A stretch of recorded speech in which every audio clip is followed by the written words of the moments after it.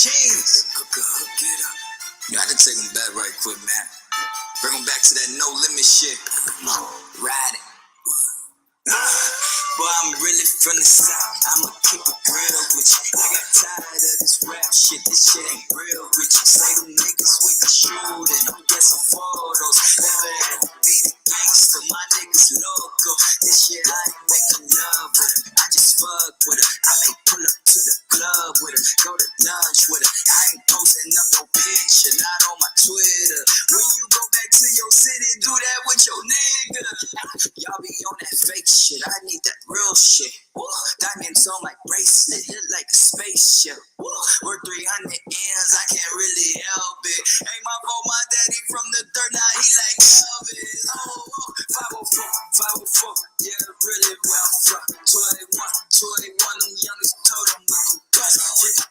He won't snitch, he ain't do the fucking crime. Free my uncle, see murder for the 100 fucking time. What's your name? Let me take you to my crib. I got boats, I got planes. This is really how I live. Got a rare, Aston Martin, nigga. I just call it Harry. Call it Harry. Off that bitch, now I call it Holly Berry. Gangsters, you's a buster. You just talking. I'm a hustler. I've been gone, but I'm back on. I had to fucking turn them lights on. I've been gone, I've been living life for me. I've been living real life dreams. Rest in peace to Mr. King. This gon' turn into a speech. Hey, just give me about a beat. Give me 15 no's, better turn it to a key. Real nigga, big heart, swear I feel like Easy-E. On the west, they show me love. I feel like I'm Snoop or some. Your girl just like my picture. I just might go shoot her some. I just bought out Louis V. They thought a nigga hooper son. Oh, I eat that shit like I'm Uzi. All my niggas got an Uzi. But all my shit, they be registered, no amateur. She just bought some double D's, I call her Pamela. My family gangsters, you's a buster. You just talking, I'm a hustler. I've been gone, but I'm back on. I had to fucking turn them lights on. Straight from the trenches, ain't nothing about me timid. I'm shooting them threats, I'ma shoot for the kill. Niggas be talking, but no, ain't no tip. When me slide on their block, let them know that it's real. Can't go broke no more, I be dealing it slow when I'm juggling with coke, but out 12. Takes people dumb and do better, no numbers. We're moving that rocks to control the scale. Fuck how you feeling, but nobody feeling me. Clip the few partners, it ain't what it is. I got a little beast. He stepping straight from the east with a smitty, you know that's not it. Promoting it, taking it, bitch, throwing me up. Just taking my time, ain't no risk for this shit. You got a play running by me, let's wear all the options. You crashing, you bound to get hit. They be like, timing, how you living? Do you really take this rap shit serious and not? I be like, fuck no, I just do it cause I could. When I'm done, I go wear it for rock. Deep in the streets, seems so hard for me to leave when I'm banging my way to the top. Whole summer, don't burn it with Iblis and all of the fans that come in the shop. My family gangsters, you's a buster. You just talking, I'm a hustler. I've been gone, but I'm back on.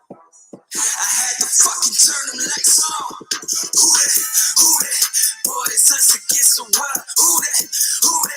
Boys, us against the world. We ready. Why these niggas can't come? Who that? I feel like Mike Thomas. Who that? The wallet. Yo. It is your favorite breakdown commentator, CTV. Welcome to another riveting episode of the Consciouztv platform. You guys already know what the fuck I need you to do, which is thumbs up this video. It is 160 y'all in the building, and it is only 60 likes on this here video. We at 90. All right, let's get it up to 150. You guys, thumbs up the video. This is super important, honey. This helps with the algorithm.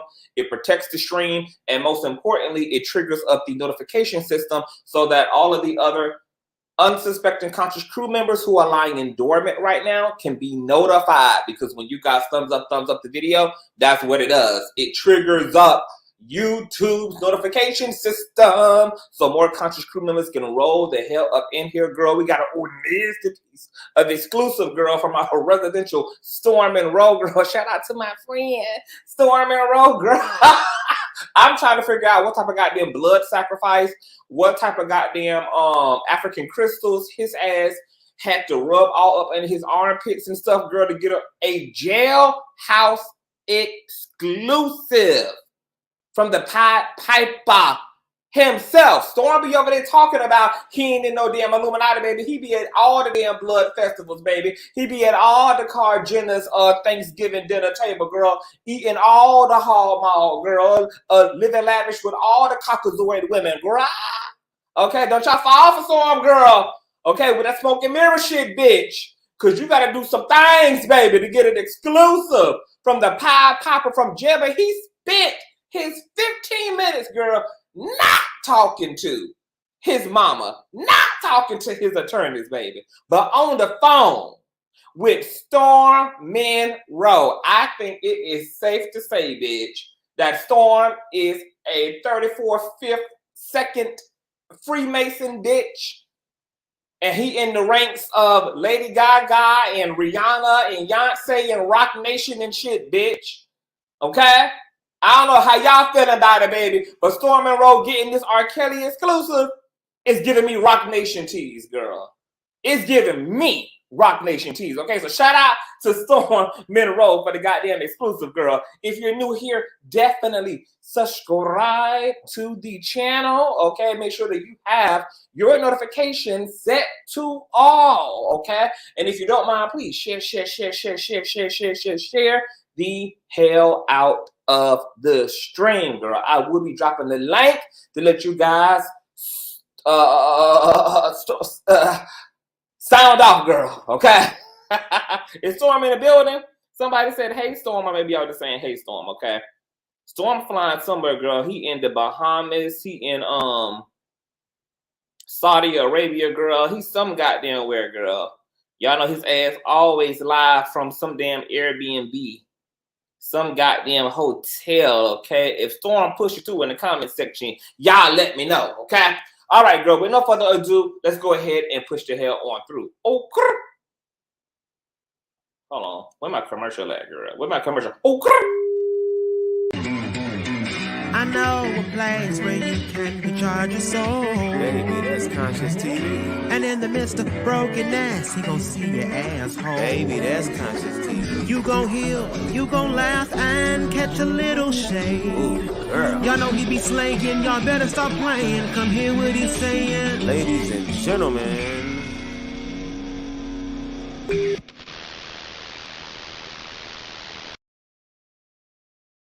hold on, you guys. I'm texting Storm right now, honey, because I got questions, bitch. I got questions, girl.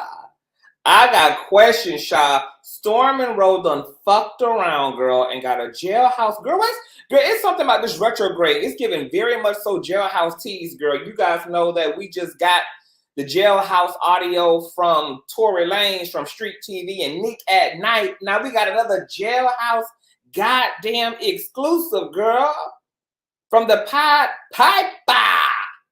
Okay, hold on. Let me send Storm the link. Okay, hold on. I'm texting him now, girl, because I got questions, girl. I got motherfucking questions.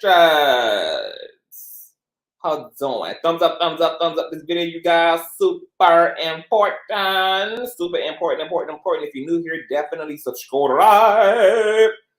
Hold on, because we're working, bitch. 2023 is already popping 10, bitch, and I'm here for all of it. All of it, girl. Also, I may be dropping some exclusive tea in tandem with this tea toward the end, so you definitely gonna want to stick around. Okay, so I just sent Storm the link, girl. He's gonna pop in, girl. So while he's getting his Illuminati contract solidified and shit, girl, we are going to push on through over to Storm Monroe's platform, girl, because hold on. Because Storm just dropped the old nasty download, girl. If you are not subscribed to my friend, honey, make sure you go over and subscribe to Storm Monroe on the YouTuberations, girl. Okay, because Storm said, girl, he wasn't, baby. He said he wasn't going to take that L, bitch. Storm said he was not going to take that L with that Corey, what's that nigga name? Corey Harriet, girl, how doing?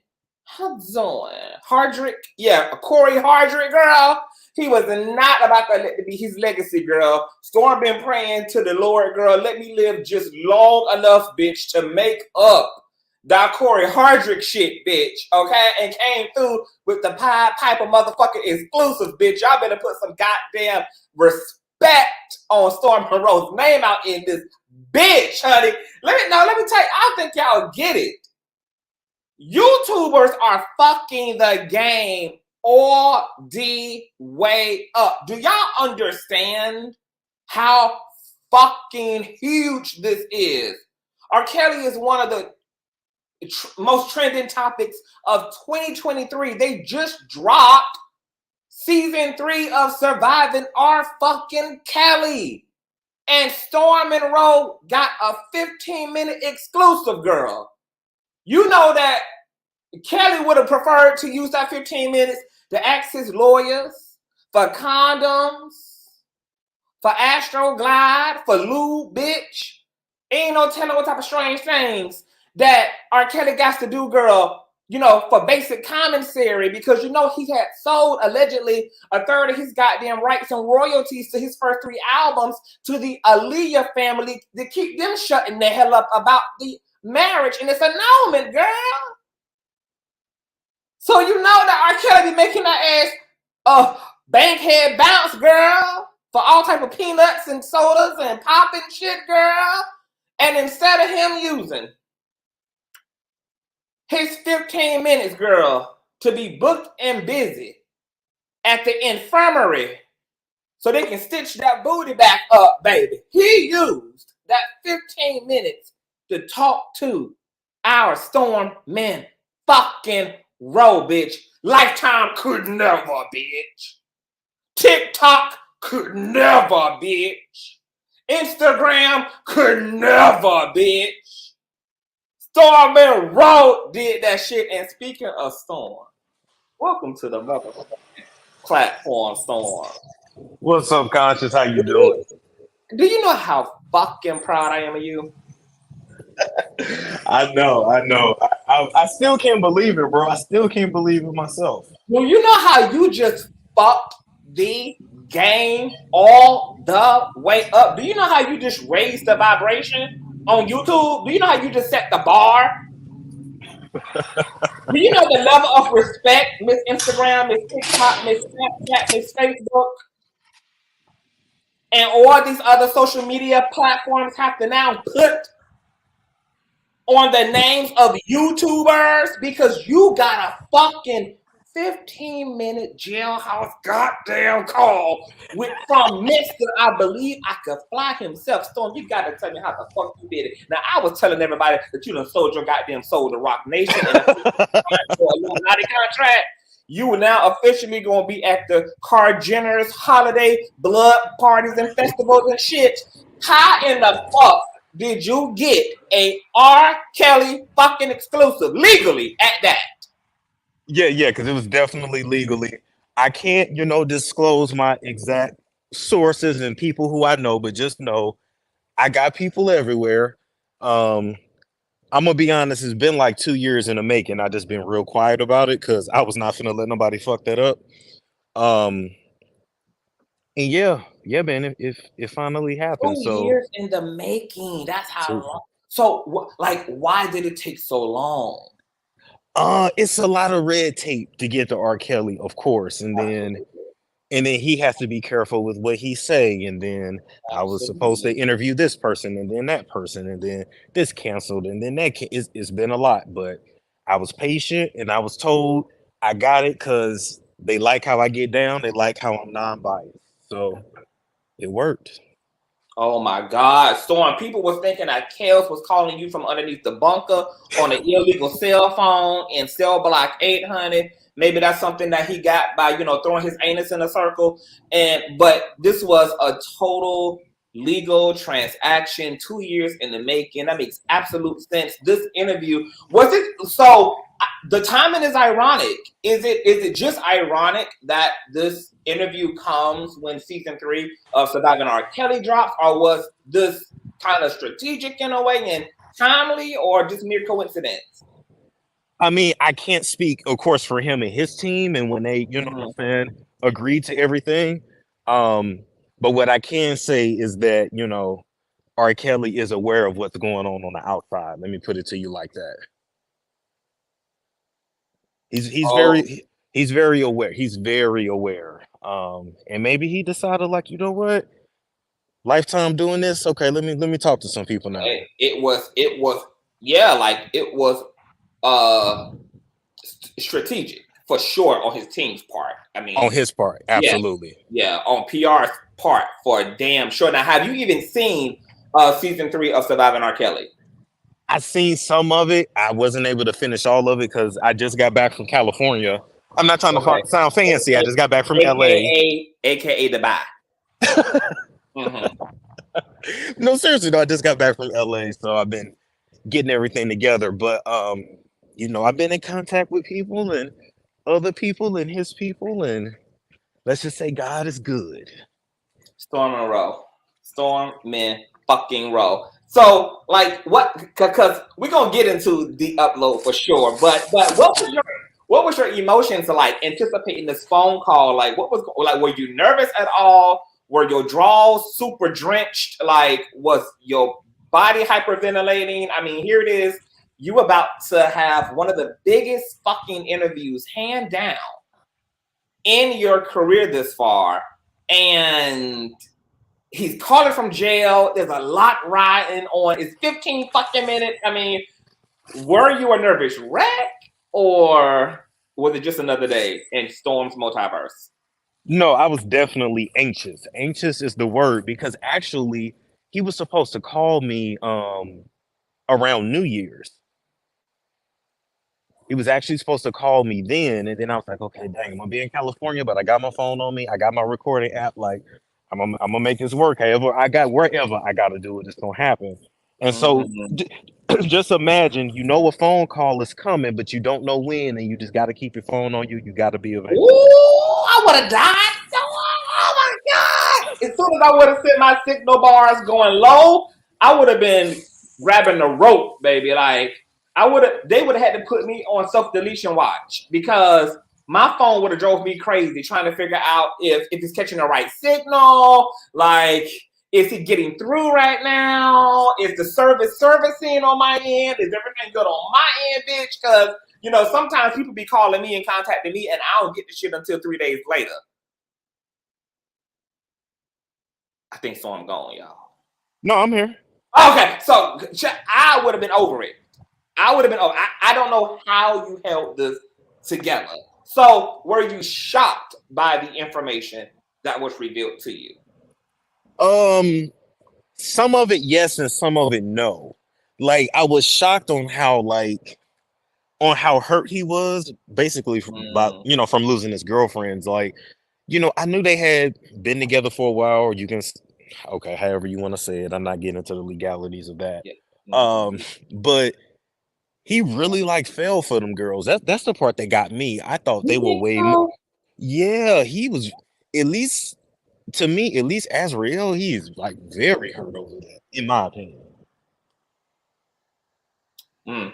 So I'm Wow. like, damn. I'm like, damn, okay. I'm like, wow, he really loved that girl.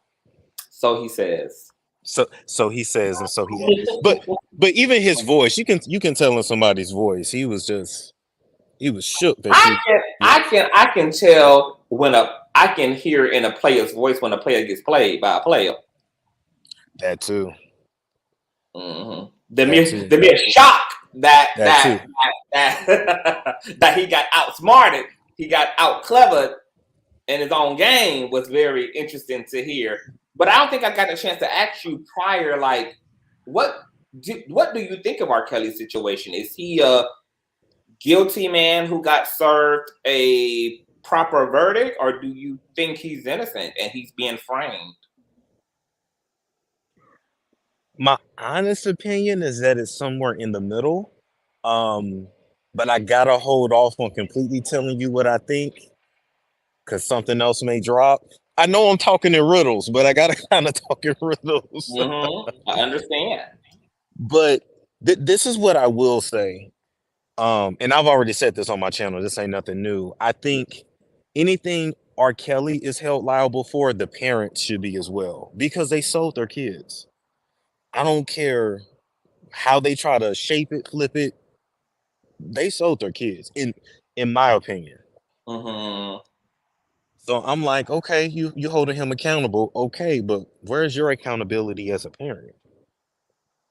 And you believe that they gave the girls off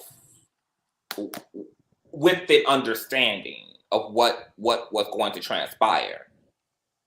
Dude, when you fame, In that, when you famous, people will give you and do anything. I Listen, I'm a relative nobody. And even when I meet people that know me, from YouTube or whatever, you will be surprised at how comfortable and how open and how quickly legs will spread. so that's always been my conflict, is because I know that fame and wealth comes with very extreme social equity, meaning Yes. that wealthy and rich people are privileged in this area, to where just because of who they are can cause people to almost go into an idol worshiping and fall for some very not like to be very naive and gullible at the feet Yes. of rich people. So I've always kind of inquired about the parents, like, okay, were these parents who consciously gave their daughters over to someone who they knew would take advantage of their girls in exchange for wealth, in exchange for fame?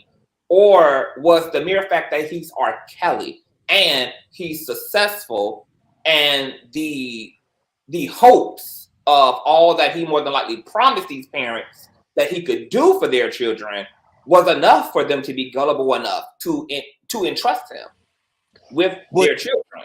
Well, they all I know right definitely. now that if Beyonce and Jay-Z pulled up to the hood and said, I want to take all the little girls and all the little boys to a musical summer camp, the hood would be empty of children for the summer. No, for real. No, totally. And don't get me wrong. Like, those parents, they really thought their kids were gonna be stars. But at the end of the day, I don't care who this is. It should not make you lose common sense. Your kid is not going to the studio by themselves. They should not be going to the studio by themselves. You shouldn't be letting them go live with nobody. You should, like just think about it. This is no different than when Usher went to go live with Diddy. And then he was getting plunged all in his ass, allegedly. That's what I'm saying. So it's like, I don't give a fuck what you say you can do for my child. It's just not that serious. I'm not losing common sense. Think about B2K. They was all living with Chris Strokes. Mm-hmm. And then they was getting plunged all in their innocent parts. I mean, and Lil Fizz ass has never recovered. I don't know if you saw them pictures. Everybody saw them. I never, because the way when I had to live vicariously through the level of disgust from other people, that I was too terrified to look for myself. I just took everybody's word that it was trauma-inducing images. That shit looked like chewed up bubble gum. Well, Joe Budden said he still want to hit that cat. Beat up and used and all. Joe Budden is a four. But Joe Budden is bussy, like 500 down. Ass is off the lot, no tags whatsoever, straight off the lot. Joe Budden good on that used bussy. But the thing is, Joe Budden used to be a crackhead, so they'll fuck anything. To be fair.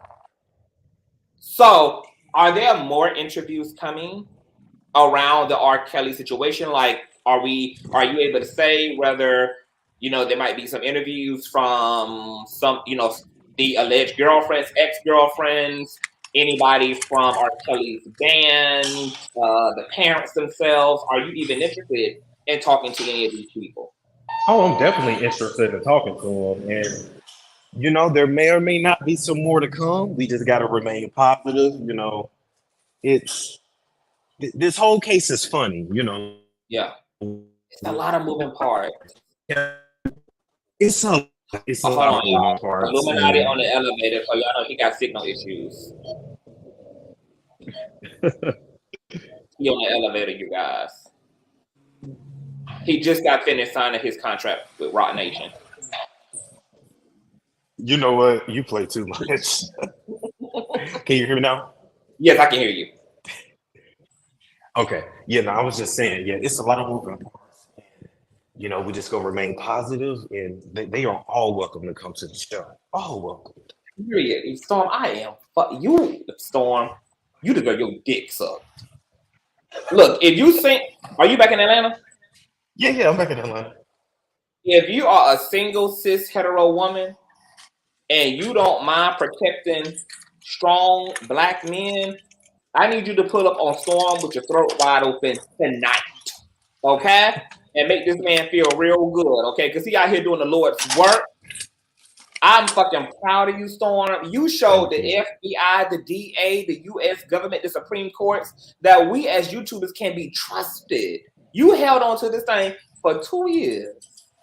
And you waited patiently. You played your fucking part. And you just rose the level of integrity that influencers can operate in with their sources. Dumb. I'm still in disbelief. I'm just like, wow, I really just talked to R. Kelly. Like, that is crazy.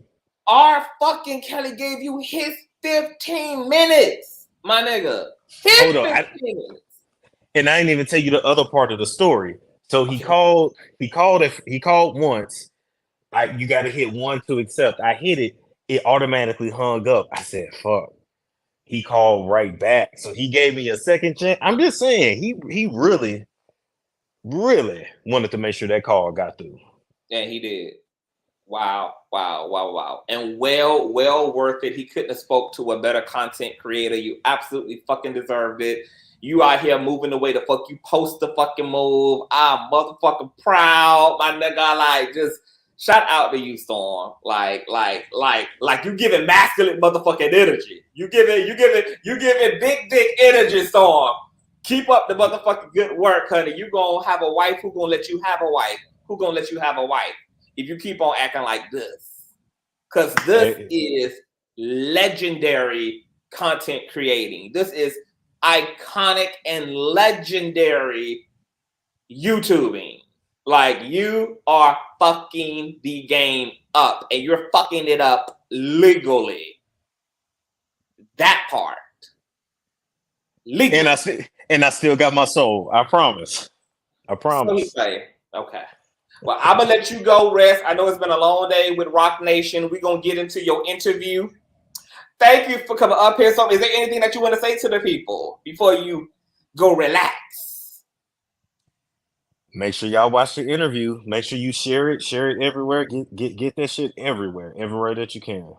Tag it and make sure that y'all credit Storm accordingly. Okay, this is a Storm Monroe motherfucking exclusive, bitch. Don't you ever forget it. Point blank. All right, man. You later, Storm. Thank you so much. I'm proud of you, my nigga. Bye. Bye, y'all. I'm through with Storm, bitch. I am through. This next, y'all. I'm fanning out right now. I knew there was something I liked about Storm. I knew it. The nigga just keeps on getting great time. Shout out to Storm. So what you guys are about to listen to, okay? And make sure you guys go over and subscribe to Storm Monroe's platform. How doing? Oh my God. And I will be dropping the link, you guys. I know you guys are going to want to come up, chill, okay? Make sure that you guys follow Storm Monroe over on the YouTube at Storm Monroe, of course, here, okay? And what this is a 14-minute audio call between Storm Monroe and R. Kelly, girl. He's about to expose, or in the words of Jocelyn Hernandez, he's about to suspose Unhinged with Hennessy K, girl. Okay, and talk about her illegal gatherings, girl. Okay, and then we're gonna compliment the deal at the end. Okay, so take a listen. Once I start playing this audio, give me a 1 if it's good and echo free, and give me a 2 if it's echoing. Okay. Once again, this is the Storm Monroe exclusive, bitch.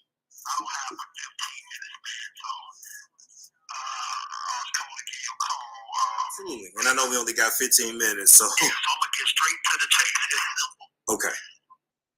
2019, I was arrested, of course. And in 2019, during the time I was being detained at the BOP MCC, there was a disciplinary hearing officer that's like a judge in the prison that was accessing my records illegally. And she did it 153 times. She did share that with a blogger, a YouTube blogger about it. Now the audio is kind of low, so you guys gonna have to crank it up on your end. It's as high as it can be on my end, okay? It's zooted all the way up. So I need you guys to turn up your nosy, turn it up, up, up, up, up. Don't come up here talking about you can't hear because y'all the same ones, once again, who know how to listen to or through 2 miles of damn brick to hear the neighbors arguing, girl. Y'all the same folk who know how to crawl up underneath a goddamn chimney and listen to folks domestic violence arguments on the goddamn 14th floor, girl. Y'all the same goddamn people who can hear a damn dog whistle, okay? So turn your damn nosy up. Tasha K. Tasha K mentioned that she shared all of my information with government witnesses' parents, and government witnesses on her podcast. I didn't know anything about this until I was 3 weeks away from my verdict in New York. That Tasha K had shared my information with the government witness in my case in New York. Wow. I knew nothing about it until I got to Chicago, and it was in the Sun Times and in the Tribune that this had happened. And the reason it proved to be true is because they were quoting verbatim everything that Tasha K said that I was saying to my girlfriend on this same phone I'm talking to you on. You're talking about Azriel, right? I can't name any names. Okay. That's my case. Okay. Okay? But you're just going to have to, Storm, to kind of like put it together. Yeah, I got you. The only thing I can say is that you're not supposed to do that. Okay? It's okay to have witnesses on stands and cases and all that. No problem. But they're not supposed to be scorned witnesses. They're not supposed to be witnesses that's mad at you because they may have seen some emails and heard some phone calls between you and another woman. That is not how you're supposed to get your witnesses or have your witnesses. And that's what happened to me. And when I found this out, I let my person know and they checked into it. And I pulled actually a search warrant on the BOP officer. They call her Officer A. It's 4 years later, and I still don't know who Officer A is. 4 years later, Officer A was never arrested. Tasha K was never arrested or faced any kind of charges for witness tampering or computer theft or showing my illegal law enforcement information to witnesses. It's a crime to even access those records. Yes, it is. There's a search warrant that exists. I don't know if the public knows about it, but it is public knowledge.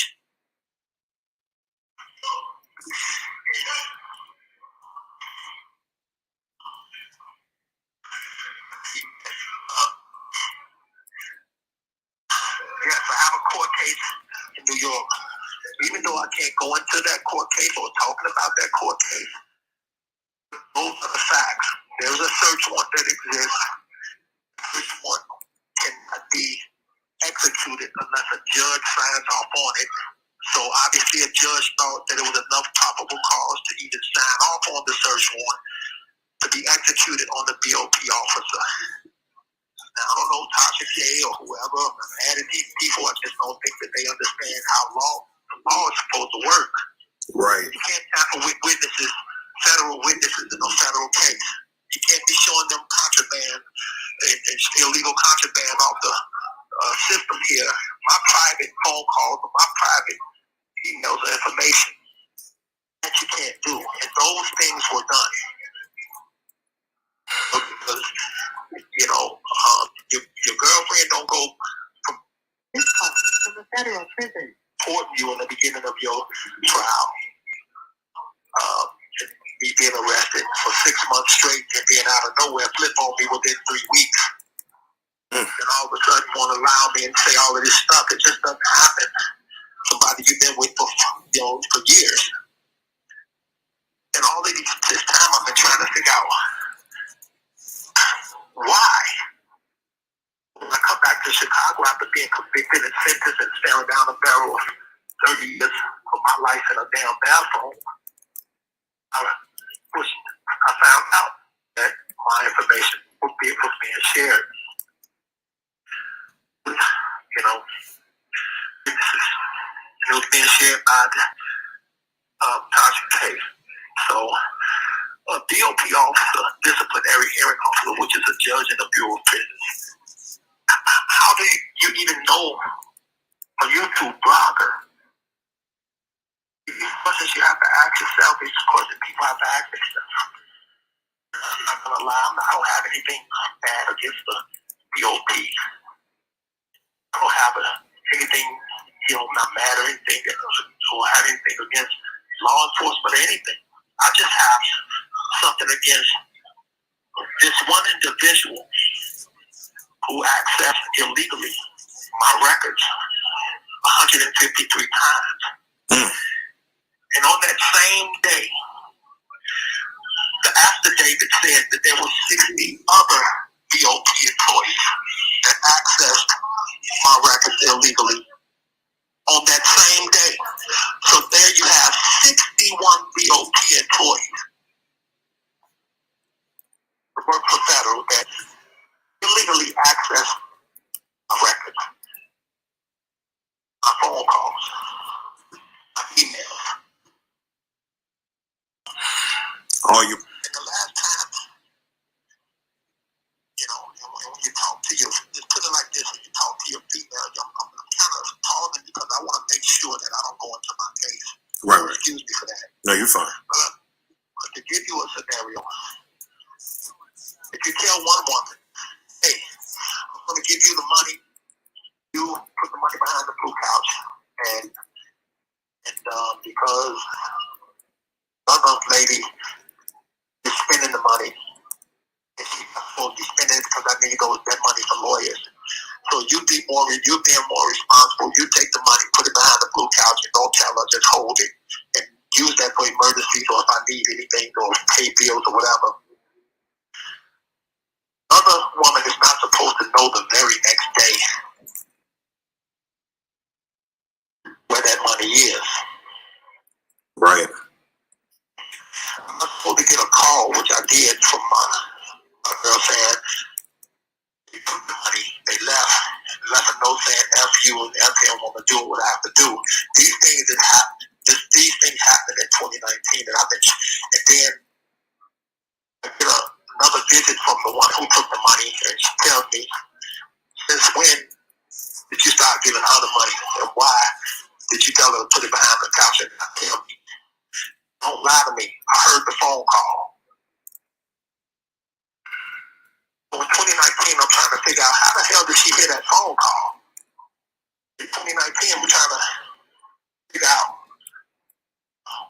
how would you tell me in the last visit that, and since when did you start calling her Cookie? My nickname on email. I'm trying to figure out how the hell did she know I call her Cookie? They don't lie to me. I fucking saw the email. Excuse my language. I saw the fucking email. That's what she said.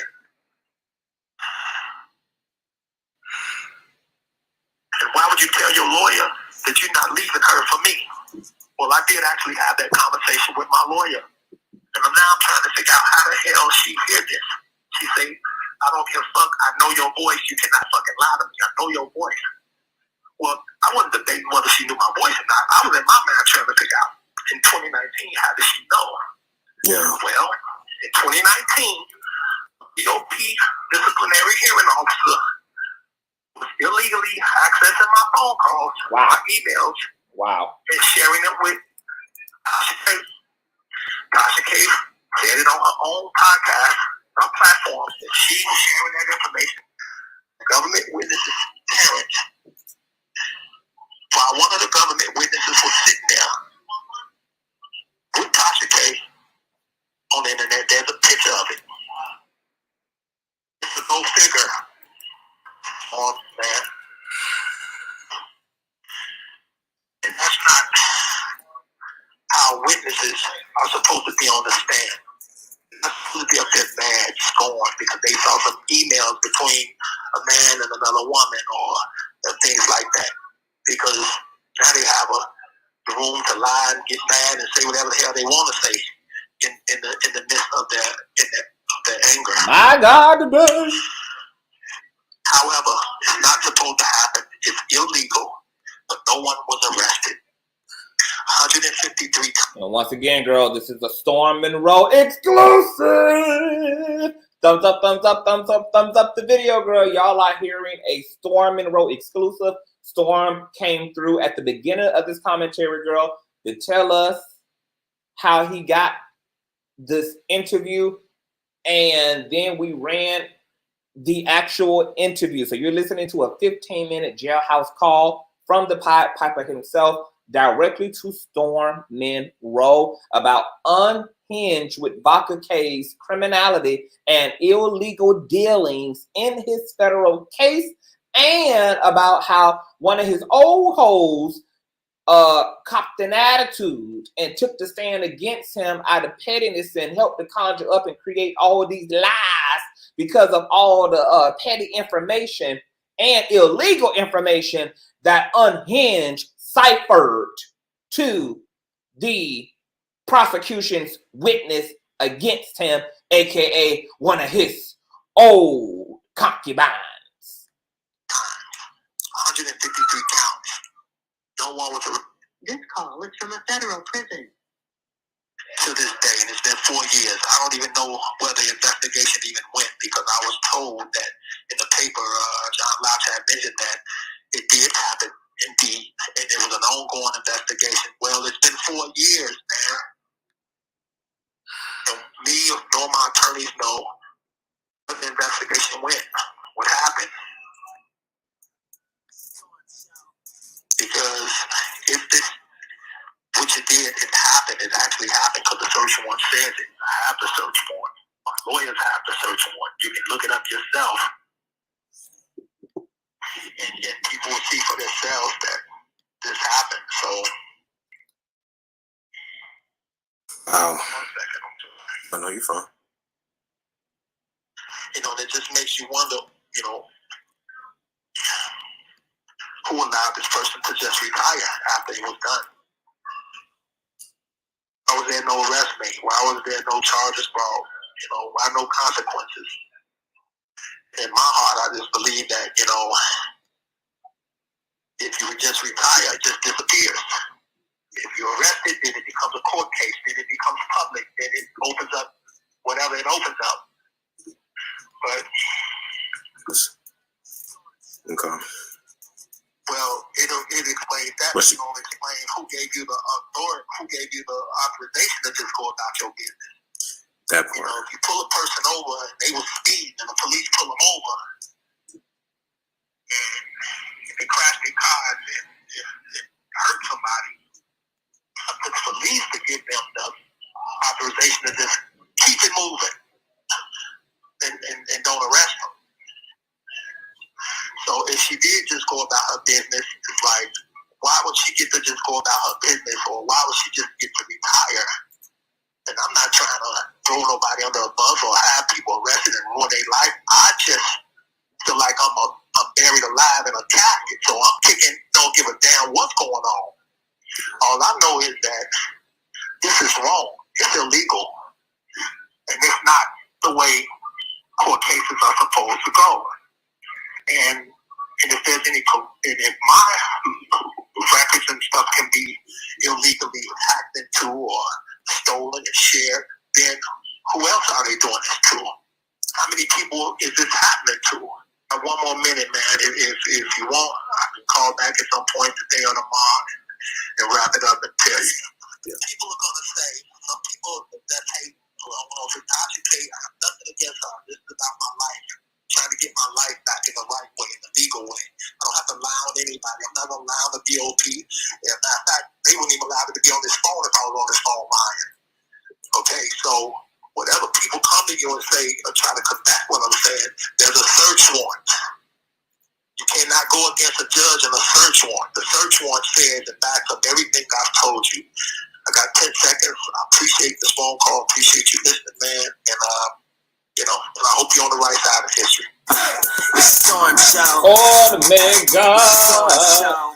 Shot a Storm Monroe motherfucking exclusive. Now I know some of y'all are sounding off in the goddamn comment section talking about, ain't he dumb as hell? Ain't R. Kelly illiterate? Ain't he can't read and shit, bitch? No, honey. Let me clarify for R. Kelly. R. Kelly can't read illegal things, okay? He can't read illegal, girl, okay? R. Kelly has selective reading, bitch, okay? You ever heard of selective seeing? Well, R. Kelly got selective reading, girl, okay? He is not able to read criminal things, baby, okay? Anything that incriminates his ass, he can't motherfucking see and read or comprehend, girl, okay? So I hope that makes sense to y'all, child, okay? Now, there was a live stream also by Timothy Savage. One of the street committees sent it to me in my DMs the other day, but there's so much shit in my DMs, including all of y'all man's dick pics, that I can't find it. So the person who was talking about that Timothy Savage interview, can you please DM me the link to that on my to my DMs on Instagram? It is Consciouztv on Instagram. Okay, it's spelled just like it is here, conscious with the Z on the end, because allegedly he had some receipts, girl. Okay, now I'm on Timothy's page right now, so maybe I'll just help y'all. Y'all can help me to find it so we can also look and see what's going on. But before we even do that, okay, and once again, anybody who has the Timothy Savage Instagram live, please DM it to me on Instagram at Consciouztv, or email it to me right now at consciouztv@gmail.com, because I would like to run that as well while we're here tonight, okay? So while I'm waiting on the street committee, girl, let's talk a little bit about Storm's exclusive, honey, okay? So first of all, girl, there was a lot of moving goddamn parts in this interview, girl. A lot of moving parts, okay? So for one, R. Kelly claims, okay, that prosecution was out of motherfucking order because they chose witnesses that had personal grievances with him, like them being upset at him for having other women, for breaking their hearts, etc.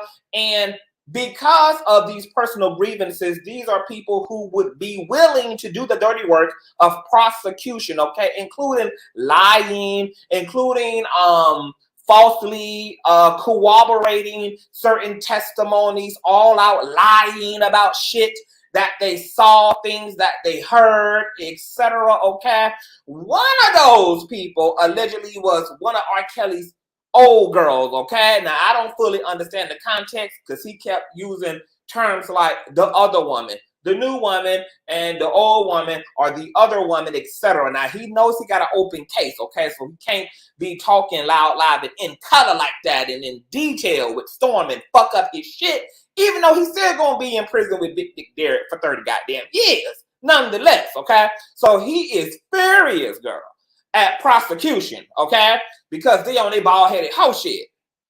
Then he also said that the same woman, okay, that the prosecution used as a witness, okay, allegedly stole, okay, a bunch of money that he had stashed away just in case he ever got caught for the crimes he knew he was in fact committing, allegedly, okay, because he got a visit from her in prison, okay, and this woman came, you know, in her Sunday's best with her church hat and confronted him about why he had the new bitch hide the money behind one of the sofas in the living room, okay? He said that she also was backing his ass up against the wall because she claimed that she had heard the phone calls, that she saw all the emails, and that she even knew that he was calling and referring to young pussy as Cookie, bitch.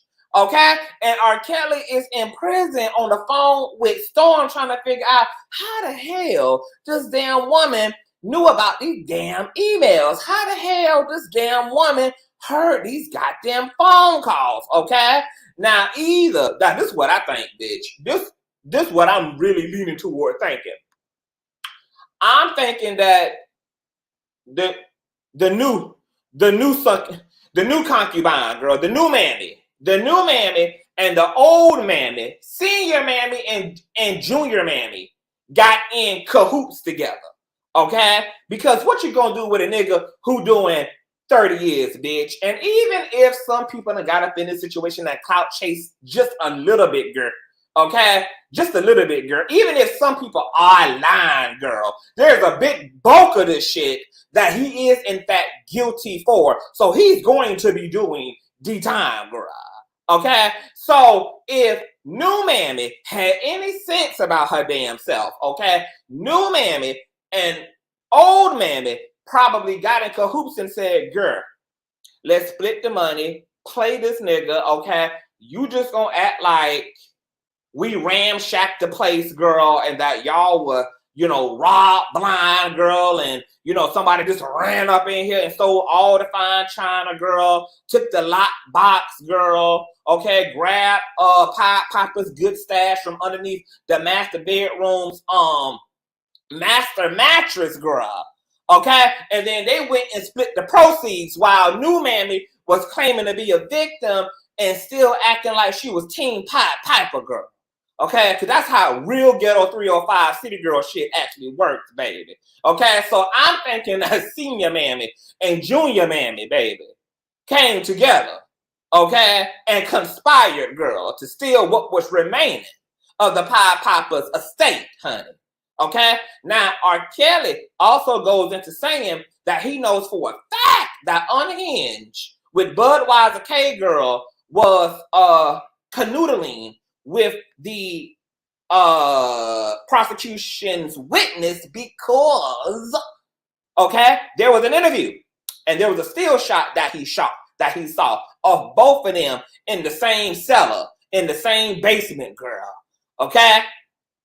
So he know that there's been direct contact between Hennessy K and the prosecution's witness, aka Mammy Senior, okay? But that ain't all he had to say about Hennessy K. He also said that Hennessy K tampered with federal evidence, girl, okay? And with federal witnesses, girl, okay? And he believes that that's how Mammy Senior got access to the goddamn emails and the calls and the case files, because Hennessy K had another raggedy-tied bitch out in Wisconsin who was willing to put her whole goddamn livelihood on the line because she's a goddamn wino, but also holds this federal job, girl, and she was snuggling information, girl, okay, to Hennessy K. Hence, Hennessy K's series on the Pied Piper, girl, okay? But R. Kelly goes and say, not only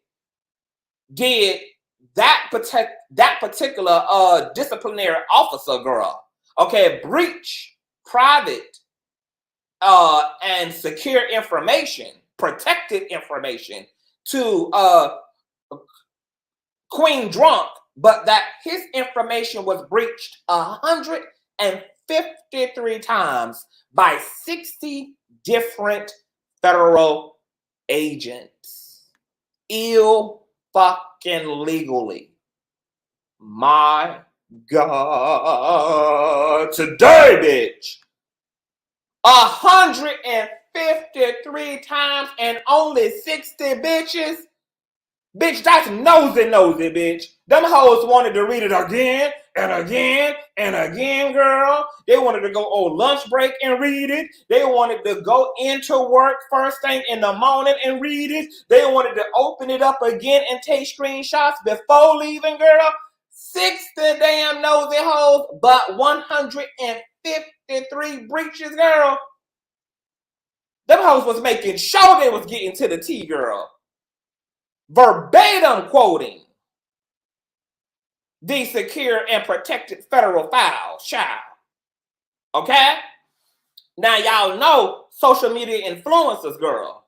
They get connected, child. Y'all know that's how Larry Reed, Dr. Larry Reed, my personal mentor, knew that Bishop Blackhead, wide nose ass, was going to be hauled off, girl.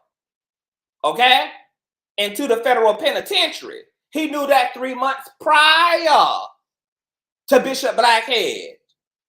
Okay? Being locked up on a federal indictment because the feds had called him and whistle blew to him, girl. Okay? So y'all know that social media influencers, girl, we be having our sources, girl. Sometimes they may be the person who works the front desk of a hotel that your mistress is staying at.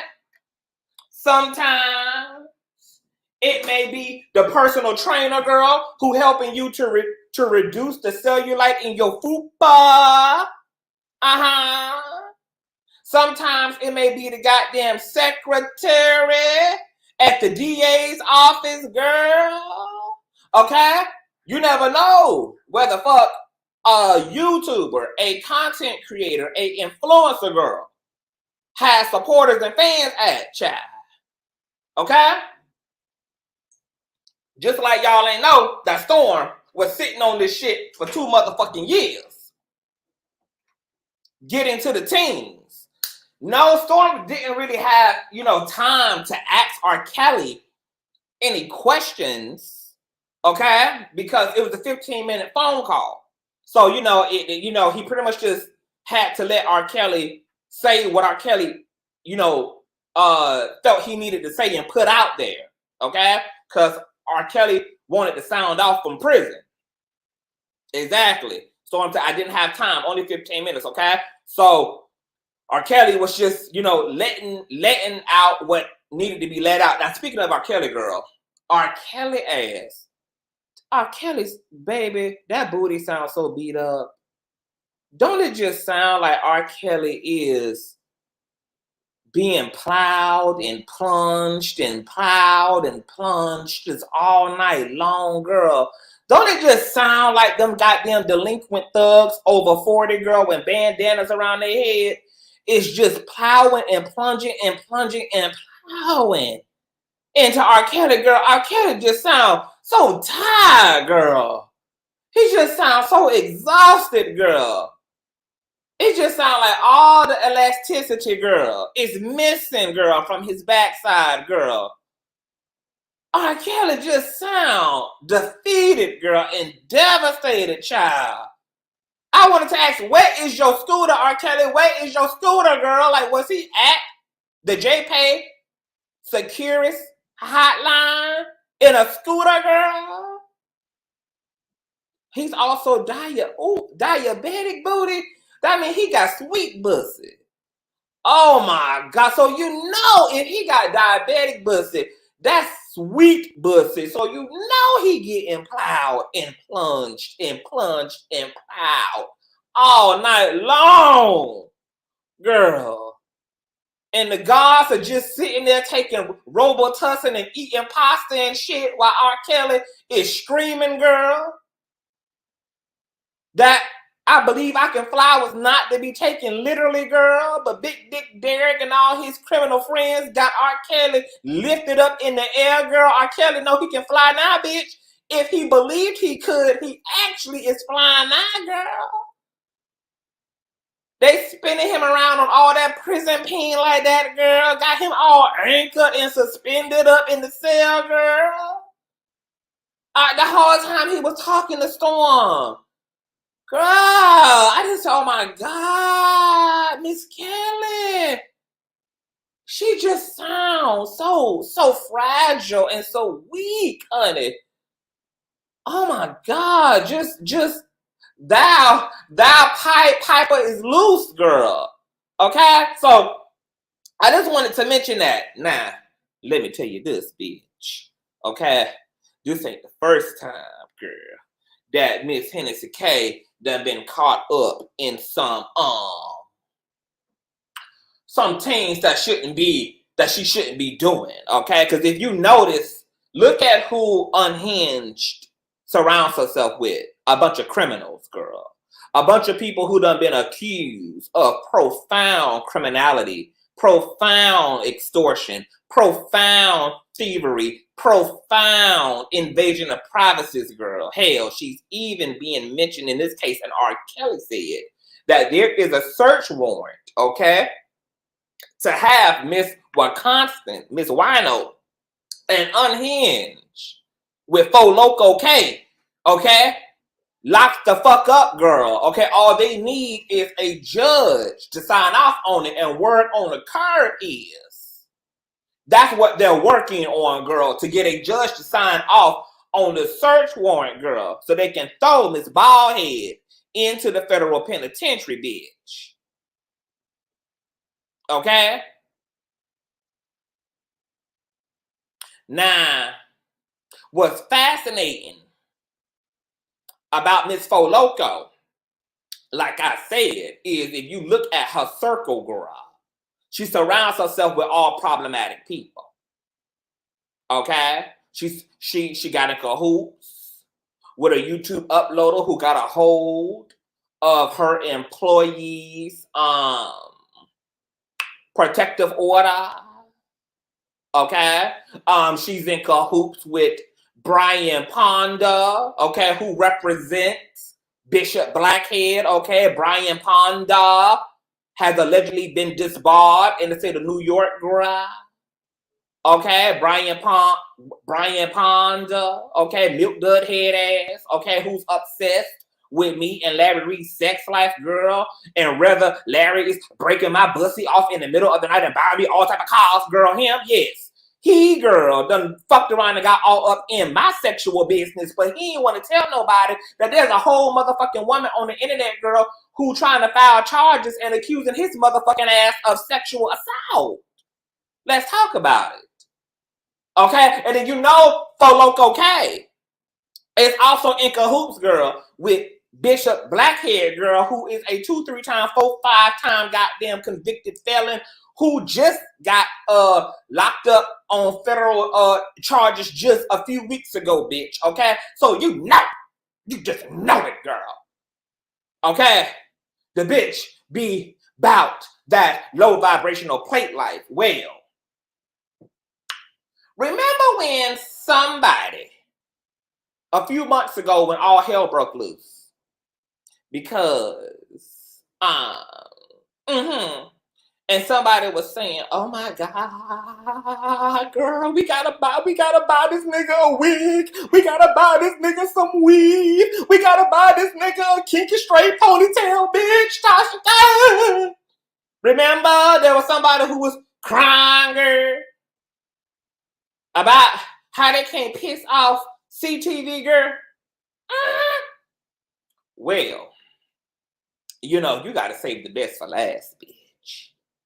And there's a whole bunch of shit, girl, that I'm just gonna sit on because I'm just waiting for bitches to jump straight out of the window. Because when they do, bitch, I'm gonna jump out of that motherfucker with no parachute on as well, girl. And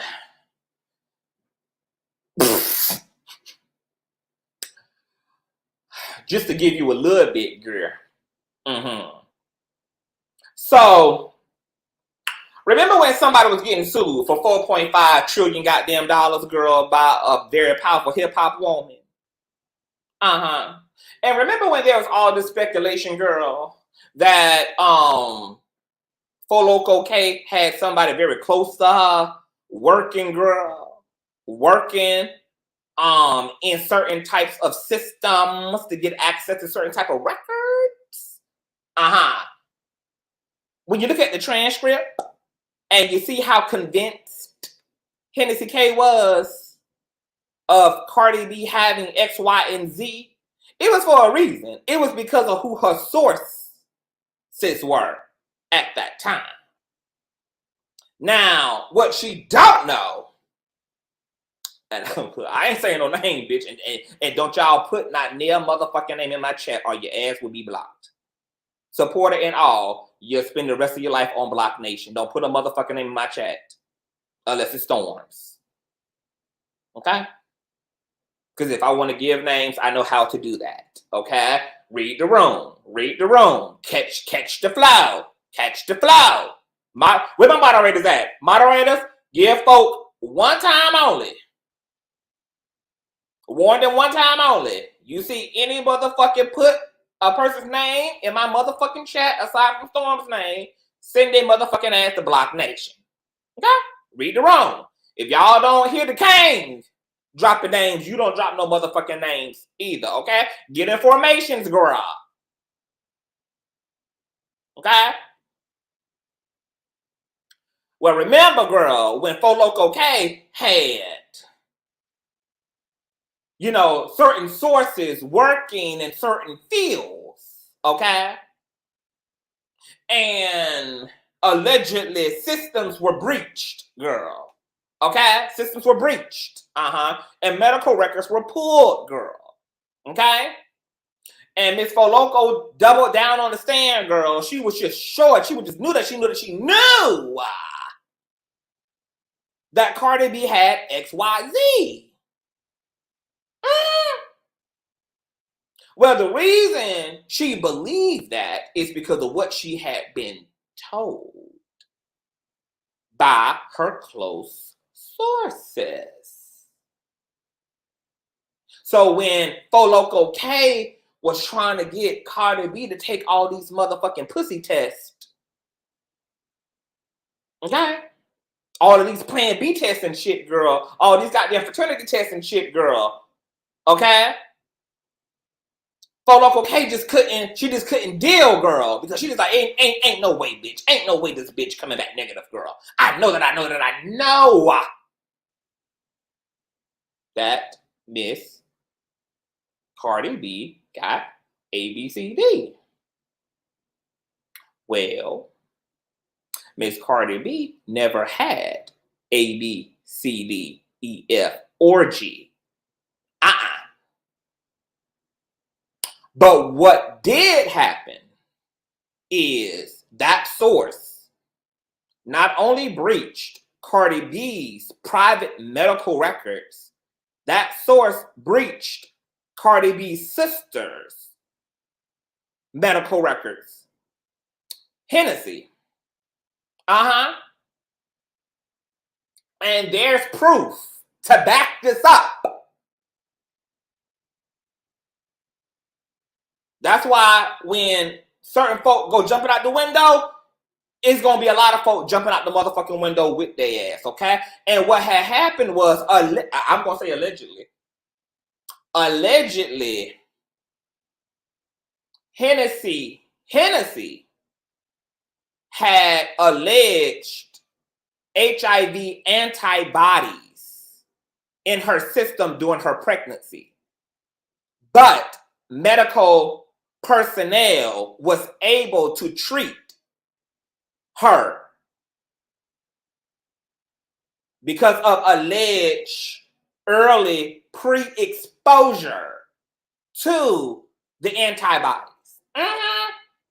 Allegedly, girl.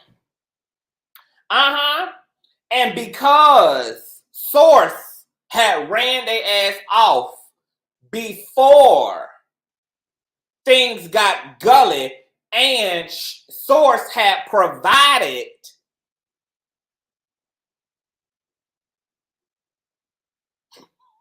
I don't know whether the child got had or not. I don't know whether the child got aborted. It was a miscarriage. I don't know what I just talk about the situation, honey. Okay?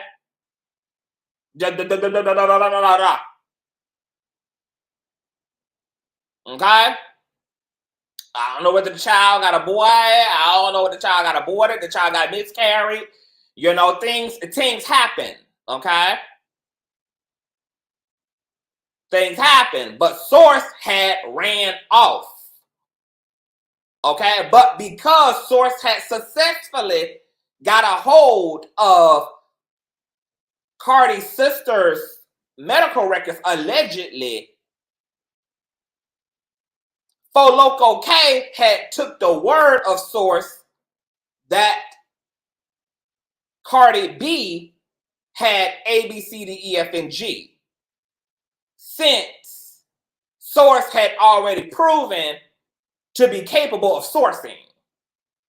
So even though Hennessy K never saw no actual paperwork for Cardi, like she allegedly did, for the sister,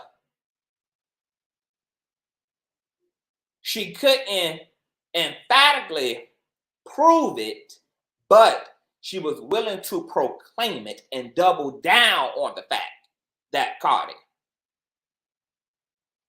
had ABCD, even though Cardi B did not have ABCD, and her medical records even then cleared her of ever having or being treated for ABCD. So Hennessy K was bamboozled. Now,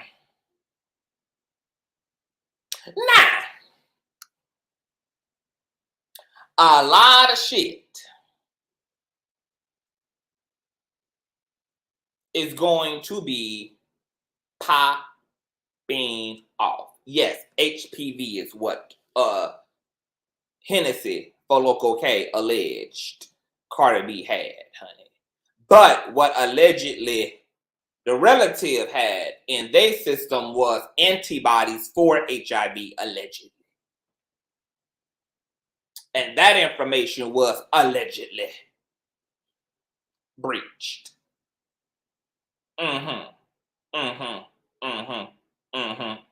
Look, I spoke very clearly. If y'all confused, baby, I ain't about to flip through all that, girl, okay? Because just if you know, baby, okay? Just you got to have your third eye in, honey, okay? I said what I said, okay? Blues Clues tease, girl, okay? Okay. But there are people in the comment section who got it. They got it, baby, okay? They got it. So I'm just establishing, baby, that Loco K, there's no low that hole won't go, okay?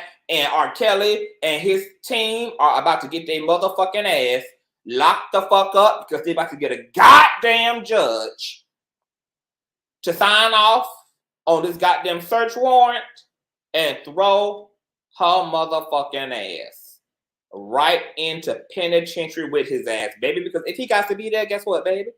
Everybody else gonna be there too. Now, I just received a DM, okay, and this is Timothy Savage, okay. He says, Angelo, the email is coming about how Mr. Clary tried to set up the Savages in order to make profit, and that's the reason why Team Truth does not exist. And then he hashtag unhinged with Loco K, hashtag R. Kelly, and hashtag FBI, hashtag Homeland Security as well, girl. So we about to get into Timothy Savage's Hey, y'all, let's get it. Come on in. Instagram, girl. How doing?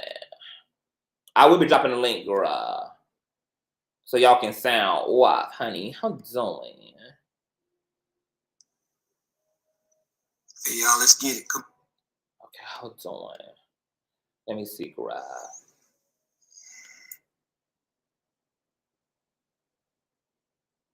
Okay, so as we're gonna look at the first one from Timothy Savage, okay, that's titled "Time and Date Within 72 Hours to Make It Happen" with blogger Unhinged with Loco K. I see my boo Nosy Ho here, says we've been discussing this on my YouTube channel. I think Nosy Ho interviewed Timothy as well. Make sure that you check out her interview. The Ratchet TV also is here saying come do an interview with me, girl. Okay, so let's listen, child. How doing? Now I'm not experienced with Timothy, girl, so I don't know who this is. I know y'all know who this is. So we're just gonna get into the things. When I drop the link, I'll let y'all fill me in, okay?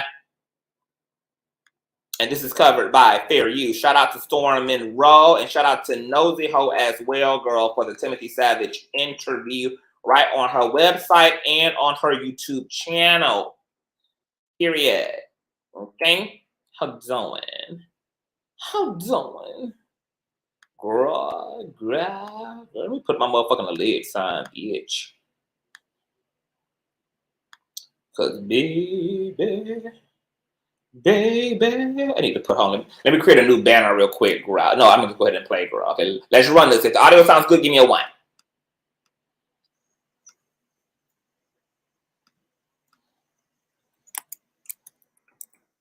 Hello, everyone. How everybody doing? First of all, thank you for chiming in after the Surviving R. Kelly documentary. I'm gonna give this a minute so we can get some people on and have some things I want to discuss. And so I'm gonna wait for a couple people to get on so I can... Oh, and one more thing I want to say, girl, before we get into Mr. Timothy is a few months ago when there was a lot of shit going on, I was contacted by a member of the TV studios as it relates to the whole hospital medical records thing, and they were going to somebody asked me to put out a statement. I wasn't willing to do that because I did not want to get involved, and so that was that, and that's also well documented as well. Okay, cause girl, I do content creating, girl. I don't get all up into shit I ain't got no business being up in, girl. And I don't deal with shit that ain't made public, just like my motherfucking mentor, girl. Okay, if it's public, we talk about it, girl. Okay? But we don't go piling through people's goddamn files and shit, bitch. Because ain't none of these whores worth being locked up over. Okay? It ain't even that deep, boo. Okay? But I was contacted to issue a statement in order to suppress certain information.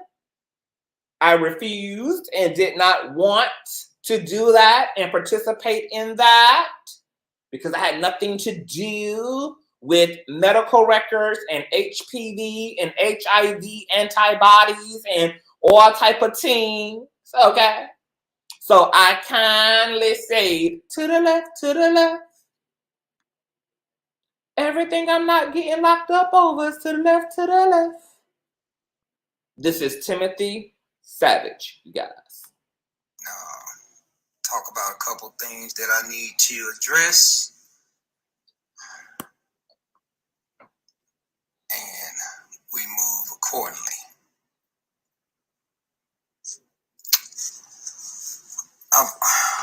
So I'm just waiting to get about 200 people on here.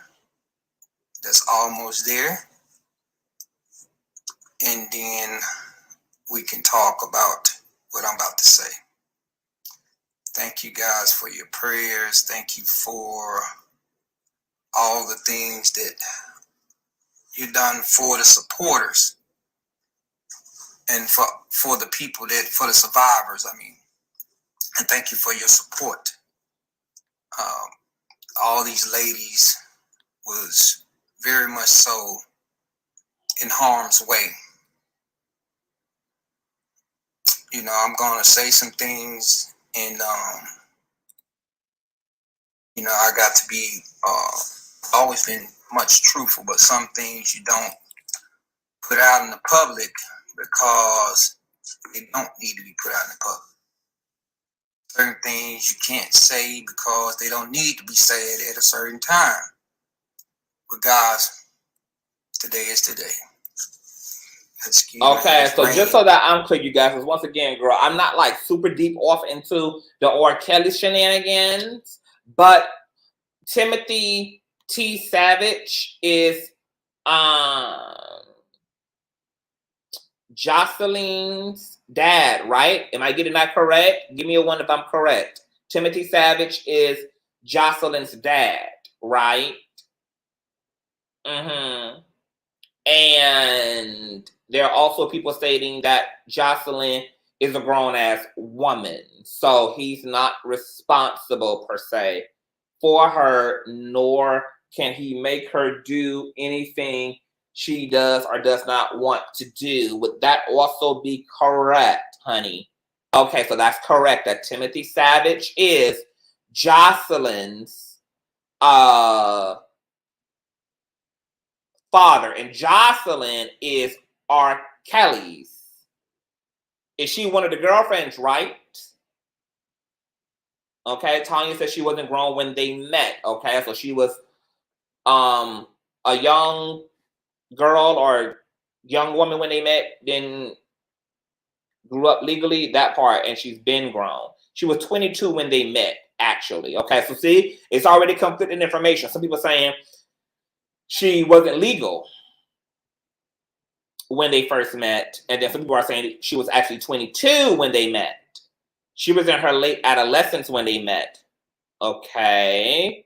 Yes, and he still has her. She was 19 when they... Okay, so which one is it? How can she be in her adolescence when they met, but then be 19 when they met, and also be 22 when they met? Do y'all... Is everybody listening to the same shit? What's T?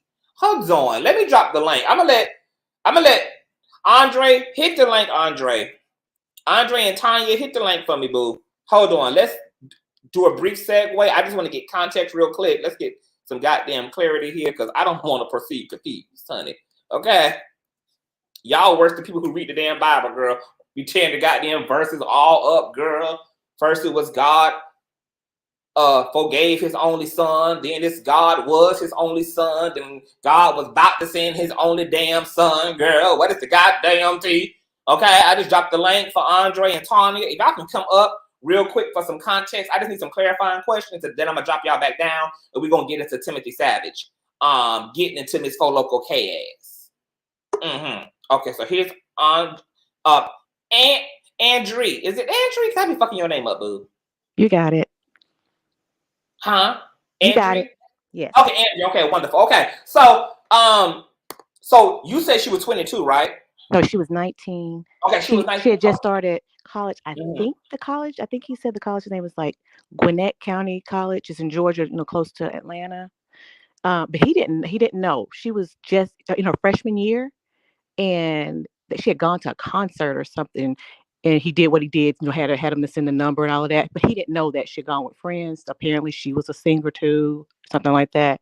And her friends went with her to supposedly to the studio the first couple of times.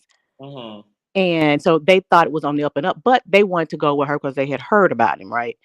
And then she started slipping up there herself without them, and they didn't know. And then she stopped going to school and stuff, and so they told her dad.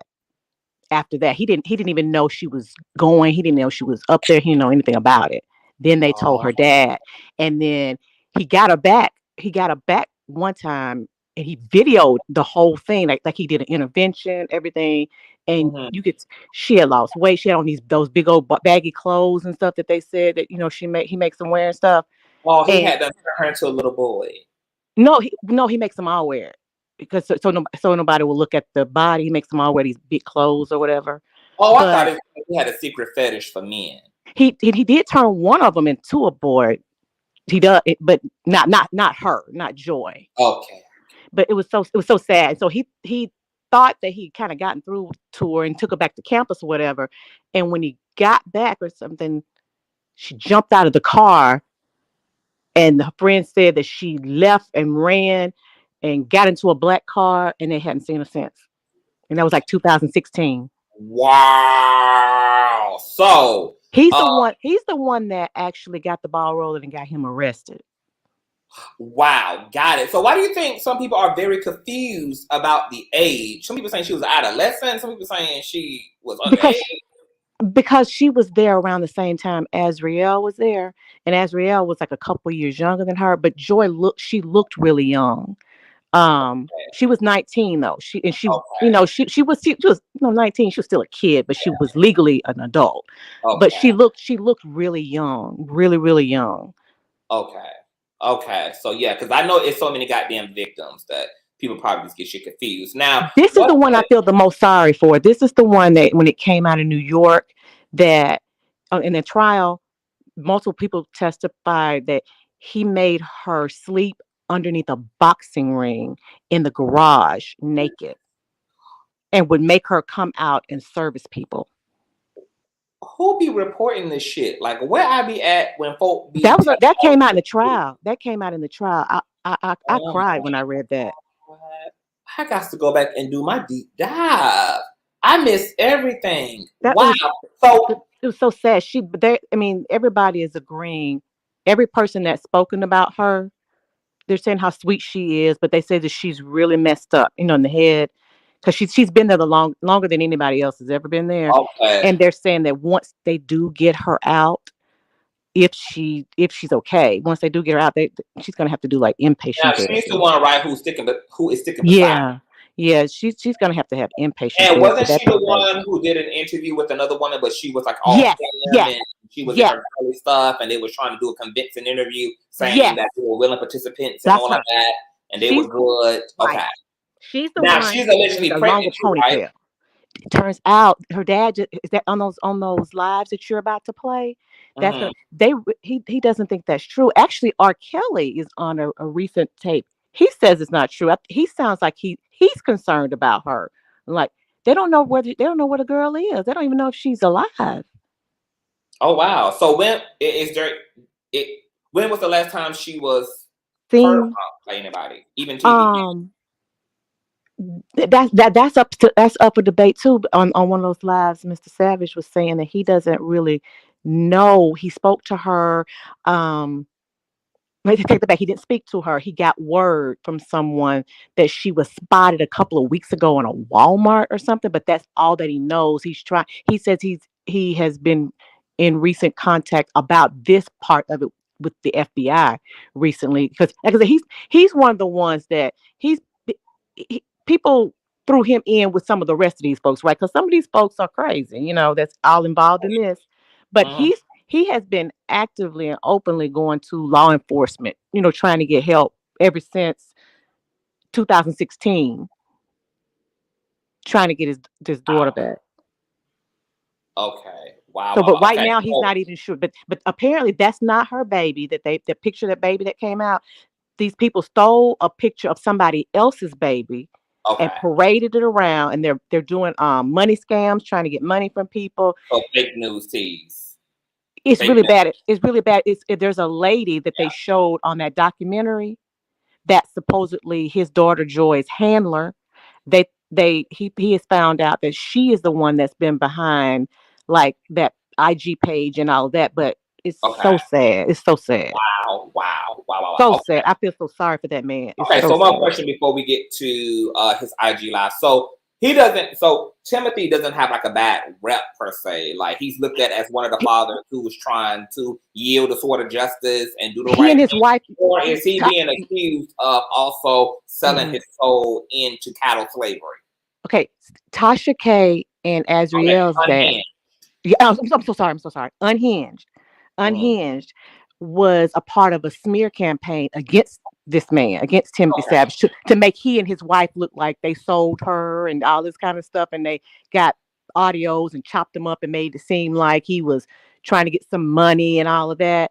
So for a while, people thought that he was just as bad as all of this, Mm, but he has come out and yeah, proved no that's not true. He's that's like, true. I Right. did not sell my daughter. I've never had taken a dime. He said they can go through Ooh, all my baby, financial unhinged records. going. I'm talking about like She's going soon as the heart starts beating. jail or hell, jail or hell, Straight to hell. I'm talking about like jail or hell. it ain't That's gonna what she even be headed. after 60 seconds of no cardiac, no metabolic activity going on in her body. It's straight to hell. Jail or Why do you hell is think gonna be her home.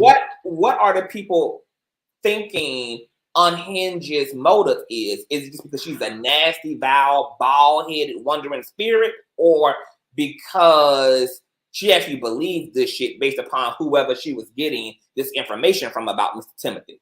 Combination, from my understanding, and actually from what Mr. Savage said on his lives.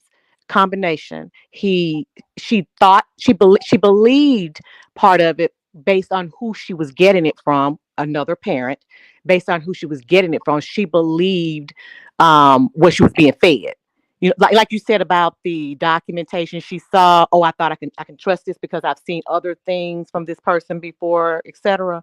It's kind of the same thing here. She believed what she was being told, but my opinion is, um, after going along so long, it's really easy to see that it's not true. And but she was getting so much traction from it and followers, and she was making so much money off of it, similar to the Cardi B situation, right? That she just kept going with it, regardless of being shown better. It was making her enough money. This man did not have the ability to, or the platform to drown her out, right? Mm-hmm. So she just bombarded and drowned it with it. So But this was pretty much another Cardi B situation. It was absolutely another, but payola and clicking views. Yeah, but similar to Cardi B, this man is dogged, right? He's not going to go away. You're not going to be able to make him go away because he has a bigger purpose. You know, and the same thing for Cardi B, who is running after all 1,083 and 92 cents of her goddamn dollars.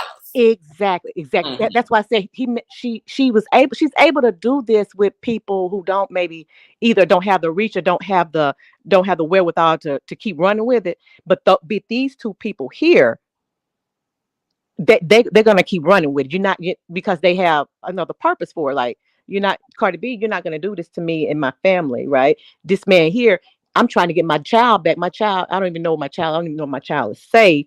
And I need to have my name above board so the people will want to work with me and help me. So you're not gonna do this to me. So she wasn't able to shut him up or drown him out. And then people that knew about it going on, the smear and all of this, they swayed and realized, wait a minute, this is not right. These people lying, and they sent him all the stuff, sent him all kinds of emails and backup documentation to prove it so that he could clear his name. Wow. Okay, got it. Well, he's getting traction now, so she about to get that work. And R. Kelly already done said they're about to get a judge to sign off on this goddamn search warrant, so her ass might be joining him in jail for 2023. So we'll see what happens. Okay, well, I'm gonna drop you down, boo. Thank you for that context. All right. I'm gonna play this IG live, then I'm gonna drop the link again and let everybody come back up, and then we'll get into some teams. Thanks. Bye. Bye, boo. That was Andrea, girl, Conscious Crew, girl. The Street Committee be on it. Now, Street Committee also just sent me this article by In Touchly Weekly. So let me just go ahead and read this as well. This would kind of be consistent with what Miss Carr just revealed to us, girl. It is concerning Miss Jocelyn, girl. Okay? This is her, girl. Her wig is wigging, but her part is definitely not parting. Okay? But anyway, for years, disgraced R&B singer R. Kelly had the support of his 4 live-in girlfriends, Ashriel Clary, Holly Cohan, Dominique Gardner, and Jocelyn Savage, as more allegations were made against Kelly and lifetime surviving R. Kelly. His inner circle appears to have become smaller and smaller. However, he is still together with Jocelyn, and she also seemingly gave birth to their first child together, but we just found out that's fake ass news. Keep scrolling below. How did Jocelyn meet R. Kelly? Kelly first met Jocelyn when she was only 19 years old. According to Joy's parents, Timothy and Gworlllll Savage, they were introduced to the singer in 2015. Through a mutual friend, they told Megyn Kelly on Today in May 2018. Jocelyn later met Kelly backstage at one of his concerts and was then flown out for a meeting with him in Palm Springs. According to her parents, the two were communicating without their knowledge. She then moved out of her college dorm, dropped out of school to live with the singer, all while keeping her parents in the goddamn dark.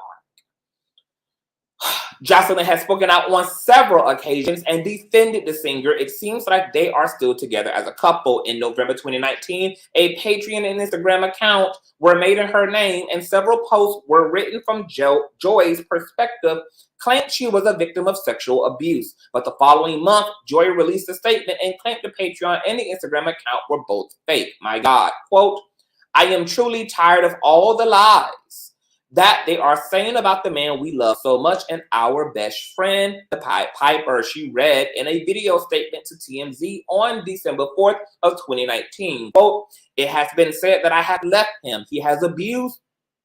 Okay, girl. The girl was T, girl. Hold on. The site ain't citing, bitch. Hold on. Hold on. Is this her? Who is this? Is this bitch Jocelyn, girl? Hold on. What is this? Came back up here. I was in here with people that I know, whom I trust, because I don't know what she was on or what she... I don't know who the fuck that is. Who is that? Is that Jocelyn? Is that her? Okay, anyway, girl. I am truly tired of all the lies that they are saying about the man we love so much and our best friend R. Kelly, she read in a video statement to TMZ on December 4th, 2019. It has been said that I have left him. He has abused me in all kinds of nonsense. I have said before that none of it is true, she continued. It is a shame how they are treating him. It is so wrong on so many levels, and he does not deserve this. I am not going to be a part of an assassination of the Pied Piper's name, music career, nor his character. Okay, so that's Azriel. Okay, so we're going to get into her after we power through this. In July of 2022, Kelly was sentenced to serve 30 years in prison after he was found guilty of racketeering, bribery, coercion, enticement, and sex trafficking. He previously pleaded not guilty to the charges and has shared his plans to appeal the ruling. After he was found guilty, Jocelyn revealed they're engaged in a letter to the sentencing judge. Quote, my name is Jocelyn Savage Kelly, and I am Robert Kelly's fiance. Move the fuck out the way, Andrea. I'm writing this letter in support of Robert in advance of his sentencing, so I can explain to the court that I'm not the victim that the government has portrayed me to be, she wrote at the time. Jocelyn then detailed her feelings for the #1 singer. Quote, we have a very special connection and are deeply in love, she continued. Robert is not the monster that the government has described him to be. The Robert I know is sweet, gentle, kind, and a goddamn maniac. Quote, he's very determined and focused on his goals, and the things that have been said about him with me and other women being held against our will is absolutely untrue, Jocelyn added. Okay, the Georgia native also argued that she is not under Kelly's control. It breaks my heart that the government has created a narrative that I'm a victim, she told the judge. I'm a grown woman and can speak for myself, which is why I wanted to provide this letter to the court. Kelly is a great man with a great heart and deserves to be home with his loved ones who are ready to support him, even though he has Aaliyah sex tapes hidden under his bunk beds. Okay? Are Jocelyn Savage and Azriel Clary still friends? While it seems like Jocelyn still supports Kelly, her former roommate and one of Kelly's former living girlfriends, Azriel, does not. Joy and Azriel used to be close friends, even going as far as calling each other family. They were photographed while walking hand in hand to attend Kelly's court hearing in August, and they also publicly defended him in March 2019 during an interview on CBS The Morning, Gayle King. But a lot has changed since then, and Azriel has taken a stand against him and Jocelyn, the women engaged in an alleged altercation on January 8th of 2020 that Azriel shared on Instagram Live. You know that's wrong. This is his house. Jocelyn can be seen screaming at Azriel in the video. Quote, you're disrespectful, you're so evil, she yelled before allegedly lunging at her. Every single time she came to me and attacked me, and I had to defend myself, so I would like to press charges immediately. Azriel later said to what appeared to be authorities in the video, Chicago PD confirmed in touch that Joy was arrested and charged with a misdemeanor domestic battery bodily harm. She was released on January 9th on bond. She pled noel proseque in July 2020, and the case was later dismissed. Okay, a little bit about her parents. Jocelyn and her parents briefly reunited before she was released on a $2,000 bond for the alleged assault. Her parents were secretly brought to her holding area before her hearing, where they spoke for 20 minutes and embraced one another for the first time in 3 years. Their attorney, Gerald Griggs, confirmed to TMZ. He also claimed she is willing to restore contact with them and reunite soon. However, it appears that Jocelyn's reconciliation with her parents didn't last long.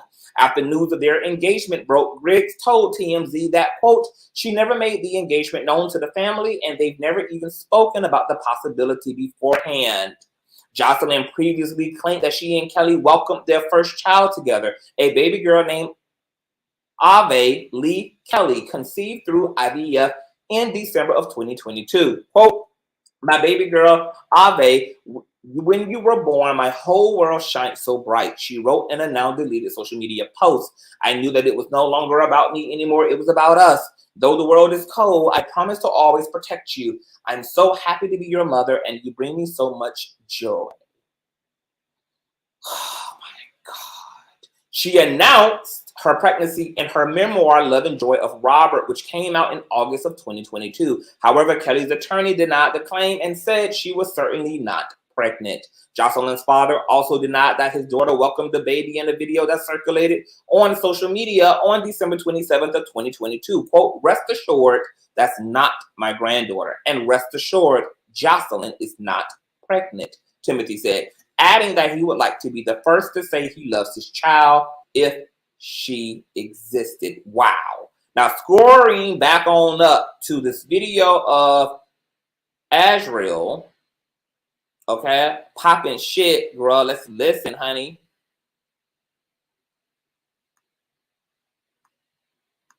So then Jocelyn came back up here. I was in here with people that I know, whom I trust, because I don't know what she was on or if she would have came with a weapon or anything. So therefore, I had people in here. When she got in here, she just came to get like his awards and his Grammys and stuff. And after that, she started saying that I'm so wrong and that this and that. And I told her, Jocelyn, you're going to jail. You slept with a minor. That minor was me. You did it multiple times over and over again. And she was like, oh, I can't believe you're doing this. I can't believe you're saying this. All this stuff. And then she started attacking. Well, she hit you? Yes. With her hand? Or she used an object or anything? Yes, she did hit me with her phone. She hit me with her hands, and she was trying to kick me. Your face? Yes, with her phone. Wow, okay, so that was the pull-up, honey. Okay, that was the goddamn pull-up on Azriel, who called the authorities after Jocelyn Savage went savage on her motherfucking ass. But the charges were later dismissed, okay? So now, here is the man who was once smeared by Unhinged with Folo K, here to speak his side. And he also hashtagged that war in his live, okay? So let's listen, girl.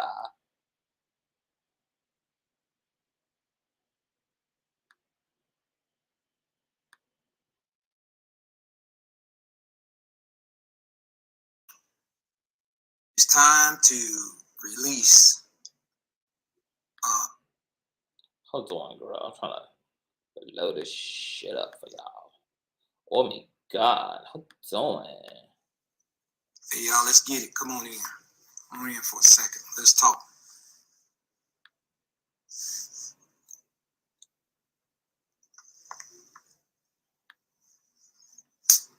So, here we are.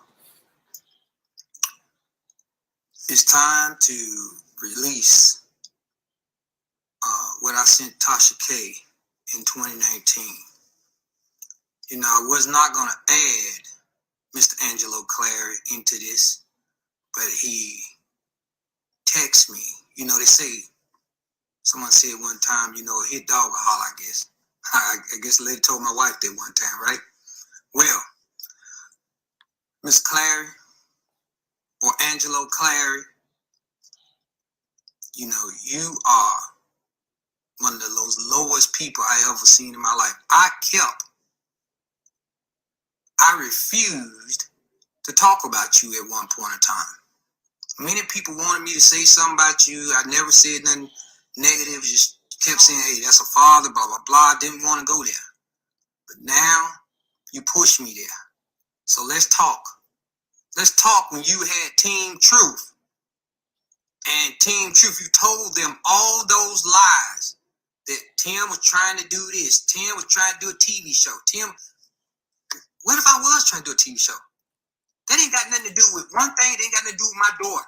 That don't have nothing to do with me selling my daughter. That has nothing to do. My wife never slept with no R. Kelly.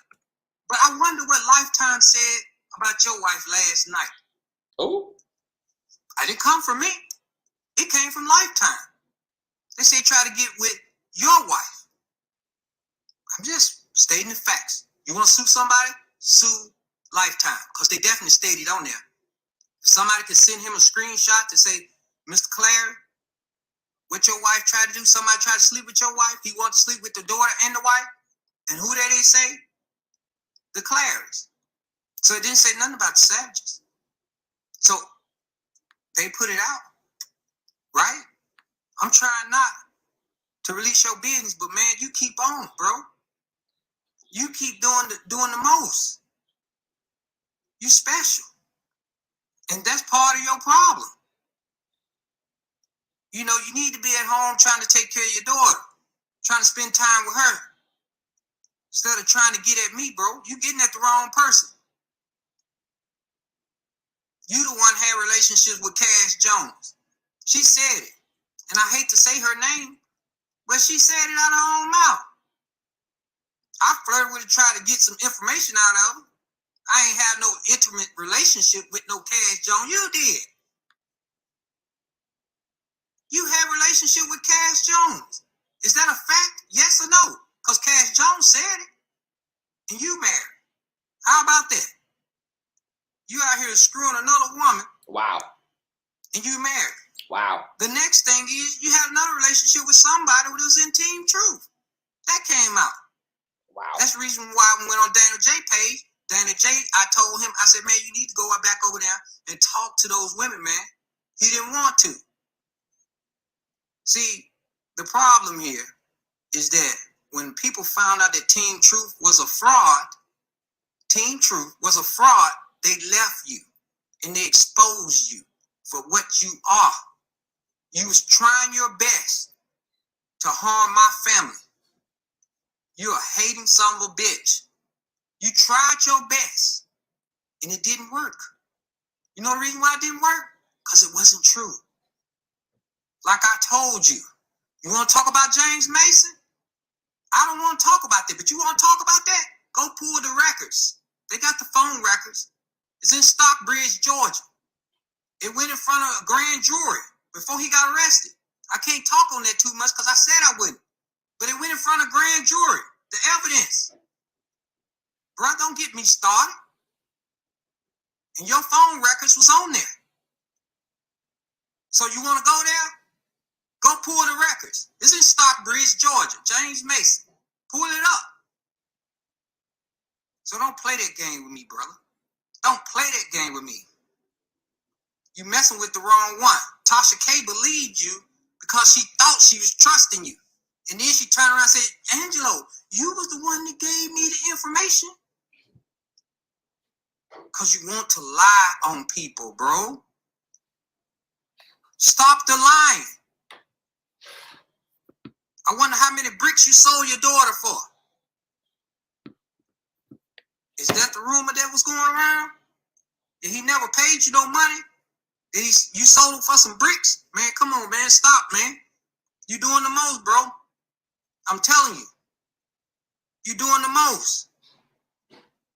Let me tell you something, brother. You need to get your life in order.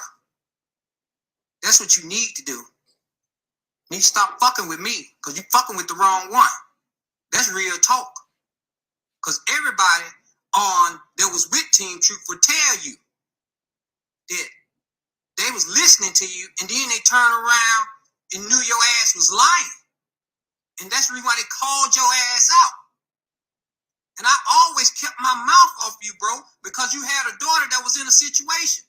But you a fat ass liar. Oh. Period. Oh. I'm tired of you sitting back trying to blame me for your fucking losses. For what you did with your daughter. for how you try to sell your family out. That doesn't make sense, bro. And try to put me in your situation. I never was in your situation, bro. That's right. I never was in your situation. My daughter wasn't in high school. I didn't make no fake ass report up saying that I let her sign her off with somebody. Yeah, come on, bro. That fake ass receipt that you put up talking about you was your daughter was signed off with somebody in R. Kelly Camp. Who does that shit, bro? Even if you did, you admitted that you did it. So who does that? Who puts their daughter and sign her up to go off with another man at the end of the day, and they still in fucking high school? Yeah, we ain't in the same goddamn boat. So don't get me twisted with your shit. That's real talk, bro. You the one sold your daughter. You the one, brother. Shit, ask Lifetime. Don't get it twisted, bro. Don't get it twisted. Let's recap here. Ooh, child. Your daughter was underage. She was in high school. High school. She went off with R. Kelly. Right or wrong? Facts. The next thing is you made up a document, or somebody made up a document and said, oh, this is a document saying I'm giving permission for her to be with this person to travel with R. Kelly in high school. Man, wow. That's horrible. Then you go out and try to do all type of dumb shit and try to blame me for your dumb shit. And you try to put those fake ass receipts out saying that, oh, I'm doing this. The savages of this. I never talk bad on you, brother. Never. You can ask anybody. For those who have in context, girl, I'm figuring this out with y'all. So as I'm studying the comment section, it looked like he's responding to another parent of one of R. Kelly's victims, and this particular father is throwing him under the bus and making accusations against him that Timothy is saying is actually true about the father accusing him of doing this, that who he's talking about sold their daughter and introduced their daughter to Kelly when he was underage, etc., that he sold his daughter into the R. Kelly slaughterhouse, etc., that you know, he wasn't even interested in beefing with this man, but for whatever reason he can't keep Timothy's name out of his dick sucker. And you know, he don't know why he talking all this shit, because he also around here having extramarital affairs, and he's out here sipping and sliding in other women's pocketbooks and teens, and he's a whole married man that he need to, in the words of Timothy, need to shut his fat ass up. Okay. Also, there's almost 1,000 of you guys in the building. You know why? Because you guys are doing great with thumbing up. So I need you guys to hit the thumbs up button.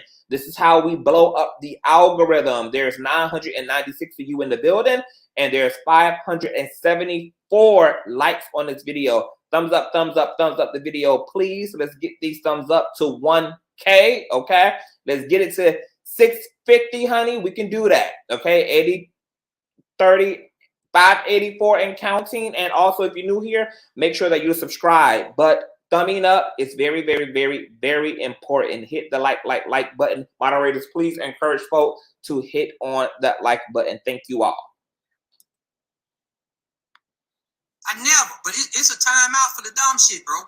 It's a timeout that you keep on trying to bring me into your goddamn world that you sold your daughter, whatever. I don't know what the fuck you did, but at the end of the day, brother, it's sad. It's sad, man. Here I am, a father, trying to find out what's going on with my child, trying to make sure my child is okay. But at the end of the day, you sold your damn daughter. It's in the transcripts. Okay, you guys, so I just got some more context because I'm Googling shit while this playing. So Angela Clary is the father of Azriel, okay? The other alleged girlfriend of R. Kelly, who got into the fight, the physical fight that led to the police being called and a heel being upside her head by Jocelyn Savage. Azriel's father is Angela Clary. That's who Timothy Savage is responding to. Okay, thumbs up the video. We're not talking about no recorder. We're not talking about nothing else. We're talking about here. It's in the transcripts in New York. So you and your wife stated in the transcripts that she was going to be the damn grandmother, or no, I ain't gonna say grandmother. She was going to be something like a baby mama, whatever. I don't give a fuck what it was, but I didn't want to read that shit. It disappointed me so bad. It's in the transcripts what you did, bro. What your wife did. That's the reason why she wasn't on Lifetime on this final episode. They pulled some shit from back in the day. Don't play with me, brother. Don't go there with me. You got me fucked up. You need to keep your mouth off me, bro, because at the end of the day, I'm going to expose them motherfucking emails that you tried to set us up as the savages, bro. I'm going to expose them emails. I'm sending them emails to them 50 folks. You try to get ahead of the game and try to say, oh, Don Russell's a motherfucking person that went out there and tried to blow everything up while you was in it at New York. Don't get it started, bro. You ain't no better than R. Kelly. You know, I tried my best to keep my mouth off you, bro. But you brought it here. You brought this shit up. You made this happen. You won't tell Tasha K the truth? So I sent the motherfucking email and sent her the truth. And I stood in front of her face, and told her. I said, this is what you're trying to do to me and my family. And you know damn well, the Clarice, that shit is false. Me and my wife stood right in front of Tasha K's face, man, and sent her the email. I got the email from 2019. Got her email in, the address in it. I sent it to her. So she trying to put out that shit, and it's going to say that Tasha K was trying to do a smear campaign against the savages with Angela. Man, you ain't no goddamn father. You a sucker. I can't believe you, bro. I stood behind your ass. I never talked bad on your ass.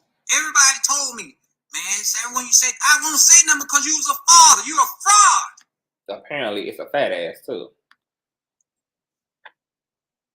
And I can't believe you right now, bro.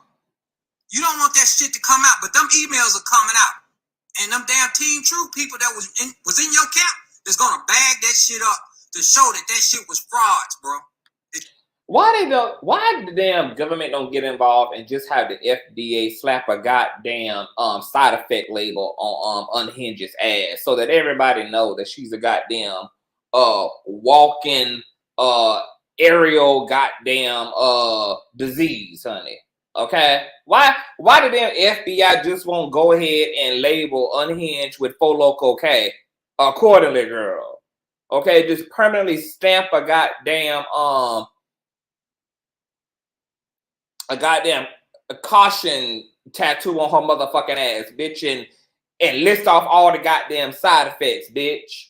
Okay? Likely to be smeared, portrayed, heartbroken, unemployed, bamboozled, hoodwinked, and find yourself in some fuck shit. Okay? We need to protest and get the goddamn the FDA involved, girl. And get them to label her ass accordingly. A fraud the whole time. And that's the reason why they left your ass. Ain't no such thing as no Team Truth. That's the reason why they left your ass, because you was fraud the whole time. You want to sleep with everybody in the goddamn camp. You ain't no good, bro. You ain't no good. You got to do better, man. You got to do better. You sitting there sleeping with victims. You're sitting there doing things, and this is from the victims. They said this. Even I talked to Cash Jones. We talked on Team Truth, not Team Truth, on OVC channel. Bro, come on, man. Stop putting your mouth on me, brother. You even told my attorney that we had done the Patreon account. Me and my attorney had talks about that. Man, you a fraud. I think you was the one that was behind some of this shit. Real talk. Bro, listen. You need to keep your name out of my mouth and keep all this shit out of my mouth. It's gonna get worse for you, bro. Baby, he's so mad. He telling Angelo that Angelo need to keep his name out of his mouth, girl. He talking in damn reverse and shit, girl. That's how you know your ass mad, girl. Keep your name out of my motherfucking mouth, nigga. Keep your name out of my motherfucking mouth. You hear me? Gonna arrest your ass for doing what you did. You're a fraud, and you need to go to jail behind this shit. If I can present any evidence to the FBI, anybody, I think your ass need to be locked up right along with R. Kelly, because you sold your daughter. You sit there and gave your daughter to a man that you shouldn't have gave to. She was in fucking high school. So don't start that shit with me. You starting to fight with the wrong person. And if I can do anything to help the feds to lock your ass up, it's gonna happen. Because you sit there and lie to them about me. You know the truth gonna come out, bro. The truth gonna come out. And I promise you, if the FBI called me, I'm gonna tell them, I'm gonna get them this goddamn email that I'm finna send out to about 10 to 12 people, and they're gonna put that shit out and show that you tried to play us as the savages, as we the bad people. We never was the bad people. We just want to see our daughter and get our daughter out of a bad situation. But your ass want to sit here and play Mr. Nice Guy like you all special. You sold your goddamn daughter for some change. You're sad, brother. You're sad. The email coming. It's going to come to whoever emailed me at Timothy T. Savage Gmail, how you tried to frame me and my wife, and Team Truth wasn't, the people that was in Team Truth wasn't having that shit. They wasn't having it, bro. And you're a sad father. You're sad. Your child was underage and she was in high school and you let her go with a predator. You know the business. So don't fuck with me. Woo! And that's real talk. Tired of people trying to do this and do that and try to blame the savages for their fucking downfalls. No, we ain't part of your downfalls. That's the reason why Team Truth does not exist anymore. The people was a part of Team Truth, left your ass and exposed your ass for who you are, a fraud. So Mr. Angelo Clary, take heed, brother. If the FBI call me and tell me anything, I'm going to give them the goddamn emails. They can get it from one of these other people. How you try to expose shit and try to lie about everything. You're a sorry excuse for a goddamn parent, period. As a father. So, bruh, don't play me. Don't play me. Because these folks that was with Team Truth is going to come for your ass. As soon as I put these damn emails out, they going to confirm it. Because they was there. So you sit there and keep doing the shit that you doing. And you know you lying to Tasha K. Because she even said, you lied. Dude, you sold your goddamn daughter and you a stupid ass motherfucker. Period. She a goddamn liar. Hell. I mean, when you got this many goddamn liars in a goddamn tribunal, baby, just throw the whole goddamn tribunal away. Tell Mr. Angelo that. If the feds contact me, I hope the FBI, everybody contact me. Homeland Security, everything. That's the reason why your ass wasn't in court.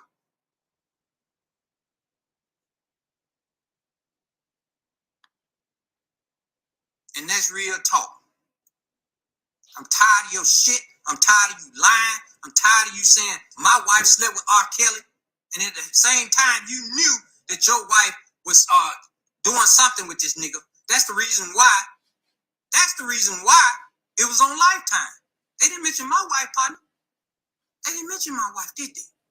What they say? The Clarys. Said Miss Clary. So you want to get mad at somebody that mentioned your wife on Lifetime? Get mad at Lifetime. Because the truth is the truth. That's period. So these emails going out. And it's going to show how you try to railroad me and my wife and trying to lie on us and trying to do stupid shit. Okay, all right, baby. Now, there's a second video that I'm about to play right here. Okay. And allegedly, he goes into more depth about what Fo Loco had did. Grab, thumbs up, thumbs up video. Okay. Now, I'm going to be honest. Now, Mr. Timothy, you know, he talking all that shit. But, you know, it looked like once you backhand his ass, he run off like Sonic the Hedgehog, girl. Okay, so you know, I mean, it's giving gangster from the car seat and all, girl. I'm not sure I'm convinced just yet, even though he did pull up on the Piper with a goddamn baseball bat, girl. He was about to Babe Ruth the Piper ass, girl. But it does look like, girl, you give him one good solid, this one good backhand, bitch. Straighten right on up like a box television antenna, bitch. Okay, so this is another 16-minute diatribe from Timothy Savage. Okay, and he about to get into some Hennessy K shit. Okay. Hey y'all, let's get it. Come on in. Come on in for a second. Let's talk.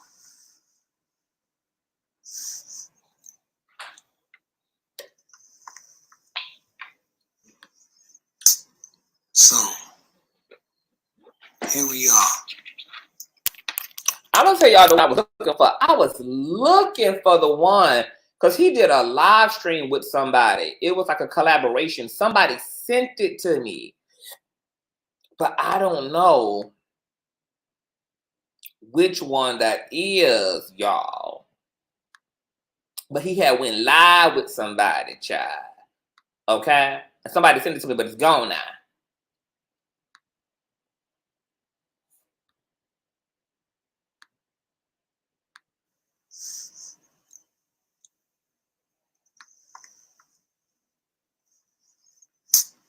So,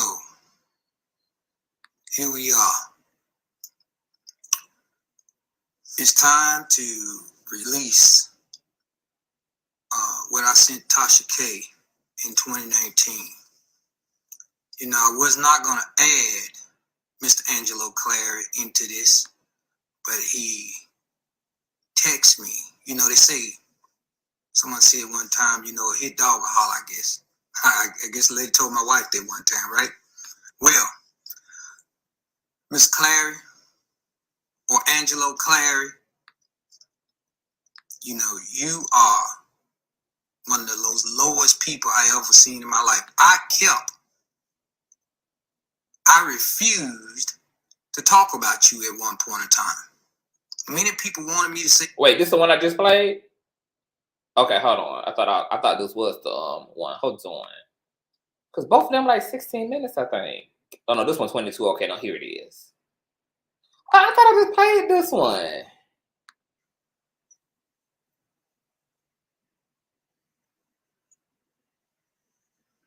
hello, everyone. I thought I had just. Am I experiencing Groundhog Day?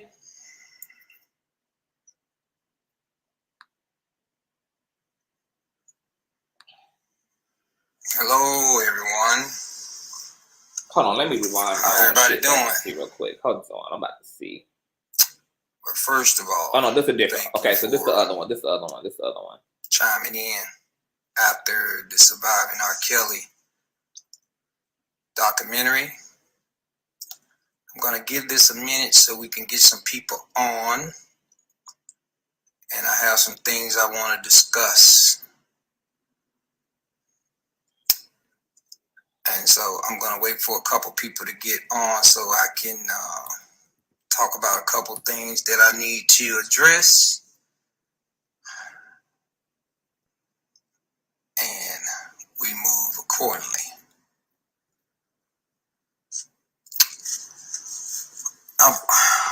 So I'm just waiting to get about 200 people on here.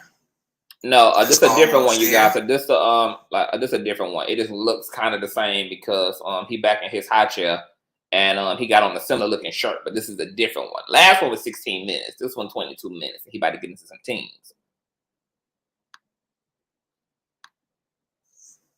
And then we can talk about what I'm about to say. Thank you guys for your prayers. Thank you for all the things that you've done for the supporters and for the people for the survivors, I mean. And thank you for your support. All these ladies was very much so in harm's way. You know, I'm gonna say some things, and you know, I got to be. I've always been much truthful, but some things you don't put out in the public because. Okay. See, no, I thought I just played this one because I think I heard all this before. Certain things you can't say because they don't need to be said at a certain time. Okay, hold on, let me do something. Hey, yo, stop, bro. We gotta sit down and iron this shit out. I ain't talking about going to no court. We finna sit down and have a screen discussion. Oh no, bitch. This okay, no. He about to get into it. Okay, yeah, no, this is a new one. And so I'm gonna wait for a couple people to Instagram page, right? Of course, you guys are on there, so I just want you to know this is what I want. I have an email that I want you to email. So you bloggers, and I need at least 50 bloggers, because this is going to be some hot stuff.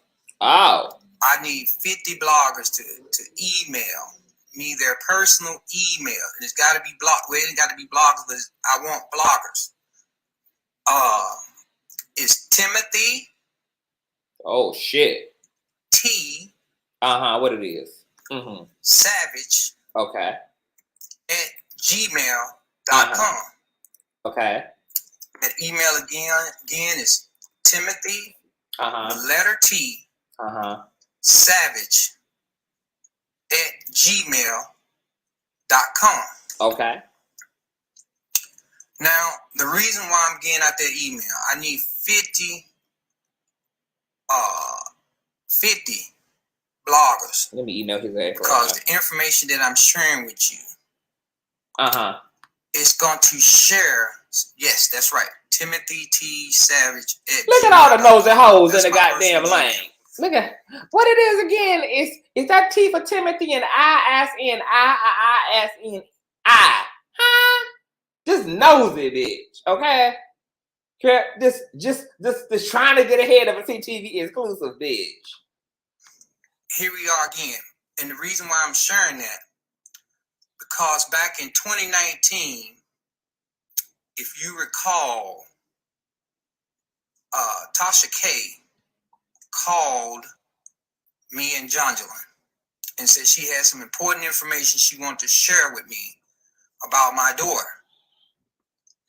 Well, when she said that, I said, send me the address. So we went to Tasha K's house.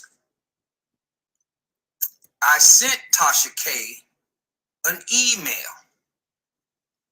And I told Tasha K, when I sit there and I said, listen, the Clarys are trying to set me up. I've got someone from the inside of Team Truth sent me an email.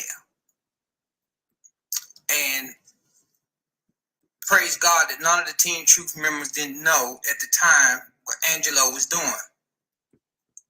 And so I sent it to Tasha K to prove to her what was being said, what was being done, all that, right?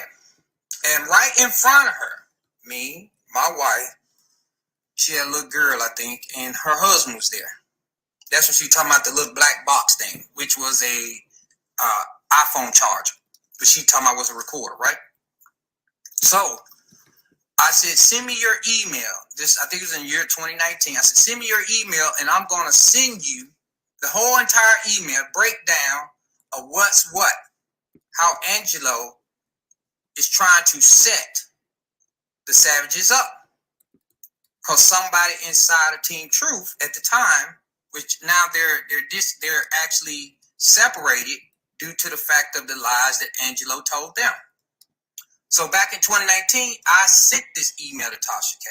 I just sent my email. And it broke it down. It also stated that Tasha K was a part of this conspiracy. She was. And I wanted to confront her. And she recently was a part of another goddamn conspiracy that I cannot divulge or get into because I'm under NDAs and shit. But there's another goddamn conspiracy that her motherfucking bald-head, wandering spirit, demonically infused motherfucking ass was trying to be a part of too, baby. But the good Lord had done shut that down before it ever got started, baby. And I hope to God one day I can really be free to talk how I want to talk, bitch. But until then, I gotta maintain the secrets of the kingdom. But she be in all types of bald-headed routines, okay? She got finger waves for a reason, bitch. Face to face, not by no what we doing right now, Instagram, not by no whatever. I want to see her face to face, and I told her, and she was like,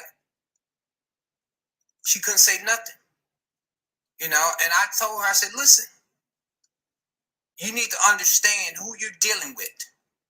And I never was going to release this email. Never. So now is the time for me to release the email. I'm also going to say this. That's the reason why I asked y'all to email me. I need 50 bloggers to see this email. Hold on. Edwards, who in the fuck are you talking to? Cause bitch, I know you ain't direct that motherfucking statement to me. Let's be real motherfucking clear. Unhinged with Loco K ain't helped me to do a motherfucking thing. I helped her, bitch. That's why she had her ass over here hitting my StreamYard link rather than me over there hitting hers. You can't find me nowhere on her motherfucking platform because I didn't need her.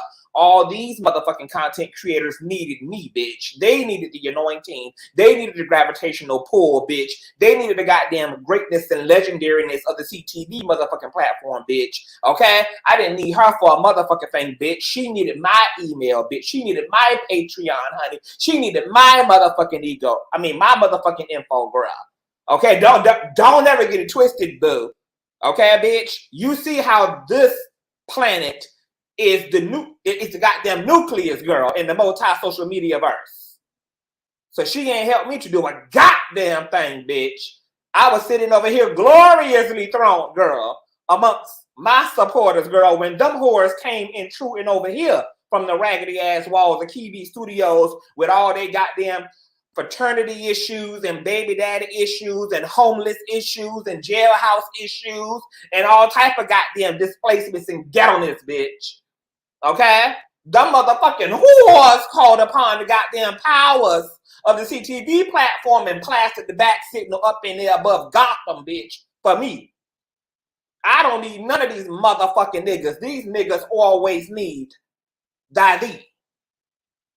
Okay? Now, if I happen to have gotten 15, 16, 17,000 subscribers off of that, that was because, okay, when those 17,000 people saw how I got down, they were impressed and therefore chose to commit, okay? That's why Hennessy K can say a lot of other people's names and it don't grow them. Okay, she can say a lot of other content creators' names, honey, and it don't involve them because even when you get a larger content creator to sound off on your name, bitch, okay, you still have to have it. Okay, it, baby mother. Okay, so don't ever get it twisted, ho. Okay. These motherfucking whores contact me personally, professionally, and publicly, baby.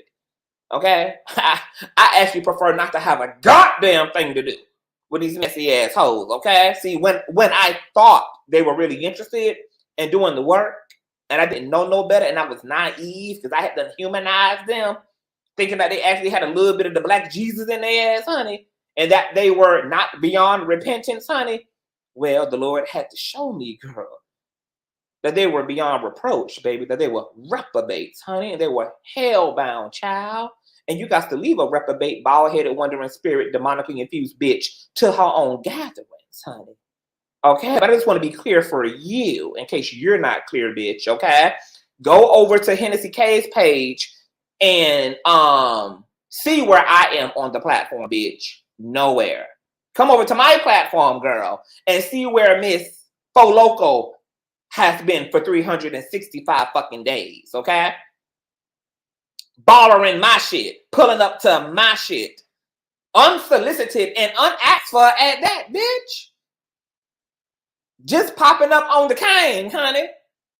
Like everybody else around this motherfucker do. Shout out to Jason Lee. Shout out to Storm Monroe. Shout out to Larry D. Reed, baby. Shout out to all the big dogs, honey. Okay, shout out to Mammy Radio. Shout out to Jason Lee's ex-mentor girl. I mean, ex-mentee girl. All them whores done hit the motherfucking link, bitch. I don't have to jump up on nobody else's shit. Everybody else got to jump up on my shit, honey. We're the jump off spot. Moving along. That is going to report on his email and read word for word. I also need Tasha K, since she's saying that my wife, Gworlllll Savage, slept with R. Kelly. Send me the motherfucking facts, bitch. You done got beside your motherfucking self. And I don't go out of character, but you talking about my motherfucking wife, bitch. I'm sick of your shit. Send the motherfucking proof that my wife slept with motherfucking R. Kelly, you bitch.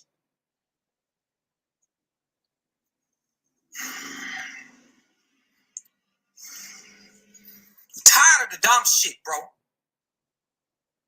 Tired of this shit, bro. Stop that motherfucking dumb shit.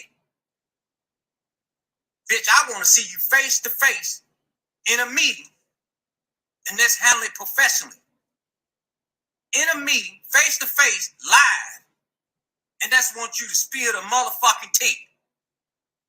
Not on no motherfucking, we talking about, you go over here, you talk to some bloggers over here, you go over here, you talk to some bloggers over here, and I'm not present. Bitch, I want you to spill it right there in front of me, in front of my wife. I want you to show the facts in front of me and my wife, and we're going to handle it professionally. Real talk. See, you have Carly B, they going to go ahead and want to sue your ass. They want to go ahead and take you to court. No, bitch, I want to talk you straight up, face to face. You can have your husband there, you can have whoever you want to have there, security there, whatever. We going to handle this like professionals. But at the end of the day, I'm tired of your shit. I'm tired of your shit. I'm tired of you lying. I'm tired of you doing this here. I'm tired of the dumb shit. We need to handle this shit. Real talk. We need to handle this shit. So you set up the interview.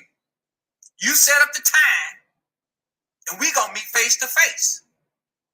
Me, you, your husband can be there.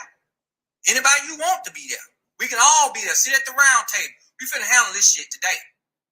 Don't go on Instagram talking about all this and go behind your YouTube page. All this. When you start talking to me in the past, you only had maybe 80,000 subscribers. Now you at 1 million. Bitch, I built your page. So you gonna sit there and try to, man, please. Y'all go back and look at the stats. And I never talk bad about Tasha K. I never came out like this. But enough is enough. You sit there and run your mouth about my wife and say my wife slept with R. Kelly. You got me fucked up. And that's real talk. Real fucked up. You gonna say my wife slept about R. Kelly? You got me fucked up. And my wife will be in the meeting. I will be there. And Tasha K gonna be there. And whoever she wants to be there. Because at the end of the day, this shit need to get out. That's real talk. Real talk. Somebody need to expose your ass for who you are. And it ain't gonna be on you on your channel, I'm on my channel. You trying to drop receipts, fake ass receipts. Bitch, let's do it straight up, face to face, in a motherfucking room live. Not we gonna record this and we gonna send this over and we gonna do this and then I'm gonna go live. No. We're not doing that. We're not doing that. What we gonna do, we gonna have a live right there, and I want to see the receipts. When my wife slept with fucking R. Kelly. I'm tired of your dumb shit. I am tired. My attorney's on here right now. Yeah, I know it. He could be there with me because he know my wife ain't never slept no R. Kelly. He been trying to keep me calm and cool. My publishers were trying to keep me calm and cool. I'm tired of this shit, bro. You attacking my family, and I'm sick of your shit. I'm sick of it, bro. It's time out for this dumb shit. Ain't about, no, you can't sue no bitch like that because she already broke. You feel me? My attorney already said that. Why you gonna sue somebody that's broke? Fuck her, I ain't broke. No, I'm gonna embarrass this bitch. We need to sit down face to face, one-on-one. Show the receipts that where my wife sold, what we sold our child, first of all. Second of all, show the receipts where my wife had sex with R. Kelly. Show the receipts, Tasha K. I'm sick of your shit. Show it. Let's get down one-on-one. My attorney can be there, matter of fact. I can be there. Jocelyn can be there.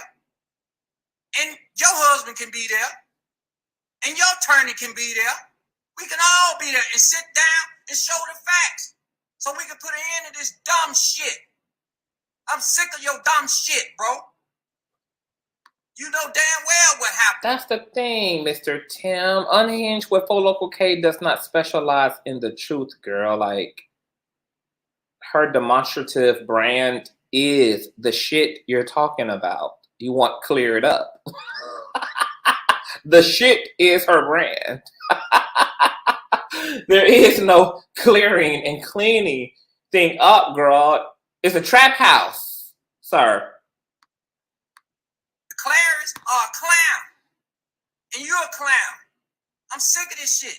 I'm not going to talk on another man because he hasn't said anything about me. But you have. And I'm sick of your stuff, bro. We got to sit down and iron this shit out. I ain't talking about going to no court. I ain't talking about going nowhere else but on a live show on your show. Matter of fact, I want to do it live. And I want some other bloggers to do it live. Want to be there so they can blog, so it won't be no, well, you editing this. I'm going to change this. I'm going to do that. No, I don't want none of that. What I want is you to be one-on-one with me, my wife, and everybody else, and let's get this shit popping. Real talk. I don't want none of this bullshit no more. That clown shit. I'm not with that, bro. Let's sit it down and get it popping, Tasha K. Real talk. You sit there and run your mouth. You go on other people's page saying my wife slept with R. Kelly. You got me fucked up. And you got her fucked up. I've been holding back, but now, we not doing that no more. We gonna sit down face to face and we gonna handle this shit. All that shit talking about, you flirt with Kelly. Yeah, I flirted with the bitch. So what? I try to get something out of her so I can see what my daughter at. So what else have you got to talk about? Get the fuck out of here.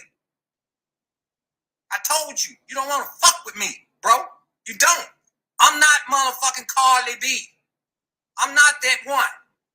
See, they can sit there and say, oh, well, you know, that's sewer, blah, blah, blah. No, bitch, I want to sit down on a YouTube channel with a... Carly B, ain't no pussy either. Trust and believe.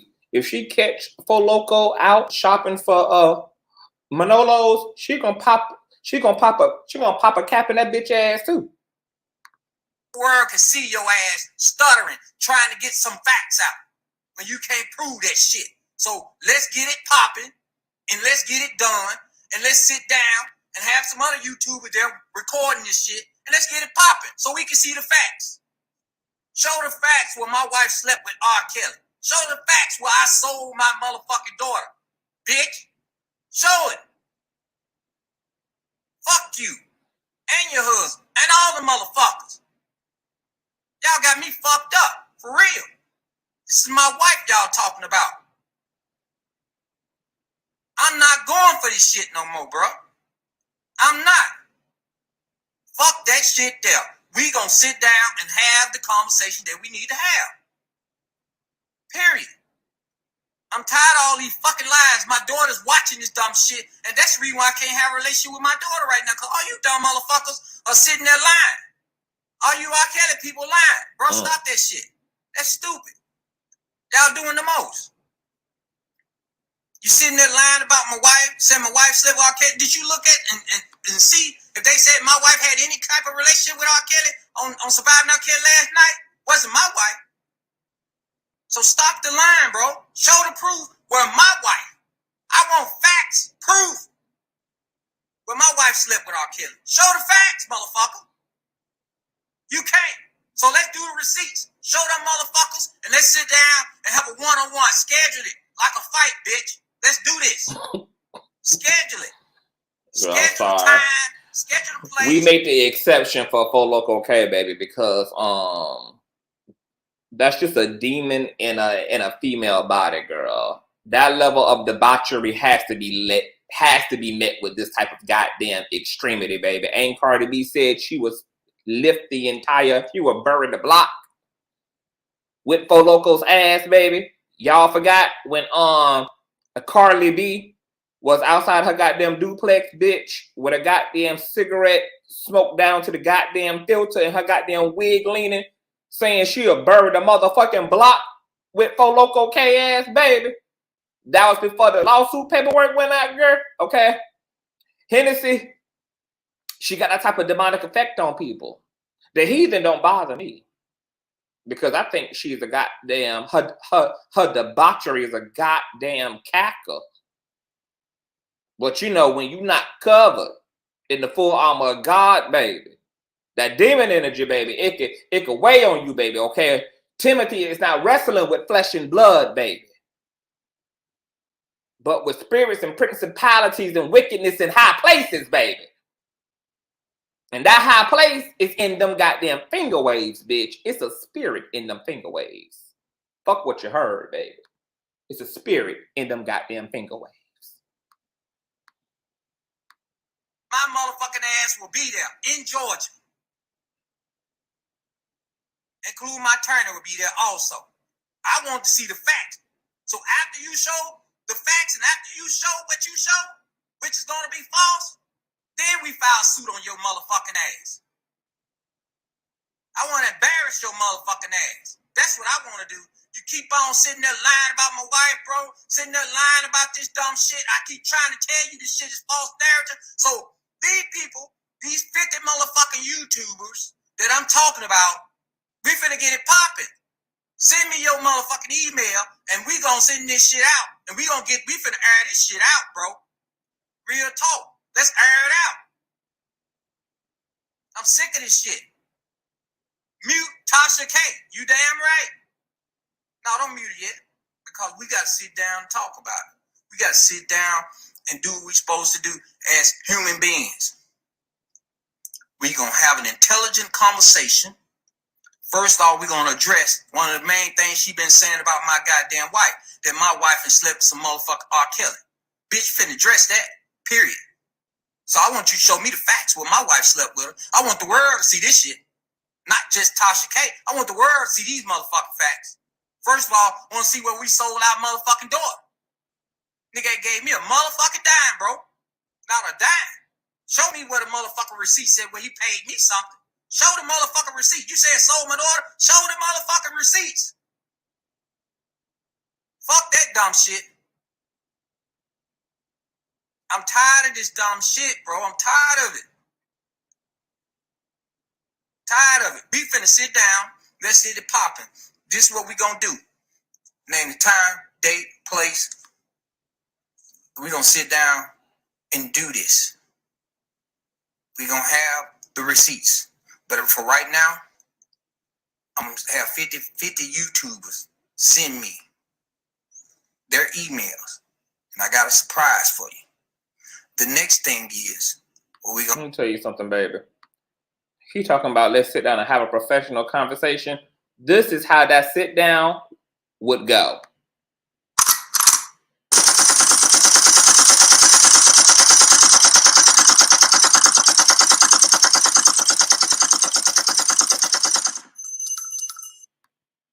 And then on the way out, that part.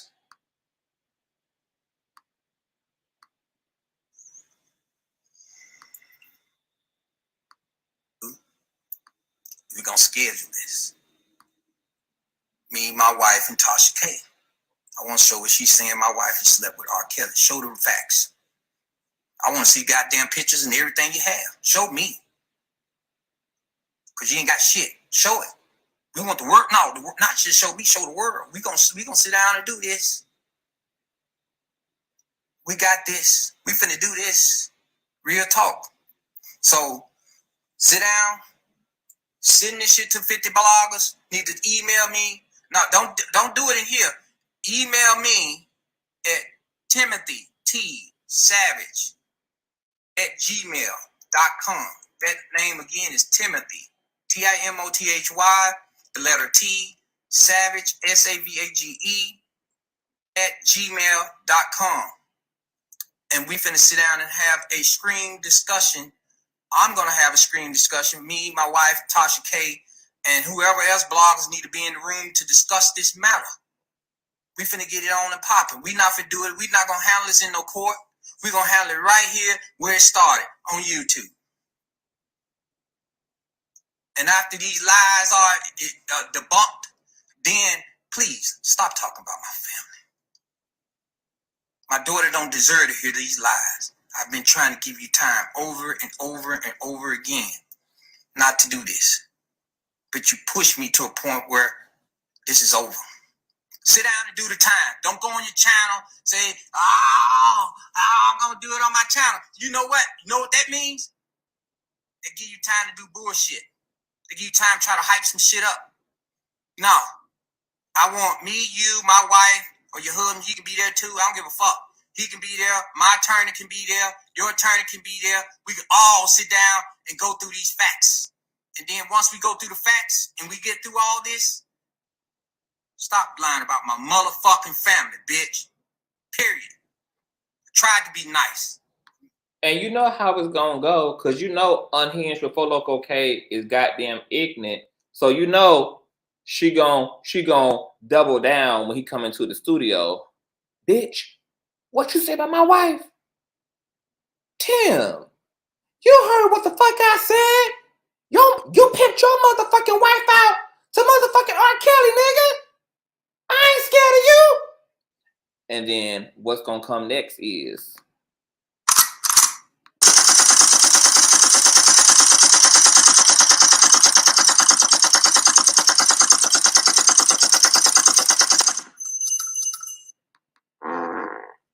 on period.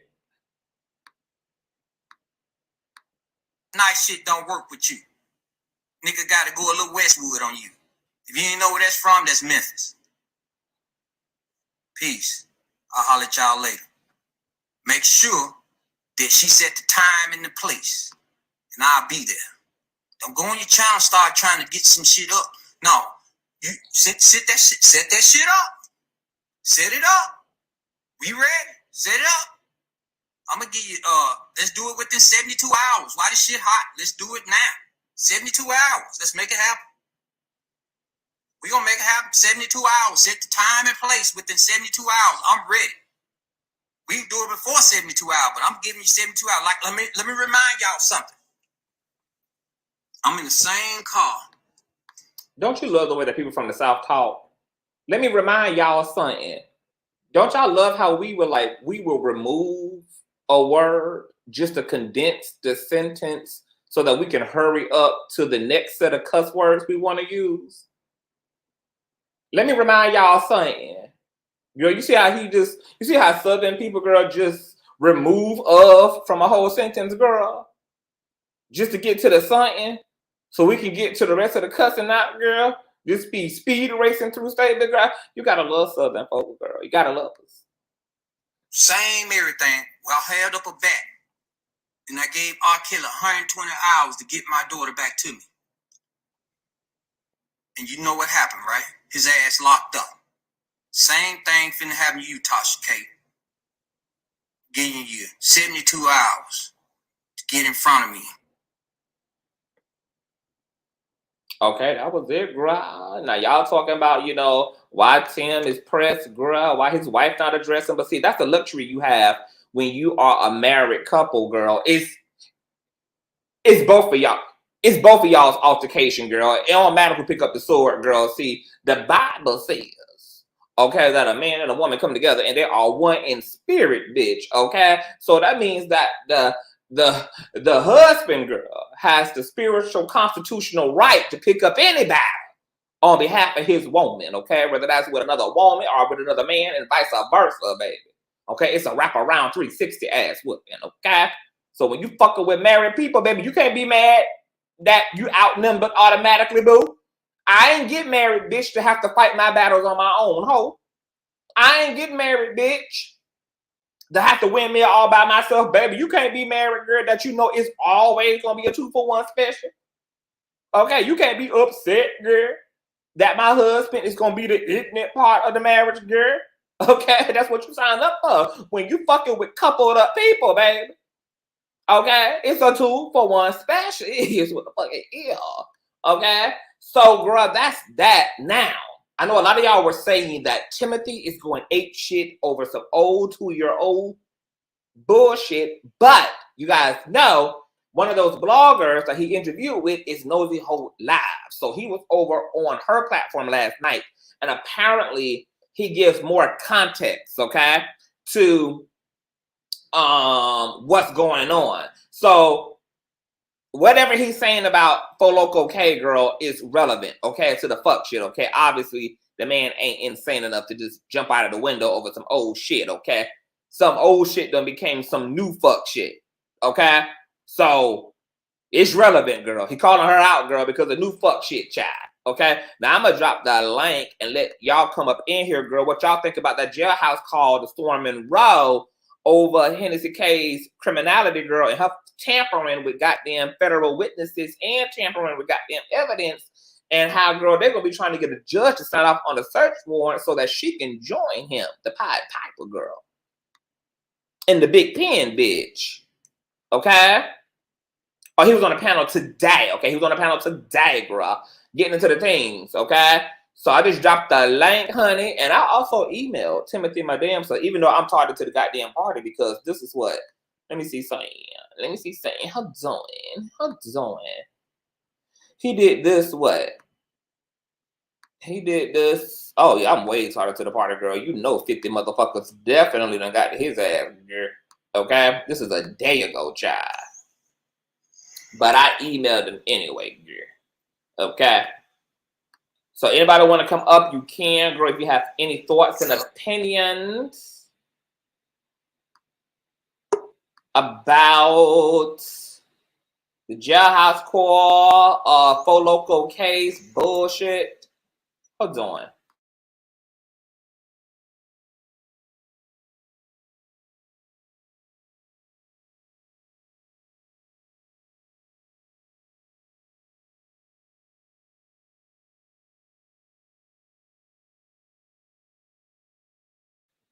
All right. Ray, what's going on, honey? Hey, you. How you doing? Good see I you. am doing awesome sauce. How are thou? Say it again. I said, I am doing awesome. How are thou? The same. The same. Okay, awesome. So what are your thoughts about all of the R. Kelly shenanigans? I'm cracking up on this dude. I remember watching this, but it's so funny watching it again because some things I missed what he said. I ain't trying to make light of this, but this man is mad as hell. Yes, he is. Like you said, he's so mad. He said, "Keep my name out of your mouth." He's so mad. He said, "Keep your name out my mouth, nigga." Yeah. But you know, I think he's tired. I think people underestimate, like, this shit is a lie. You got a whole series going on. You got all the nation chiming in. You got every goddamn forum, every goddamn social media site is carrying the conversation, narratives being spun, demons like Foloco K inserting they BS. You already traumatized by the whole ordeal to begin with. And then it's done been sensationalized now.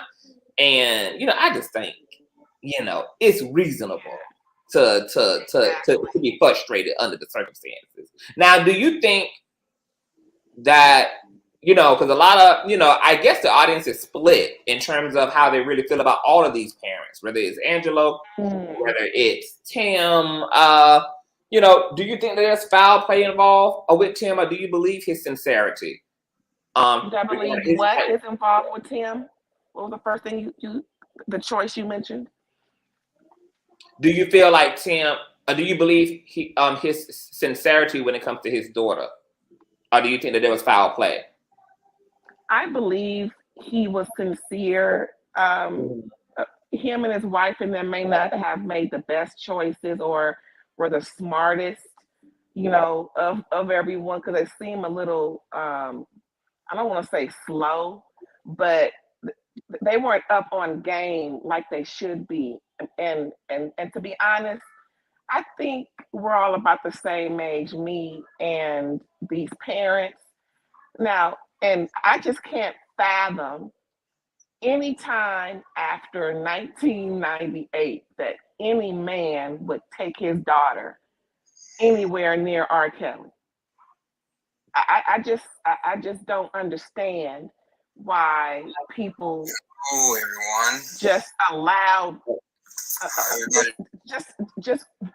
just can't believe that they want to be in the same space as this predator dude.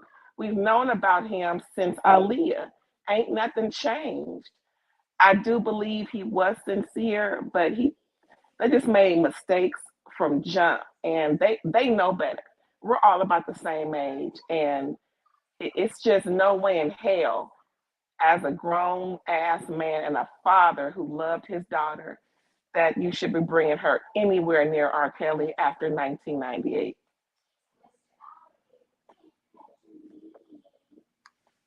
Okay, now, is it hard? Okay, so do you take into consideration when it comes to Tim that he was unaware, like he didn't even know that his daughter was having communication, that this was something that she was doing behind their backs, and she was an adult woman, and like how much control does a parent? I mean, a parent doesn't really have any control once you're 19 and you're on your own. You're out in college and everything else. You gonna make, you're making your own decisions at that point. That's true. Now I don't know about the other parent that he's calling out, because I think they trifling. They even more trifling. Well, I'll just say they're trifling in comparison to this dude and his family. As far as not having control over your kids when they get a certain age, it's about what you instill in them as young kids, because certain things we don't partake in no matter how old we get. We're not going to go out and look for a predator. We're not going to go out and look for something that is sinister like that. So all that's telling me is her parents never discussed this with her, never brought up R. Kelly to her in the right way. And again, a lot of grown folks just went along to get along and did not take R. Kelly seriously for the predator he has always been. Like R. Kelly said, they should have did this to me 30 years ago. 30 years ago, that little girl wasn't born, but her parents were. None of these girls currently were born, but their parents were. They knew about him. They failed as parents by not excluding R. Kelly from the repertoire of decency. There's been nothing decent about R. Kelly since we found out he married Aaliyah. Just because he makes a nice song does not excuse his behavior. So, it's just a matter of what do you really consider important in life?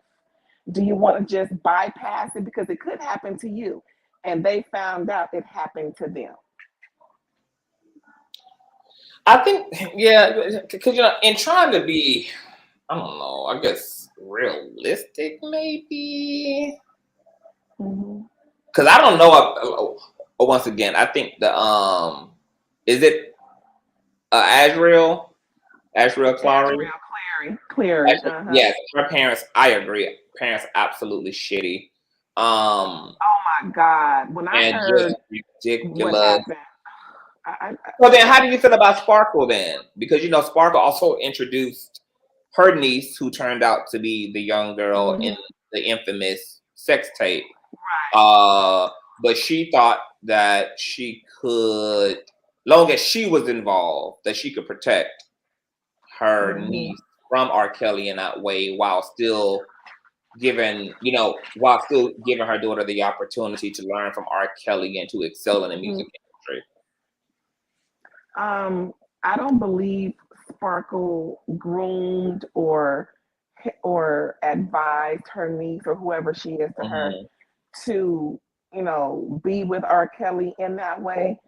I don't believe that at all. I believe Sparkle was just trying to, help her family out and be a star herself. She should have known better, but it's like, what is wrong with people?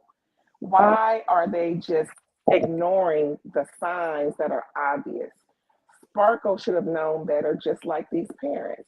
Azriel Clary, there's no reason why she should have been taken to an R. Kelly concert under her mental condition. Because I don't know if you know this, but she was suffering from, I don't want to say psychosis, but she was depressed and going through all these emotions about a boy, and they take her to see R. Kelly to cheer her up. What? It's just all these circumstances that made for this horror story that we're talking about tonight.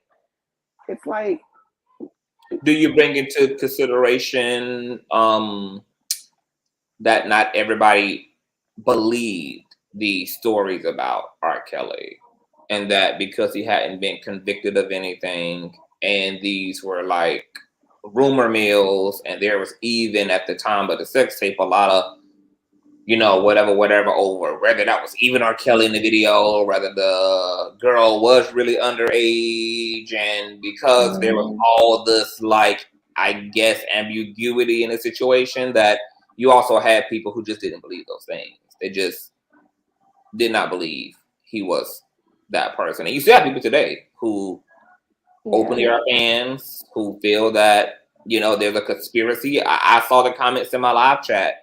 There are people here saying this man is being set up. This man, there's a conspiracy to bring this man down, that all these people are liars, etc. So what do you make of the group of people, the other half of the community that believes he's innocent? I think a lot of those people are young and weren't there. Meaning, I watched this stuff on TV when all this was going on, right? I was, kind of, when we say I was there, I saw it when it was happening, and it's sad because it's logical. And that case that he so-called beat, it wasn't like they didn't find him not guilty. It's just that he was flying them out of town so they couldn't testify, and all these different antics. I really don't believe people understood the case enough, because to this day, people say he was found not guilty. He was not found not guilty. That was not the case. The issues around that tape, everybody who saw that tape said it was R. Kelly. I didn't see the tape. I don't want to see that, but I know it was him because of his dealings with Aaliyah and his behavior. He has not changed. Even back then, in 2004 or 6 or whatever year that was, about that trial, it was sick. It was sickening that people would just say, well, it ain't my kid. So, and I think a lot of that too played into it. People really don't care unless it really happens to them. And I think a lot of the people now are too young to know what was really going on back then. Excuse me, and to see it.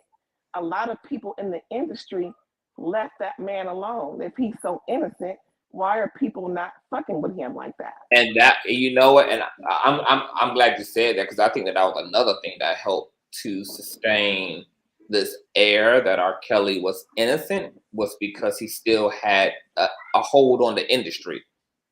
He was still writing songs, producing hits. He still had a lot of artists endorsing him until he was ultimately convicted. But before that, you know, he had kind of that protection from the social netting of the industry too. And I think that helped to aid in convincing the public that this man should not be treated as guilty until proven guilty.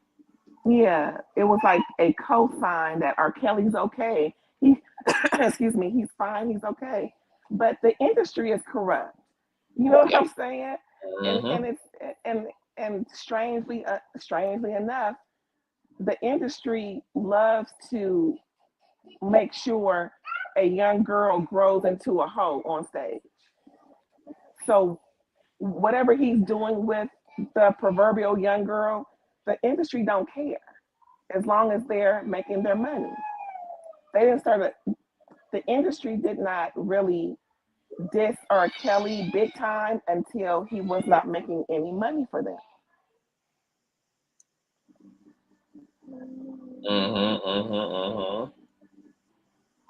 This industry has been pimping out young kids since the 60s. So how do y'all feel about the fact that the music industry is still booming and there's still plenty of people going right into the industry, going right into Hollywood as actors, actresses, as hip hop artists, singers, writers, producers, that the industry is still something that is very much a goal for artists of all kind and performers of all kind. So is the industry corrupted, or are there just corrupted people in the industry? It's both. It's the machine and those who program the machine. You know what I'm saying? It's all of that. Excuse me. And the machine that writes the checks is going to keep writing checks as long as there's someone to write a check to. Okay. All right. Well, thank you for that, Miss Ray Ray. Thank you for having me up. Can I say one thing before you go to the person? I have a theory real quick that I think Aaliyah was pregnant by R. Kelly. And I remember watching something about Aaliyah back in the day. I don't know who it was. It was an interview she did after all of the commotion. She said her mom, when all that happened, her mom hurried and rushed her and took her to Paris. And then when she got back, everything was better. Everything was fine. I believe she went out there and had an abortion because Paris was very lax back in the 90s about stuff like that. That's just my theory, mine and mine alone, not Consciouztv, just mine and mine alone.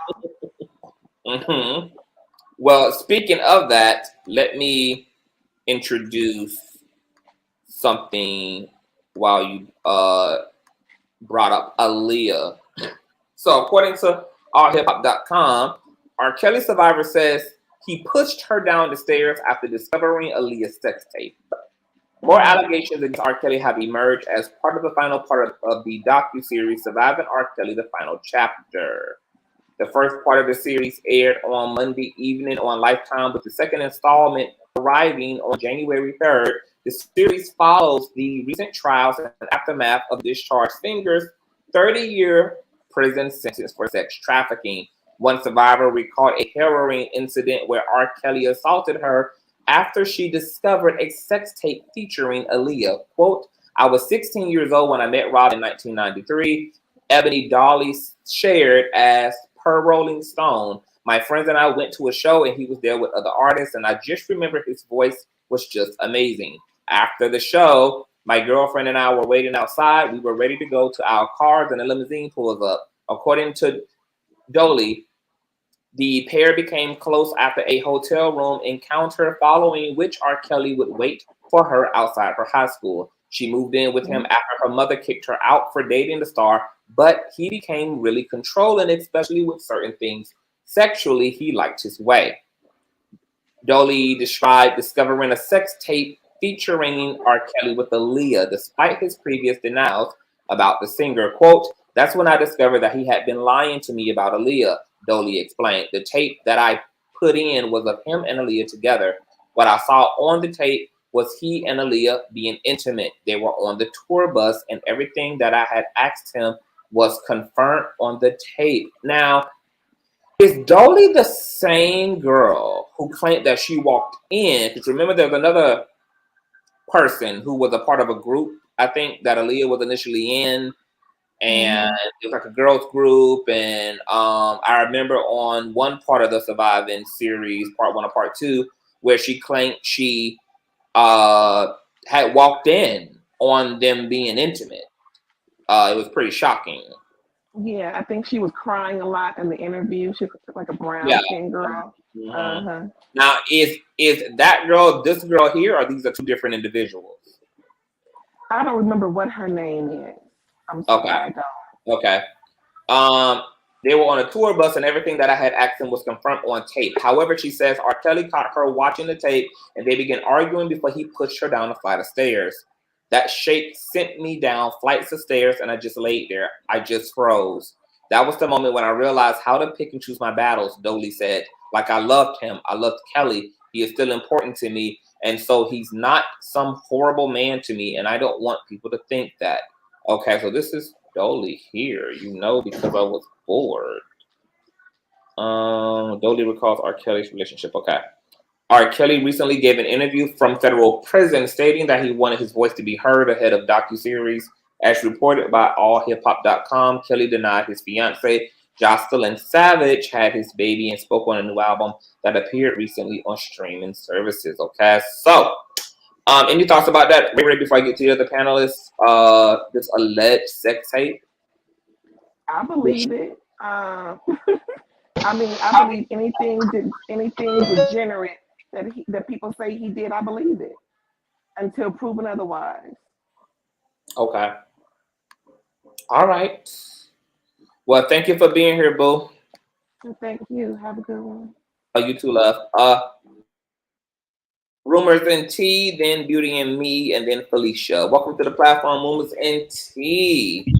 Hey, boo. How are you? Hey, I am kind of tired. It's late at night, but pushing through. This has been a crazy ass day. What do you think about the phone call between Storm and R. Kelly, and then what do you think about everything else?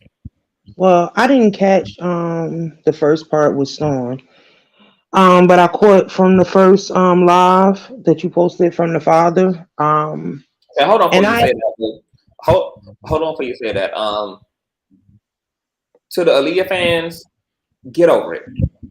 This is bigger than Aaliyah, but it includes Aaliyah, and actually her name being a part of this makes the clout from her name is what's actually helping to aid and abet this stuff sticking.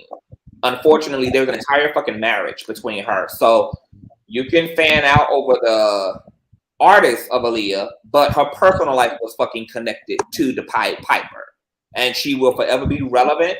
She will forever be useful, and she will forever be necessary when it comes to bringing R. Kelly's bullshit full fucking circle. Now, she actually is rested in peace.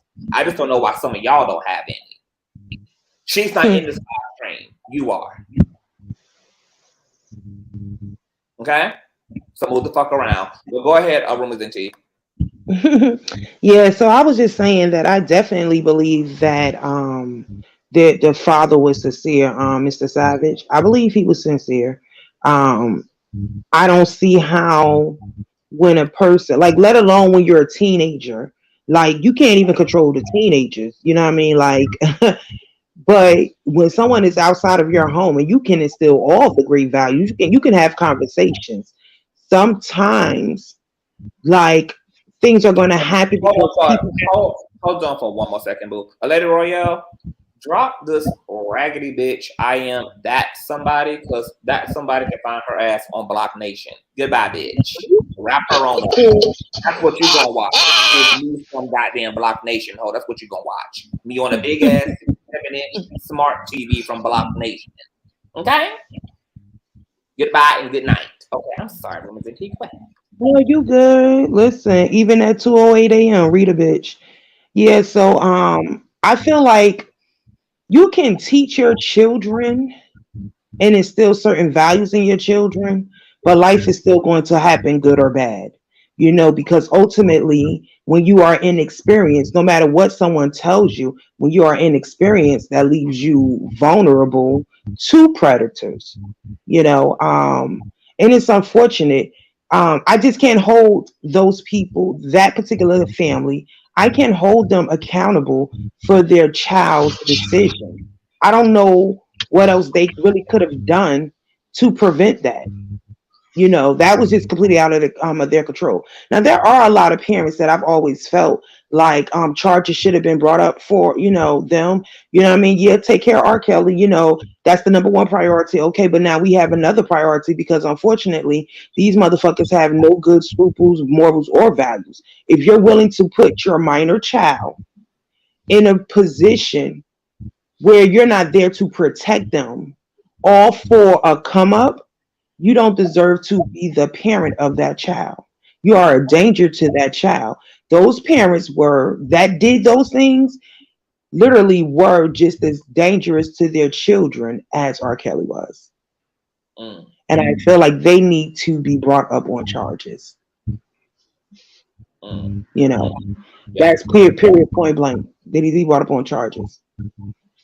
But as far as that other thing, Trashy K, you know how I feel about her. Like, I don't want to call her a lady because she does not whatsoever show any characteristics of a lady.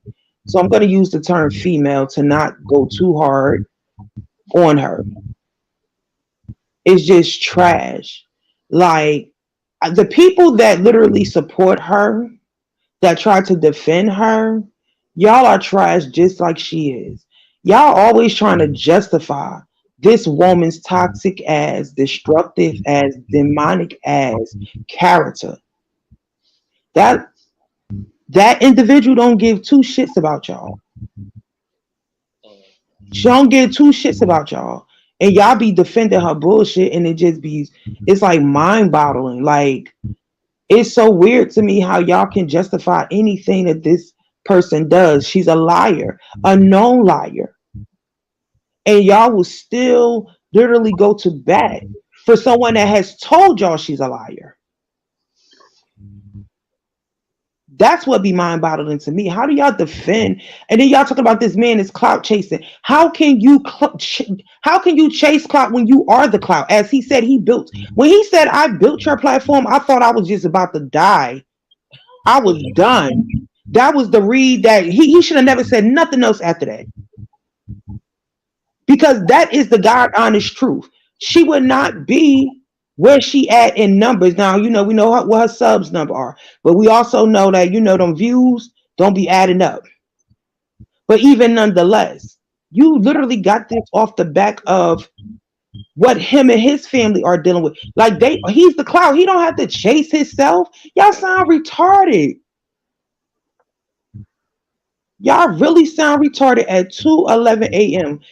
in the morning. Y'all sound retarded, and maybe you need to go to sleep, get some rest, and try again tomorrow, because you know what I mean, y'all just, what y'all saying don't make sense. It just really don't make sense. Yeah, I don't think that Unhinged has any room to talk about parenting at all. Like, at all. Having to be displaced, having to run over to Africa and hide money, having to relocate, all because you can't keep your rabbit ass mouth closed. She didn't give a fuck about her family, okay? Not even sure why Unhinged is even inserting herself. She's not parent of the damn year, her damn self. But we know that. We know that she uses lies to exploit. Like, telling the truth, like, for her, being honest and telling the truth does not gain her the status that she wants.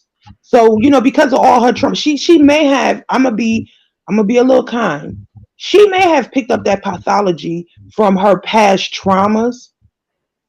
And, like, whatever happened to her, someone may have taught her without even realizing that they taught her to be a liar by not really like acknowledging her experience. You know what I mean? Like, and she's been used to like, walking around, what I mean, lying because the truth, what I'm saying, has been made to feel like it's not enough, or like, I think it's something psychological there. Like, I know she's a narcissist, but I think there's something there, like off balance in her head. And the people that really be defending her, y'all off balance as fuck too. Like, we really live in a dark age right now. Like, for real, for real. This shit is scary. Absolutely. But thank you for that. Room is in tea and agreed. Welcome to the platform, Beauty and Me. Your thoughts on the shenanigans? Hey, Conscious, how you doing? I'm doing awesome. How you doing? I'm good. Okay. So the first thing that I want to talk about is the call from R. Kelly. Mm-hmm. Now you don't quite know the whole backstory to that call. Tasha K recently did an interview with a lady on Instagram. Her name is Natasha Simone. So Natasha Simone was originally receiving her co-partner, Rick, I don't know his last name, was receiving calls from R. Kelly. On those calls, this is why the internet is going crazy right now. Okay. On those calls, it's similar to what Storm just released, right? Where R. Kelly was talking about Tasha K, what she illegally accessed. He was also speaking about a federal informant that Tasha K gave that information to. So she not only gave the information to the parents, she also gave that information to somebody that was looking at about 6 years in prison, right? And in order to shave off prison sentence, what he did was he took that information that Tasha K gave him, and he had the government witness, which at that time was R. Kelly's girlfriend, Azriel Clary, to his house for a week. This is the reason why Azriel and Joycelyn got into the fight. Okay. So when the if you listen to the interview that Natasha Simone did with Tasha K, and if you also go to Natasha Simone Instagram page, she has like part 1, part 2, part 3 of R. Kelly calls. So what he was talking about was the whole illegal accessing of his information that was shared with Azriel, which is the main person in his New York case. Okay. She makes up about 80%, more than 80% of that case, right? She is the reason for the RICO, right? So what he was talking about was the witness tampering, because what Tasha K did was against the law. And to this day, she has not been prosecuted, nor has that BOP officer that illegally accesses information 153 times from a completely different state. R. Kelly was housed in Chicago. This BOP officer accesses information from Wisconsin. So she had no reason in his files, listening to his calls. And there hasn't been any prosecution against the 60 other employees who illegally accessed his information. Well, the 60 other employees were in Chicago. And I think that there's a call on Nina Simone where they legally accessed his information. It was this one particular person that illegally accessed his information and gave it to a blogger. See, even if somebody else accesses his information got on platforms by Tasha K. So it was the individual that shared his information with Tasha K, and Tasha K is on live saying that she gave the information to the parents. And she shared the information with Angelo. She shared the information with Tim. Angelo shared the information with Azriel and this government informant that used that information in order to shave time off of his sentence. So instead of him getting 6 years, he only did 11 months.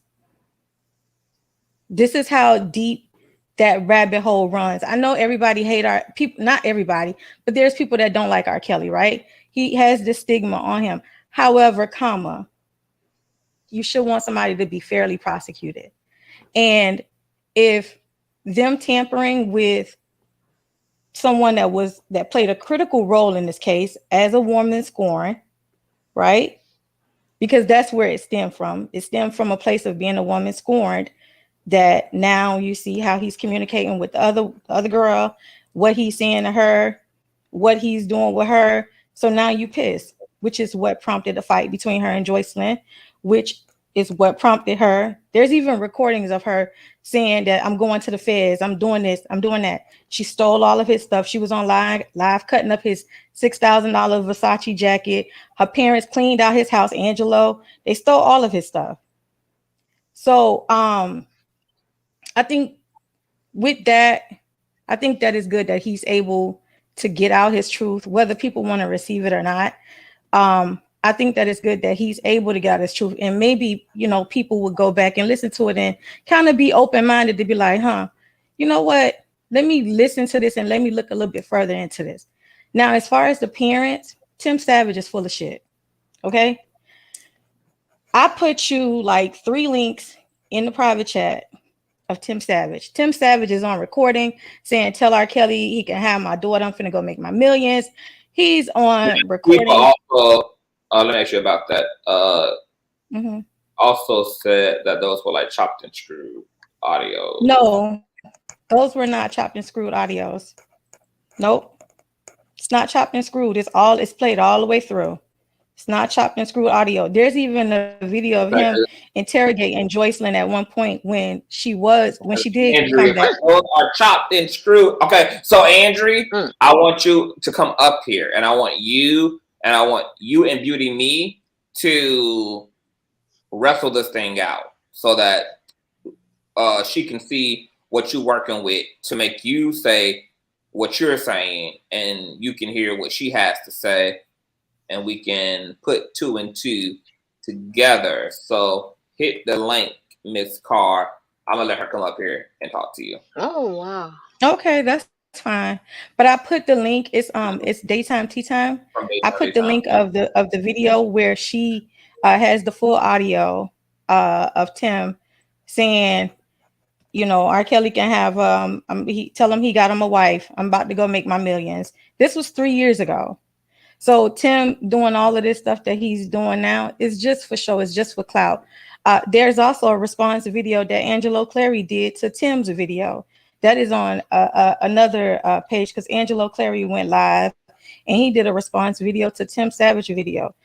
These parents literally have been going toe-to-toe at each other for the last few years. Tim Savage is the one that kicked this whole thing off. Mind you, when Gworlllll met R. Kelly, she was 19 or 20 years old. She was grown. They even had the police. There's a video footage where the police had went to the house, talked to Gworlllll, pulled her out, asked her, did she want to talk to her parents? Did she want to go home? And she said no. They've done that multiple times. For whatever her reasons is, she doesn't want to have any communication with them. And as an adult, she's about 27, 28 years old. She has that right and that choice. All right, she does. She's grown as well. And the thing is people on the outside judging. You don't know what those parents did to her as a child, or what she experienced, or what she went through. What is her reasons for not wanting to communicate with her parents? She has her own internal reasonings. But some people who also said that they listened to that audio, and maybe I will go on pause and listen to it. Okay. Some people who said that they heard it felt that, I mean, it's pretty obvious that it was edited. But you don't feel that way.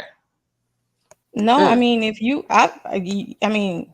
Okay, no, so I'm gonna go listen to put it in there so you could play it. I mean, I don't want to deny it. I don't know how Tim Savage never denied the audio, so I don't know how Daytime gets down. So I don't really want to run her shit, and then she fuck around and flag a bitch. If people play it, she doesn't even. She's not coming for people like that, because she's not even on the R. Kelly story no more. At one point, she was heavily on the R. Kelly story, and then her and Tasha got into it because Daytime Tea Time was trying to put out the truth. Tasha K was going her way. That's why Tasha K attacked Meek at Night and Daytime Tea Time at one point, because Nick at Night and Daytime Tea Time did not believe the foolishness with the parents and girls held hostage and stuff. So they were, you know, reviewing it from the information that they had, and they were putting it out. And Tasha had an issue with that.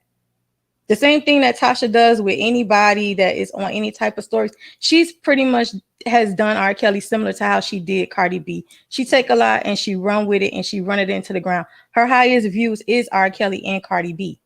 Literally. Okay. Well, before we get any further, let's Daytime Tea Time, girl. I'm just a content creator doing the Lord's work, honey.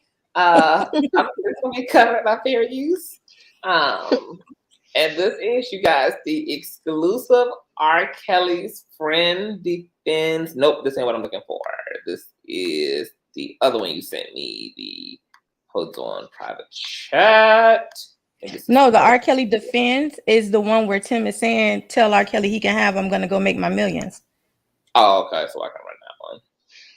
Oh, hold on. So the one that says R. Kelly defends alleged victim and tells father not to disown the boy. Okay. So, and where did these audios come from? Like whose audio? Daytime Tea Time has 2 clips, and there was no. I'm saying like how did she get them? Like who recorded Tim?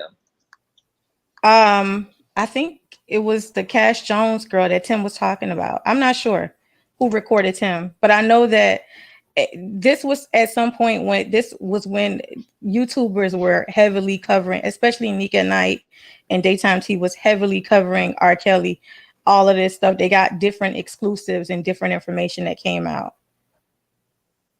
Okay, so let's listen. Once again, this is covered by, I don't even have my fair use situation up here. Hold on.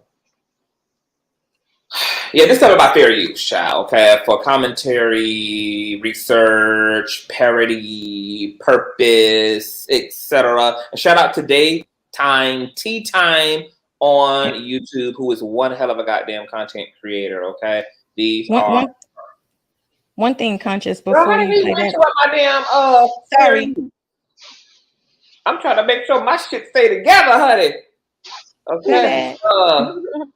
Daytime Tea Time. Make sure that you give her a click and a view, please. Okay. And these are her exclusive audios. Yes, Beauty and Me. Oh, I had went back on mute. The other thing I wanted to say was Tim is a liar. Joycelyn goes and see R. Kelly weekly. The government knows where Joycelyn is. You know what I'm saying? Like, she talks to him on the phone. She goes and visit him. That girl is not missing. She's not in hiding. She just don't want to have communication with her parents. But the government, the law, I mean, I'm certain the feds would have been all over. R. Kelly is in jail. That girl cannot be hiding anywhere, you know. She's on visitation log. So I just need people just open up your eyes, man. Just don't believe the hype. Like, this was a federal case. There's no way like this girl is freaking missing. Okay, so let's go ahead and run this audio courtesy of Daytime Tea Time.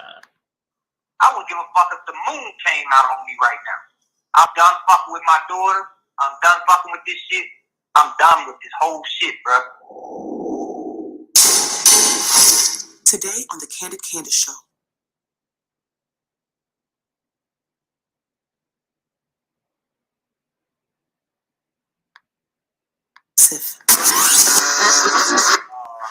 Tell him congratulations.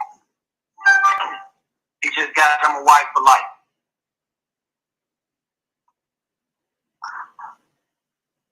You should talk to TMZ and just tell them you was hoodwinked and they gonna put y'all in a position to make some money. Talk to them. I've already talked to them about it. The benefit.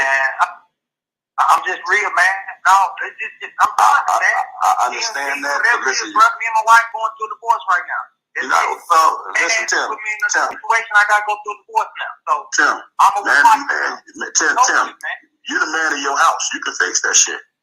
No, it's over, bro. That shit. I've been married for 20-some years, bro. It's over. You are the man of your house. You can fix that shit. I mean, you talk. I already called my folks, my brothers, all them, man. This shit, once I do that, bro, marriages don't get fixed out there. You should know this. You're a savage. Once you call brothers and tell them what the fuck going on, it's over, man. That's too much public. My brother. So I got a question. Tim is trying to divorce the same woman that he's mad at Tasha K for claiming that she slept with R. Kelly. Mm-hmm. Is this what this is about? Does anybody know the context of the divorce at this time? No, I don't know the context of the divorce. I don't know. Excuse me, Conscious. With all this shit, bro. Yes. I was saying that, hi, for the first time. How are you?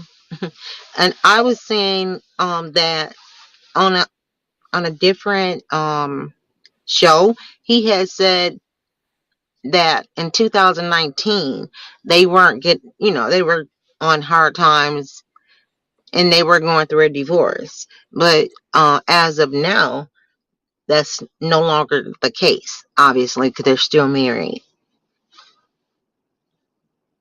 Okay. Well, I thought that was I thought that was you guys your question was if he if that was recent or if that was previous. Well, we're running the audio to figure out, well, like this whole thing about whether Tim is a part of the problem and sold his daughter out, or whether he isn't that person. And allegedly, there's some statements he make in this audio that people find to be very questionable. So we're listening for those statements, and then we're going to review them.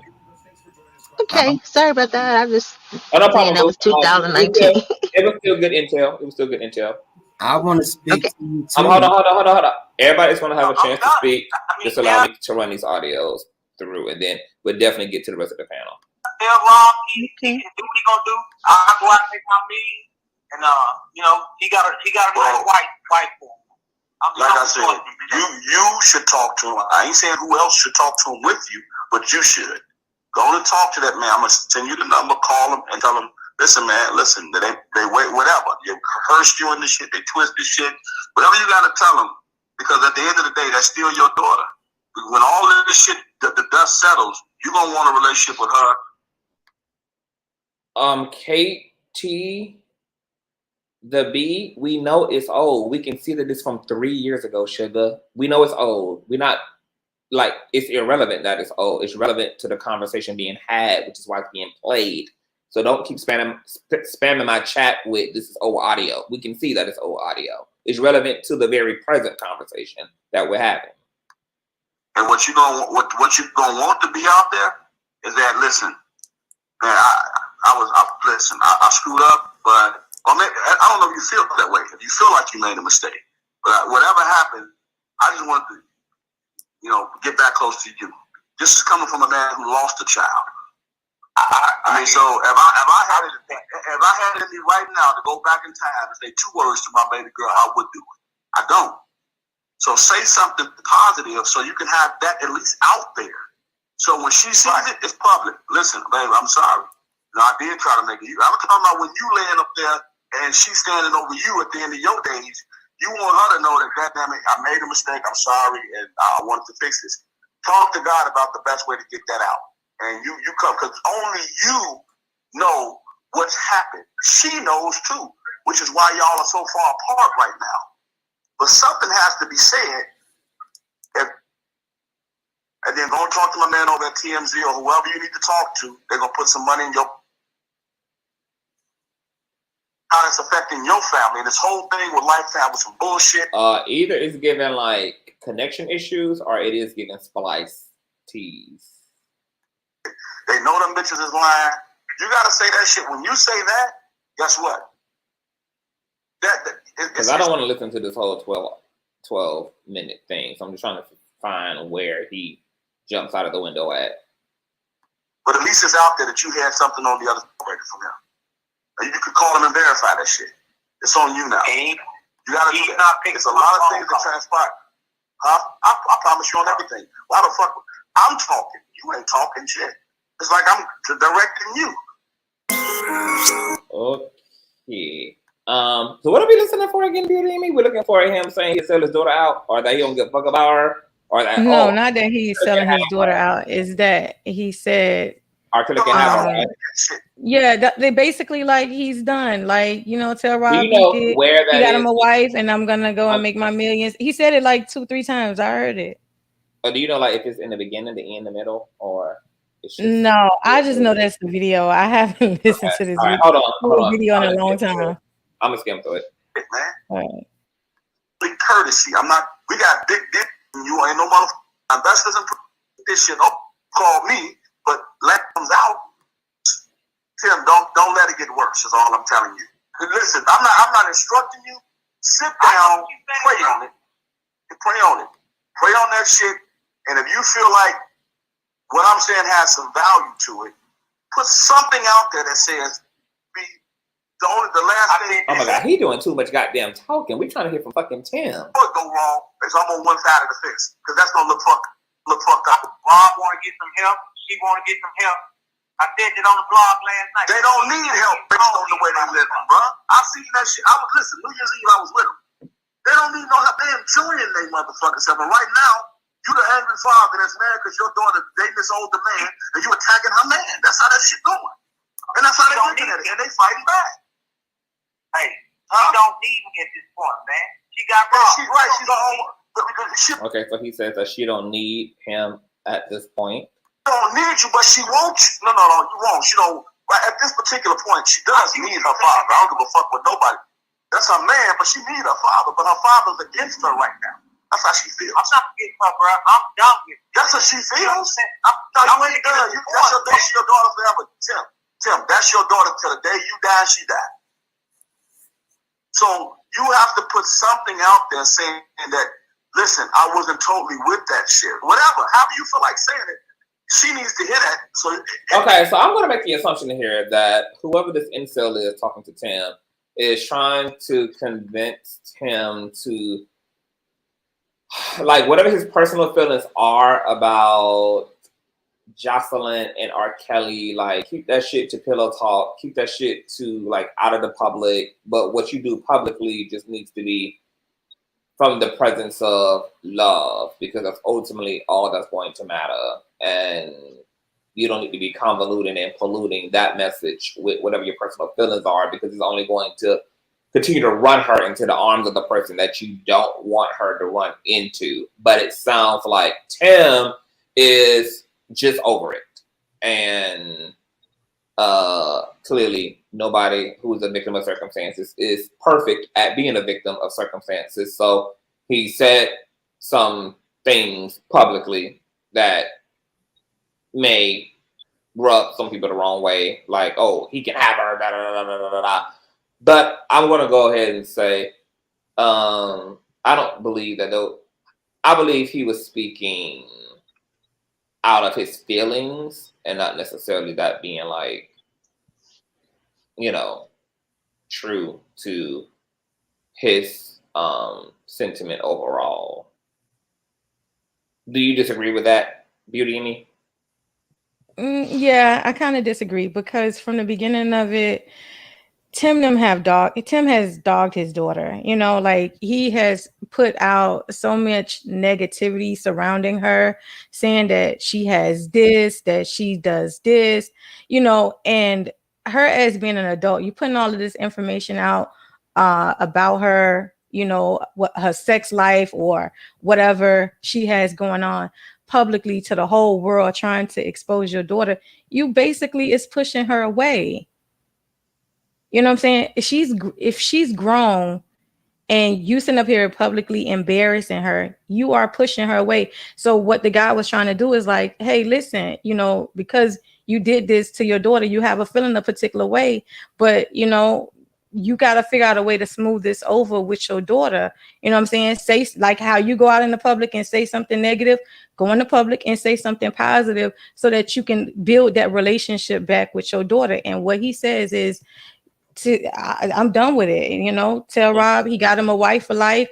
I'm finna go and make my millions. So Mm-hmm. If that's the mindset that you have about your child, but now you are jumping on every platform talking about you feel like your child is dead, you feel like your child had a baby, your child is this, you want your daughter, like how can you have that mindset as a parent? It doesn't matter how frustrated you are with the situation. If you really want your daughter back, that's not something that's gonna never come out of your mouth. Well, not necessarily. Parents say all type of fucked up shit in the name of so-called love, but speak out of frustration. Parents are not model citizens at all. Most of us can attest that our parents were not perfect and did not always speak perfectly, and probably did and said very hurtful things to us. And we all privately though, not publicly. Love us. Well, I mean, but we're only talking about that because this is a very public situation. Most of us are not celebrities either. So if we had the situations happen in our lives under the context of being celebrities, then maybe we would be in the same position that Jocelyn and Tim is in. But because we're not celebrities, it's not going to play out like this. And I think this is an extreme enough situation between Tim and his daughter to give some grace to. I don't think there's no way to know how to do something like this perfectly. I think having battle fatigue and being frustrated is something that should be expected. Whether you love somebody or not, it doesn't mean that you're not tired because you love them. It don't mean that you're not over it just because you love them. It doesn't mean that this ain't some bullshit just because you love them.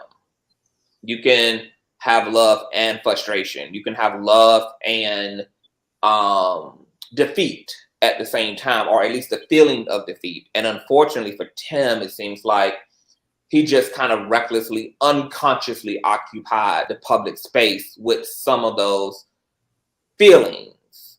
And I understand why the guy is correcting him. I'm not in disagreement about the conversation that his friend or whoever this is trying to have with him, because I think he's giving him sound advice. But I think it's also important to humanize Tim as well. And I mean, I think from your perspective, because you haven't been following the case for so long, maybe, but from my perspective, Tim has, this is not even nothing. Tim has done and said a lot of outlandish things. Mm-hmm. You know, he has done a lot of questionable things, and his actions is similar, very similar to Angelo Clary's actions. They are one and the same. They are no different. Tim is no different from Angelo Clary, with the exception of Joycelyn was 19 going on 20 years old when she met R. Kelly in college, and Azriel was 17 going on 18. No. There's a massive difference. Jocelyn was an adult woman. Tim had no legal right to restrain his daughter, even if he would have been aware of her behavior. Can your daddy do anything about your decisions at 21 and 19 and you're living outside of your parents' house? Now, of course, they can state how they feel, but can they actually do anything about the choices you make? Whether that's to get a tattoo, whether that's to date a guy who they don't think is good for you, whether that's to get a BBL, whatever the hell your decision would be, how much can your father do to stop you as a grown woman? Nothing. That's what I'm saying. But Tim is the one that kicked this whole thing off. You know, Tim is the reason for everything. He was the one feeding Tasha K all of the information. He's the one that did the first press conference. His daughter was grown. But why should but I don't understand how those things contradict each other. I'm a concerned father for my adult daughter, and this man is a predator, and he's not a good man, and he cannot be a good man in your eyes. It doesn't mean that he's not a good man in your daughter's eyes. You're not there with your daughter. Point, we're talking about a man who had a whole marriage annulled, between him and a teenager. We're talking about a man who had a whole sex tape out regarding an underage girl. And when they took her to a concert, they took her to a concert as a woman and to look from afar at the artistry of R. Kelly, never expecting her to end up in some romantic sexual relationship to him. That's not accurate. They told his friend, whoever his friend was, to put her on the stage. They put her on the stage, and that's how she linked up with R. Kelly. Okay, as an artist, right? Yeah, him as an artist, but her as an adult. Okay, as an adult and as an artist. I'm still not understanding what About what? Well, your daughter gets taken away from you, and she's not even in a conventional relationship. She goes disappearing into the vacuum of the R. Kelly multiverse, and you don't even have disappear though. She was having communication with her parents.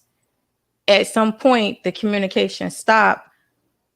Could it be because of her parents? I think we're on the outside looking in, but I mean, only she knows the reason why she's not communicating with her parents. Like nobody knows what Tim Savage and his wife has done to their daughter. There's a video of them badgering the shit out of her. Well, until Jocelyn introduces that narrative, we can only assume that they haven't. Don't kids run away from home? Don't kids run away from home as teenagers, 14, 15? Don't kids suffer abuse or deal with certain different things? I mean, so we don't know what she dealt with while she was with her parents, because there is reasons behind her not wanting to communicate with her parents. And I mean, as an adult, I think she has that right. R. Kelly is in jail, so it's not like he can stop her from communicating with her parents. R. Kelly has been in jail for 4 years, since 2019. She still has yet to want to communicate with her parents. And that's her own normal. Could you imagine raising? Hold on, somebody got some feedback. I think it's Miss J. Marie. It's perfectly normal for a family to put out a SOS for relatives who essentially have gone missing. And no, communicating through me through text and a phone call every now and again, and not being able to see you, and then ultimately there being no communication is not normal.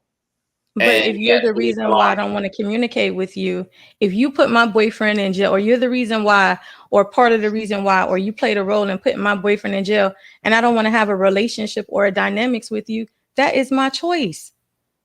I don't have to communicate with you. That is your choice, but he's being put in jail for what he's done to other people. That could be from your perspective, but from her interpretation, she can probably feel like he's in jail because of her parents. Her parents is the one that kicked off this whole R. Kelly shitstorm. And they should have, because there's been a lot of victims.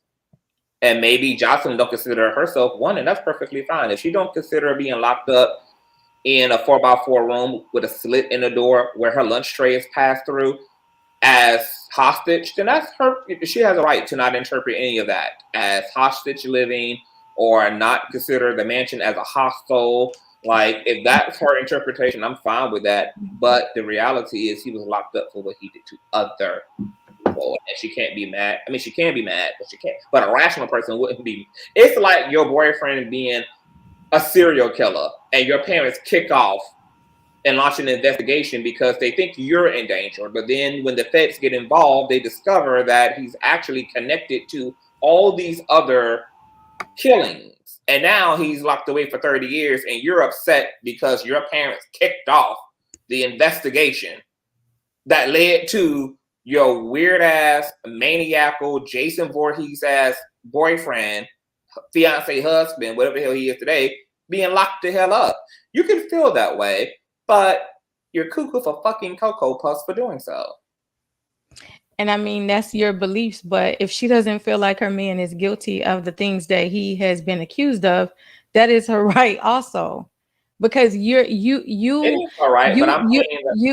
like, everybody is studying the case from the outside. Nobody. No, it is her right. I agree. I totally agree with that. I'm also saying that there has to be something cognitively missing from Jocelyn's mind to even want and still desire a man who has grossly violated other men and women, even if that wasn't her experience. And if she's still in a place where she has seen these tapes, She's heard these testimonies. She's know that people have been shitted and pissed and thrown up on and turned into damn teddy bears and shit, and she's still enticed, turned on, and thinks he's father and husband of the fucking year.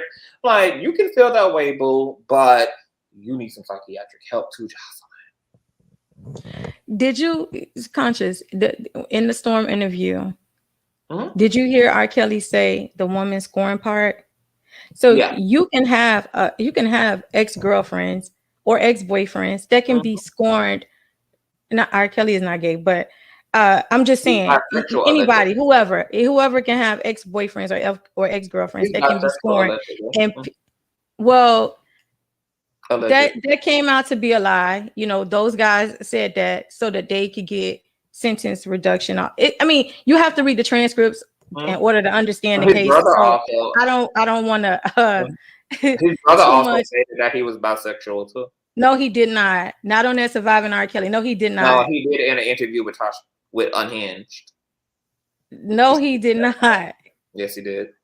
Okay, I didn't see that interview. I heard it. But you have to.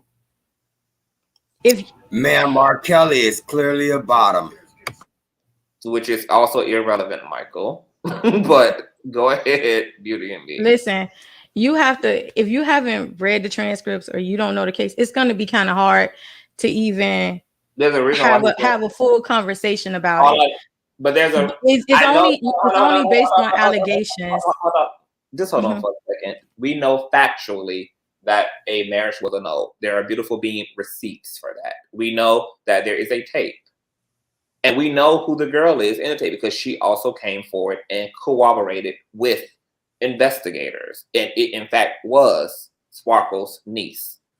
Half of America saw that tape for themselves. So you have to remember that you're talking to a nation of people that have been able to see certain incriminating things for their own self. Not everything is a narrative or speculative or transcript based, but there were things like that sex tape and things like that no marriage that were factually presented, that were emphatically incriminating the living shit out of the Pied Piper. So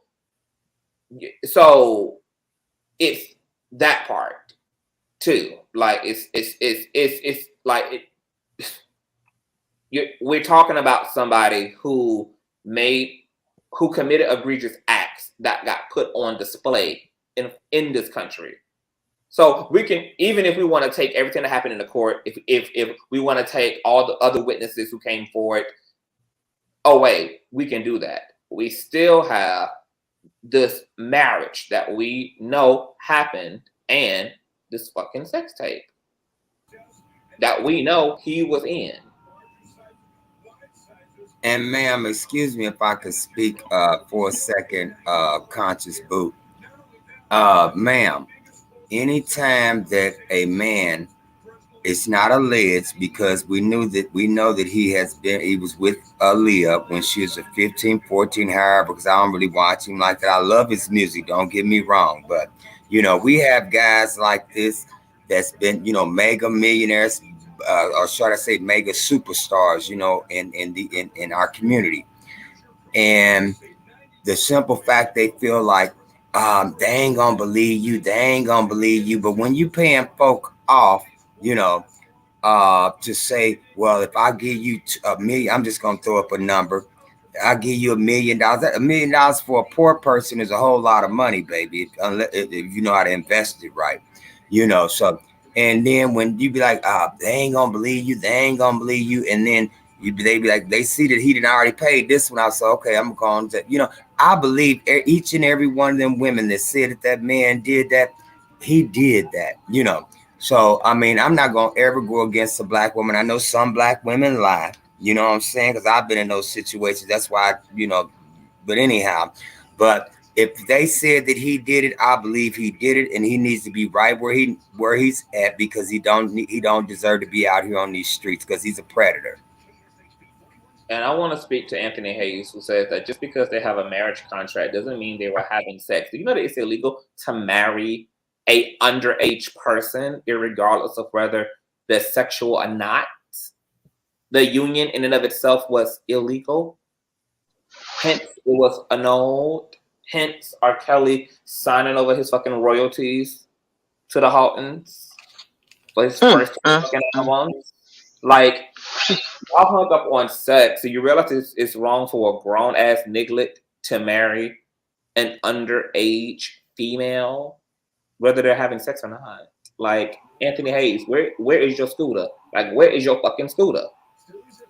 I want to welcome Felicia to the chat. Thoughts, darling, on R. Kelly. Hey, Conscious, can you hear me? Yes. Hey, Conscious. Hey, Chad, and happy and healthy, prosperous New Year to everyone. Thank you, Conscious, for another phenomenal panel tonight and for an incredible topic. I listened and I observed, I think, with a bit of a different eye here.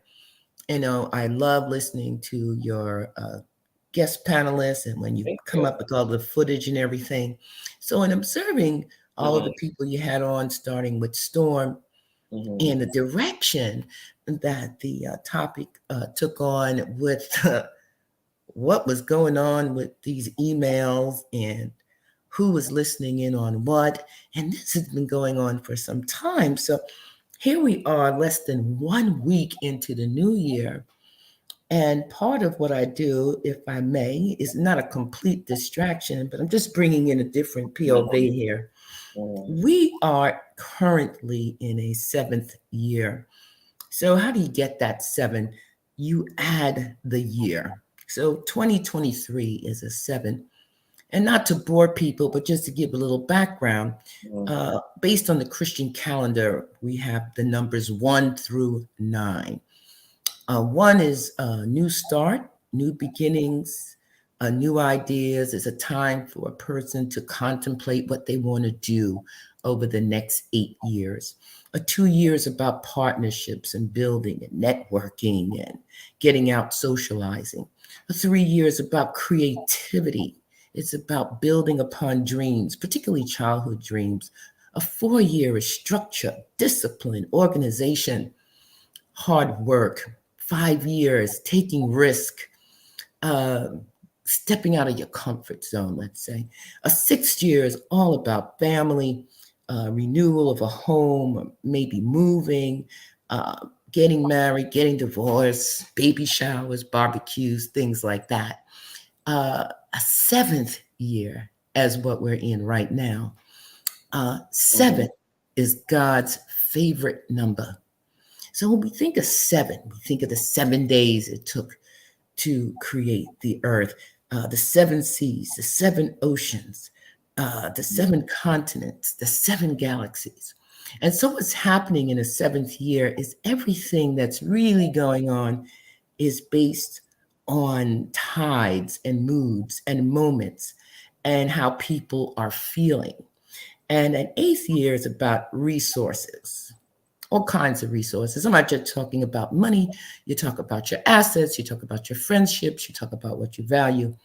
And a 9th year is end, termination, culmination. So coming back to 2023, what we are into right now as we look on these YouTube streets, which is in a full spin out, is righteous retribution. And so I'm listening to the father, Tim Savage. I'm listening to this R. Kelly interview. And I'm saying, wow, what is happening here? Because quote unquote, is the young woman who was just up here. She very much expressed that Mr. Savage isn't a good person. And you have what we would consider an unrighteous person calling out another unrighteous person, which is almost like an oxymoron in a sense that where is this coming from? And so I believe coming out of this pandemic, coming out of this global shutdown, where so much was held down, so much went unspoken, so much had gone wrong that folks are standing up and speaking out, whether they be the righteous or the unrighteous, the truth seekers or the liars, the criminals or the victims. Folks are demanding righteousness, whether it be through a punishment purpose or some kind of backlash that is unexpected. So when I look at what's going on, with this case down in Georgia with YSL and Young Thug, you've got people, taking deals, saying they're going to testify, all of that nonsense, that confusion that was going on with the Tory Lanez case and what's the truth and what's not the truth. Thinking about things like with Duke the Jeweler and the loss of life with Takeoff. Mm-hmm. There is going to be righteousness, but it's going to be the kind of righteousness, as I said, that comes with retribution. And with that, all of us, whether we think we're in or we're not in, or we're going to be a part of this or not, we are going to see it come to pass. So I'm encouraging everyone who's into YouTube, who's looking for what makes sense, does it make sense? Well, I'm not clear, I'm not sure, things like that, to continue to listen, process, and be certain to check in with yourself, particularly on 7 days. A full 7 day, we're going to come to our first full 7 day on Saturday. So be alert. Any day that equals a 7 in any month, remain alert. And for the month of July, stay ready so you don't have to get ready. Get ready on period. That is sound feedback, especially for the top of the year, for the 7th year. Yes, period. it is. Mm-hmm. So thank you. And like you said, it's not coincidental. All the stuff with Kelsey and immunity, all these court cases back to back, all this movement in the criminal justice system, like it's all a part of the workings. And in this country, particularly, righteousness in the courts is supposed to be the ultimate place of satisfaction. But look at how unsatisfied, dissatisfied people are. And if you look at just what's going on in politics right now, Republicans can't get it together. I don't care how many votes they had so far. They can't get it together because there is a strong desire for righteous retribution. And so we must remain alert. Amen. Amen. That's the motto of the year. Stay woke. Man. But we was talking about the R. Kelly, and I wanted to speak on, not to be rude or interrupting you or anything, but I wanted to see, because Conscious, on some real, when I was hearing that tape, that Jailhouse tape from that's supposed to have been R. Kelly, that he did with what's his name, Storm. Was that tape real? Was that a real conversation that he was having? Because people can doctor up stuff, and it just didn't seem genuine. Storm came on here and said that this has been a 2-year situation in the works, and that he was supposed to get this call actually on New Year's, but it was prolonged, etc. So no, this was a whole situation. So this was a whole facilitated phone call between Storm. Yeah, it's a real conversation, and the accusations or the statements that was made is absolutely real. As far as what Tasha K did, that is absolutely real. Yeah. Why would Storm have to? Storm ain't got a pussy pop like that. Like Storm ain't got a putting up. And in this age, it's like hardly nobody is dumb enough to take that type of chance, because nobody like this audio clearly came from some. So they say hypothetically, Storm fixed this, but the reality is this audio came from somewhere. So if Storm had imposed his voice over it, he would have been risking the original audio coming to light, and of course it would have, because he has a massive platform. Somebody with a master's degree in nosology would have been like, wait a minute, I know where the audio comes from. That's in the archives, or that was played in court, or that came from So Storm would never sabotage his brand like that, and he has no reasons to play those type of games. And he's known for being able to get exclusive. This is the same man who helped to pop Jaguar right all the way off. This is the same man who had some really notable interviews with Young, Pharaoh, Roseanne. Storm is that nigga. Like, this ain't his first exclusive. Like, this is what Storm do. Oh, okay. Mm-hmm. Yeah, so super genuine audio for sure. Thank you for that, Felicia. I want to get to Jamari. Is there anything that you wanted to comment on before I take it back to Beauty and Me? Oh, are you talking to me? Yes, ma'am. Oh, yeah, I did. I wanted to comment. But I didn't want to say too much, but because I don't know what's acceptable. But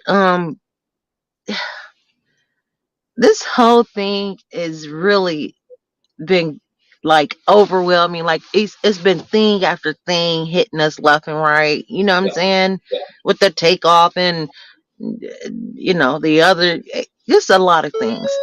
And well, I look at it in a different perspective, and I don't want to just jump on there and say it because so many people jump down my throat because I have a different way of perspective of looking at things.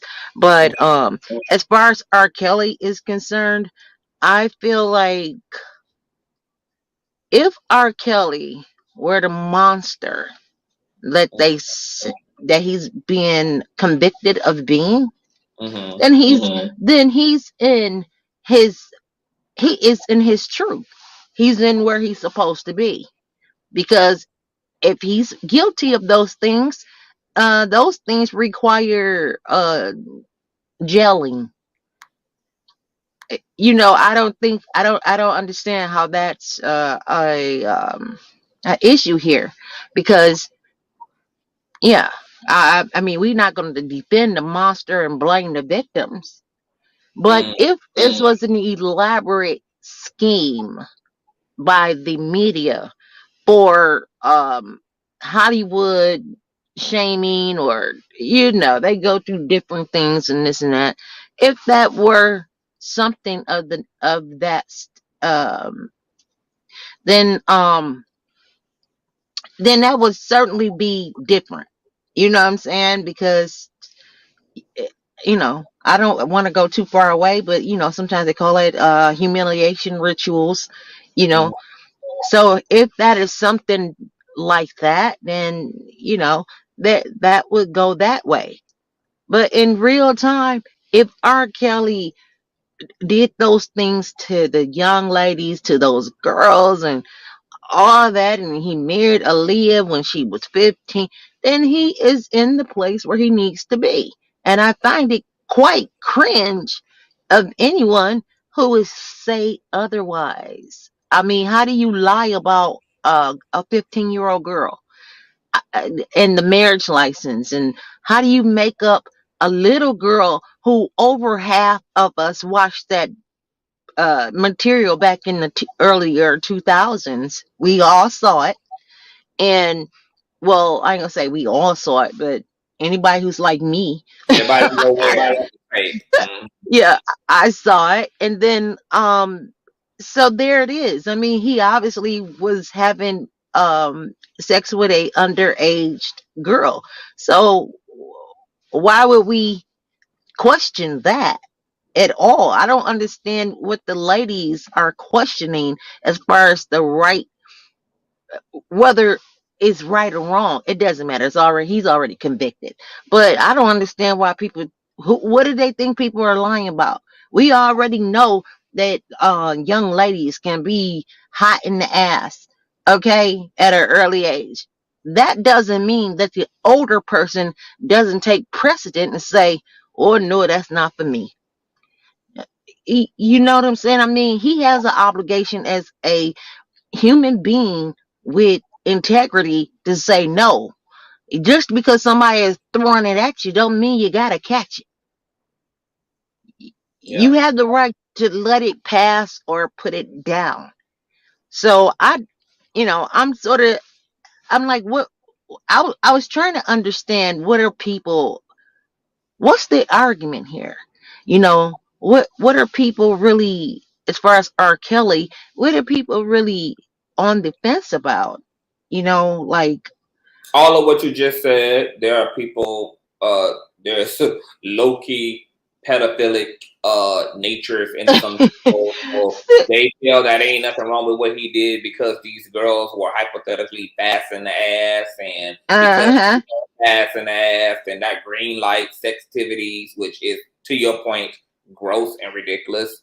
And then there's people who like Beauty and Me, who feels that there are things that have happened unethically as it relates to his trial, which I agree to. Hence, Unhinged getting her ass involved and people accessing his files illegally, etc., tampering with witness evidence. I don't give a damn if it is R. Kelly on stand.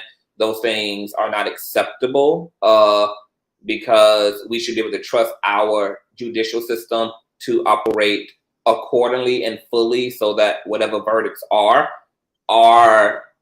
that the public can also have security and confidence in knowing that things were handled in their proper context, and so that the villain or the one who's being convicted also can be convicted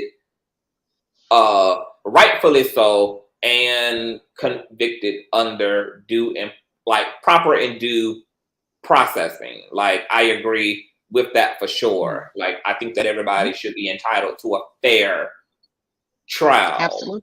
period. Because this is the court of law, not the court of public opinion where shit can get raggedy and ghetto real quick. I don't expect that type of in a federal case. I don't expect that type of shenanigans to happen on a professional level. And even somebody like R. Kelly, still, because R. Kelly would have went to jail anyway. That's why. Yeah, absolutely. Also, that's why it's also easy for me to okay, give him due processing. His ass would have been in prison no matter what. But he does deserve due processing. But if there had been due processing, R. Kelly would have been convicted of something. He would have done time for something. And based upon even more. And based upon everything from the marriage to the sex tape to even some of the witness accounts, for me personally, I don't believe that he is completely innocent. I'm also rational enough to know that when it comes to celebrities can also be preyed upon. So I'm sure that there's been clout chasers as well who have attached themselves to this trial. There's been people who have embellished situations with him. The Bill Cosby was proof of that. While Bill Cosby was equally guilty, there were also clout chasers like Janice Dickinson, who were trying to get her 15 minutes off of the situation. They caught her dead ass in lies, and they had to throw her mayonnaise ass out to the curbside, because Cricket Small was about her. Because she was on her bald head and shit. I have seen so many cases where, I know it gets very convoluted when it comes to celebrities, because you can have two things happening at once. You can have a predatory ass celebrity and also have predatory ass civilians preying on that celebrity. And so you get a mixture of celebrity being wrong, but then also having to scoot through and vet all of the lies and everything else, because there are people trying to get their 15 minutes off of the wave. And you've seen that in so many of the high profile cases where dozens and dozens and dozens and dozens of alleged victims have came forward, and then those people were properly vetted, and then come to find out, yeah, this is bullshit, this is bullshit, this is bullshit. Now this here is true, but that's bullshit over there, but this here is true. And that's the whole point of an entire investigation. But it does get very crazy when it comes to celebrities in these predicaments. Yeah. So can I respond, please? I just wanted to grasp I want to sort of bring people back home with stay with the facts, because we got to realize this is Hollywood. Have you ever been to a magic show? Anybody has ever been to a magic show? I'm not asking for a raise of hands. All I think I'm saying to you is keep your eyes on the hands. Because sometimes people will wave this hand so you're not looking at what's really going on. Mm-hmm. And that's what happens a lot of times when you, especially when you dealing with celebrities. They are always in the mix of, sometimes I'm not going to even play. You guys, I am suspicious and leery of everything because my mind goes and goes and goes, right? Like when you start looking at everything in a certain way, you're going to start making deductions, like, is that real or is that not? And then the logical thing in you is going to say, oh my God, no way, who would do that? You know, and then if you keep questioning everything, you're going to keep questioning everything. And I know the more money and the bigger the celebrity, the more of a facade that can be created. Can I I say can't. this right quick? Can I say this right quick, Boo? Now, okay, if R. Kelly's being charged with the Aaliyah thing, why Damon Dash and Jay-Z's not being charged with the same exact charge that he's did? You know what I'm saying? So They're not on a sex tape. He's not on a sex tape either. There's no Yes, sex tape he of is. Aaliyah. Uh, There's no sex tape yeah. of Aaliyah. He was Oh, just yeah. speaking to you about Aaliyah. There's no Yeah, sex tape of Aaliyah. there is a sex tape of Aaliyah No, and there's not, R. Kelly, ma'am. No, there's and not. as well. Not only is there a sex tape, there Where is is it? also proof of marriage. I mean, what Where are is you the sex saying? tape? You Somebody just said would that there get was a sex married and tape. not have sex? You just said that there was a sex tape. Where is the sex tape? There is a sex tape. Where Okay, is you're it? gonna find out. You're gonna find out. But anyway, about that sex tape. But Where is it? anyway, Aaliyah has been dead for how many years? Where is the sex tape, yeah, ma'am? yeah, but he made sure he destroyed her while she was still fresh, Where is the and she sex was. tape? I mean, you Why you you you come up asking here me? I and didn't make you it. but you just made an allegation. You just made something like Yeah, as if you because I'm knew gonna tell it was you, something hold factual. tight, So where is the hold sex tape? tight, hold tight. Okay, you gotta sometimes as things progress, that's when you find things. Didn't the But lady just but you tell you can't the make a number of statement about completion something is that not you is don't 7? have any proof of though. Okay, That's so the I'm wait, not, problem. hold on. I don't want to ma'am. keep going I'm through not. this. Listen, Hello, you guys. I don't want to keep I going through this. said wait. So a better statement is there is an alleged sex tape involving Aaliyah. Now here's Absolutely. the thing, Conscious, right? When court happened, that person that made those allegations was not on the stand. She was not a part of any. I don't know where Lifetime is pulling these women from, but Are you saying that he didn't marry Aaliyah? hold on. I'm speaking to Conscious. I think you're not listening. Uh, Conscious. I That think you woman aren't. that was. I'm trying to speak to Conscious, and you interrupted me. Well, you can't just speak to Conscious and not the rest of us. We can hear But you. I'm I talking. can I'm hear you. responding to him. But I'm responding to him. I'm not responding to you. So Well, you Conscious. The interrupted me with woman. asking me if Conscious I actually.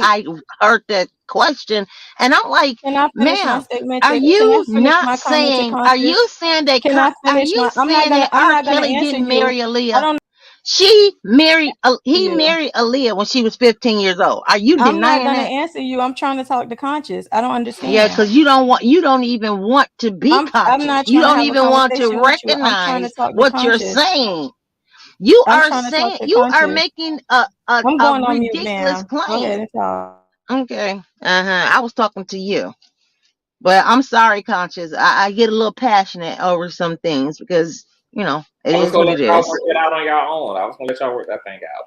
You know. Oh, well, she didn't want to talk to me anymore because I made too much sense. You know, I'm No, going you like didn't make he too much married. sense. I wasn't He actually made a trying to have a conversation with you. he You made a married a false statement about a sex tape 15-year-old that you still girl. have not yet showed me or said where the sex tape Yes, I is. made the comment, Where is but the he false? made But you made a but who's hold on. who The married first thing that I Aaliyah? spoke to you about, the first thing I spoke to you about was your false statement. You made a Uh-huh. false statement.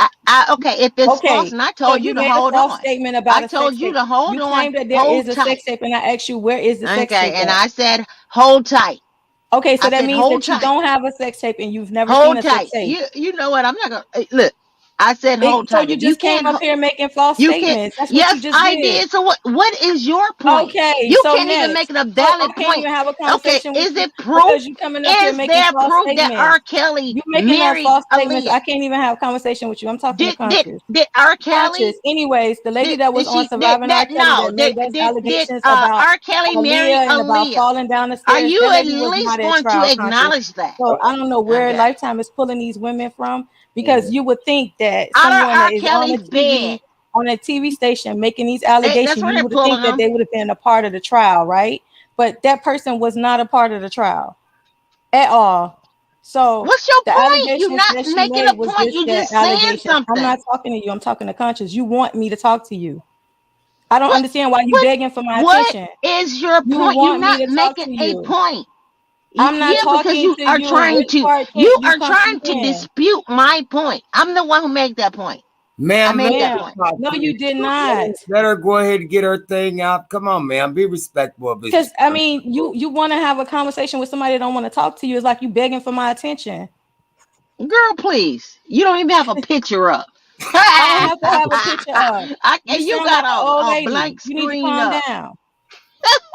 I don't need to get Y'all, honey. why y'all so much? Y'all are so. Oh, Lord have mercy.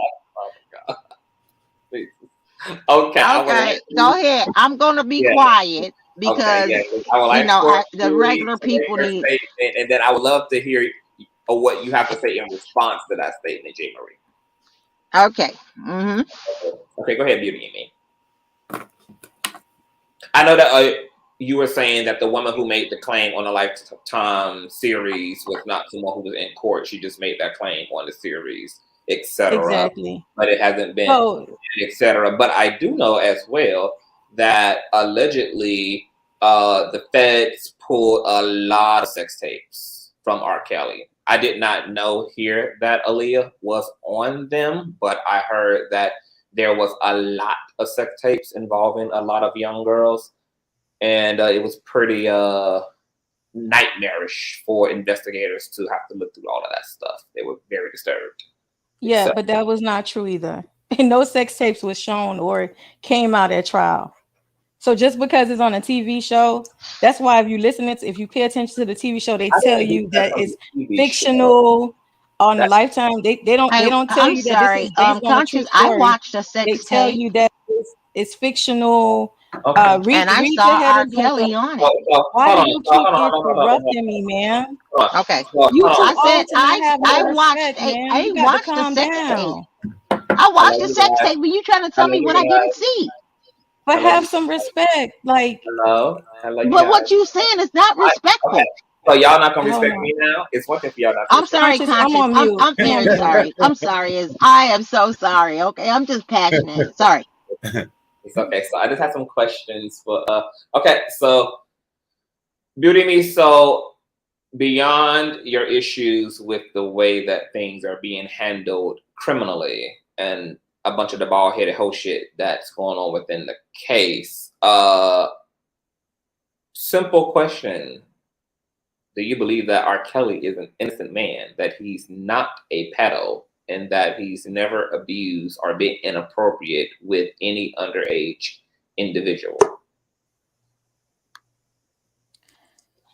Listen, Conscious, I don't believe that R. Kelly is guilty of the crimes that they charge him with. I don't believe the stuff that's in those Lifetime documentaries because half of those people that were in all of those documentaries came out was not a part of the trial. The vast majority of the people that was on there making allegations was not a part of the trial. So no, I don't believe, like, I really feel like what the lady had said earlier, like this was a industry orchestrated thing.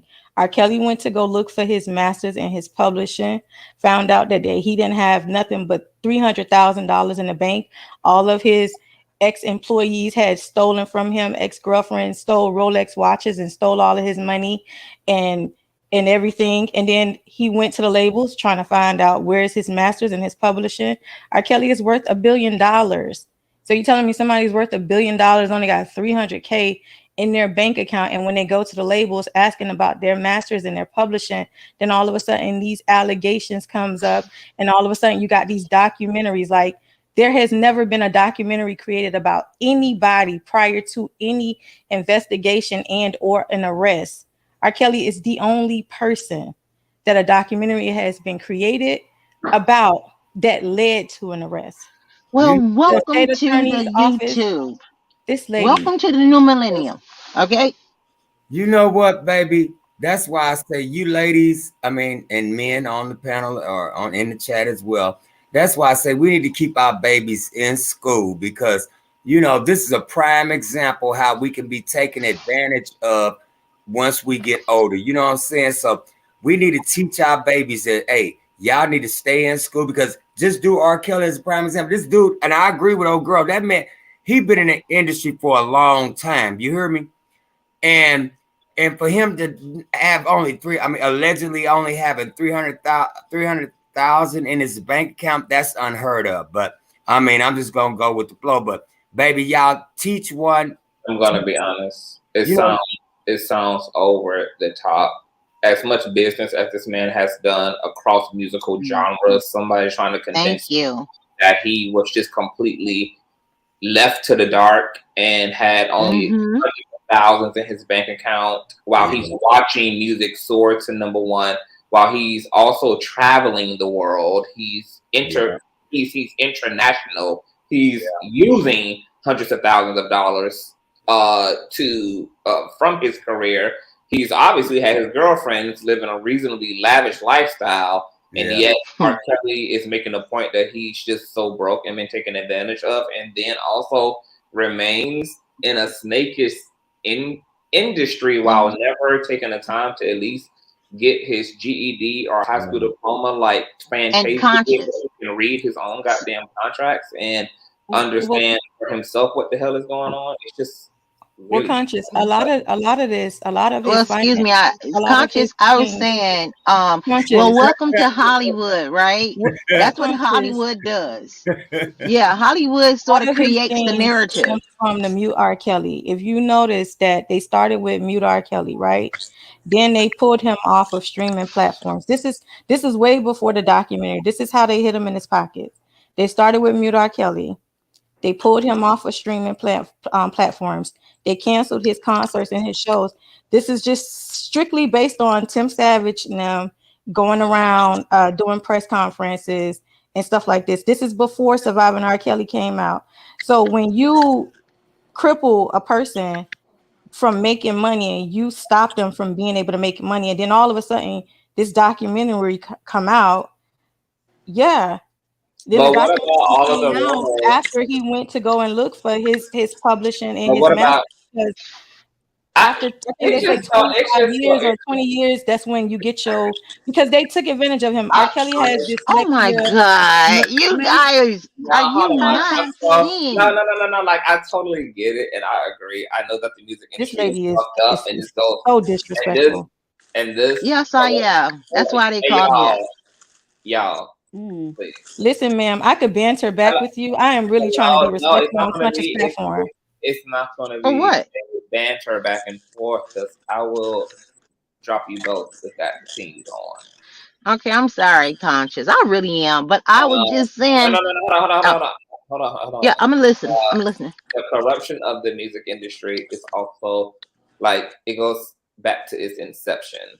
I totally get that. But it's also kind of exhausting, because these conversations always get hijacked. Just like in Tory Lane's case, it got hijacked with Rock Nation and Beyonce and Jay-Z. And it's just like, okay, fine. But just all that said apart, there are people from the community who talk about R. Kelly hanging out outside of McDonald's and high schools, and that this is what's like community knowledge, like beyond, like outside of the sensationalized Lifetime documentary. Once again, you still have this annulled marriage, and you still have this sex tape, and then you have all of this community knowledge about.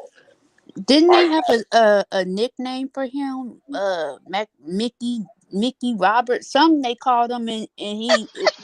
No, I'm being serious, y'all. I'm serious. And he would hang out up there to pick up girls, and everybody knew about it.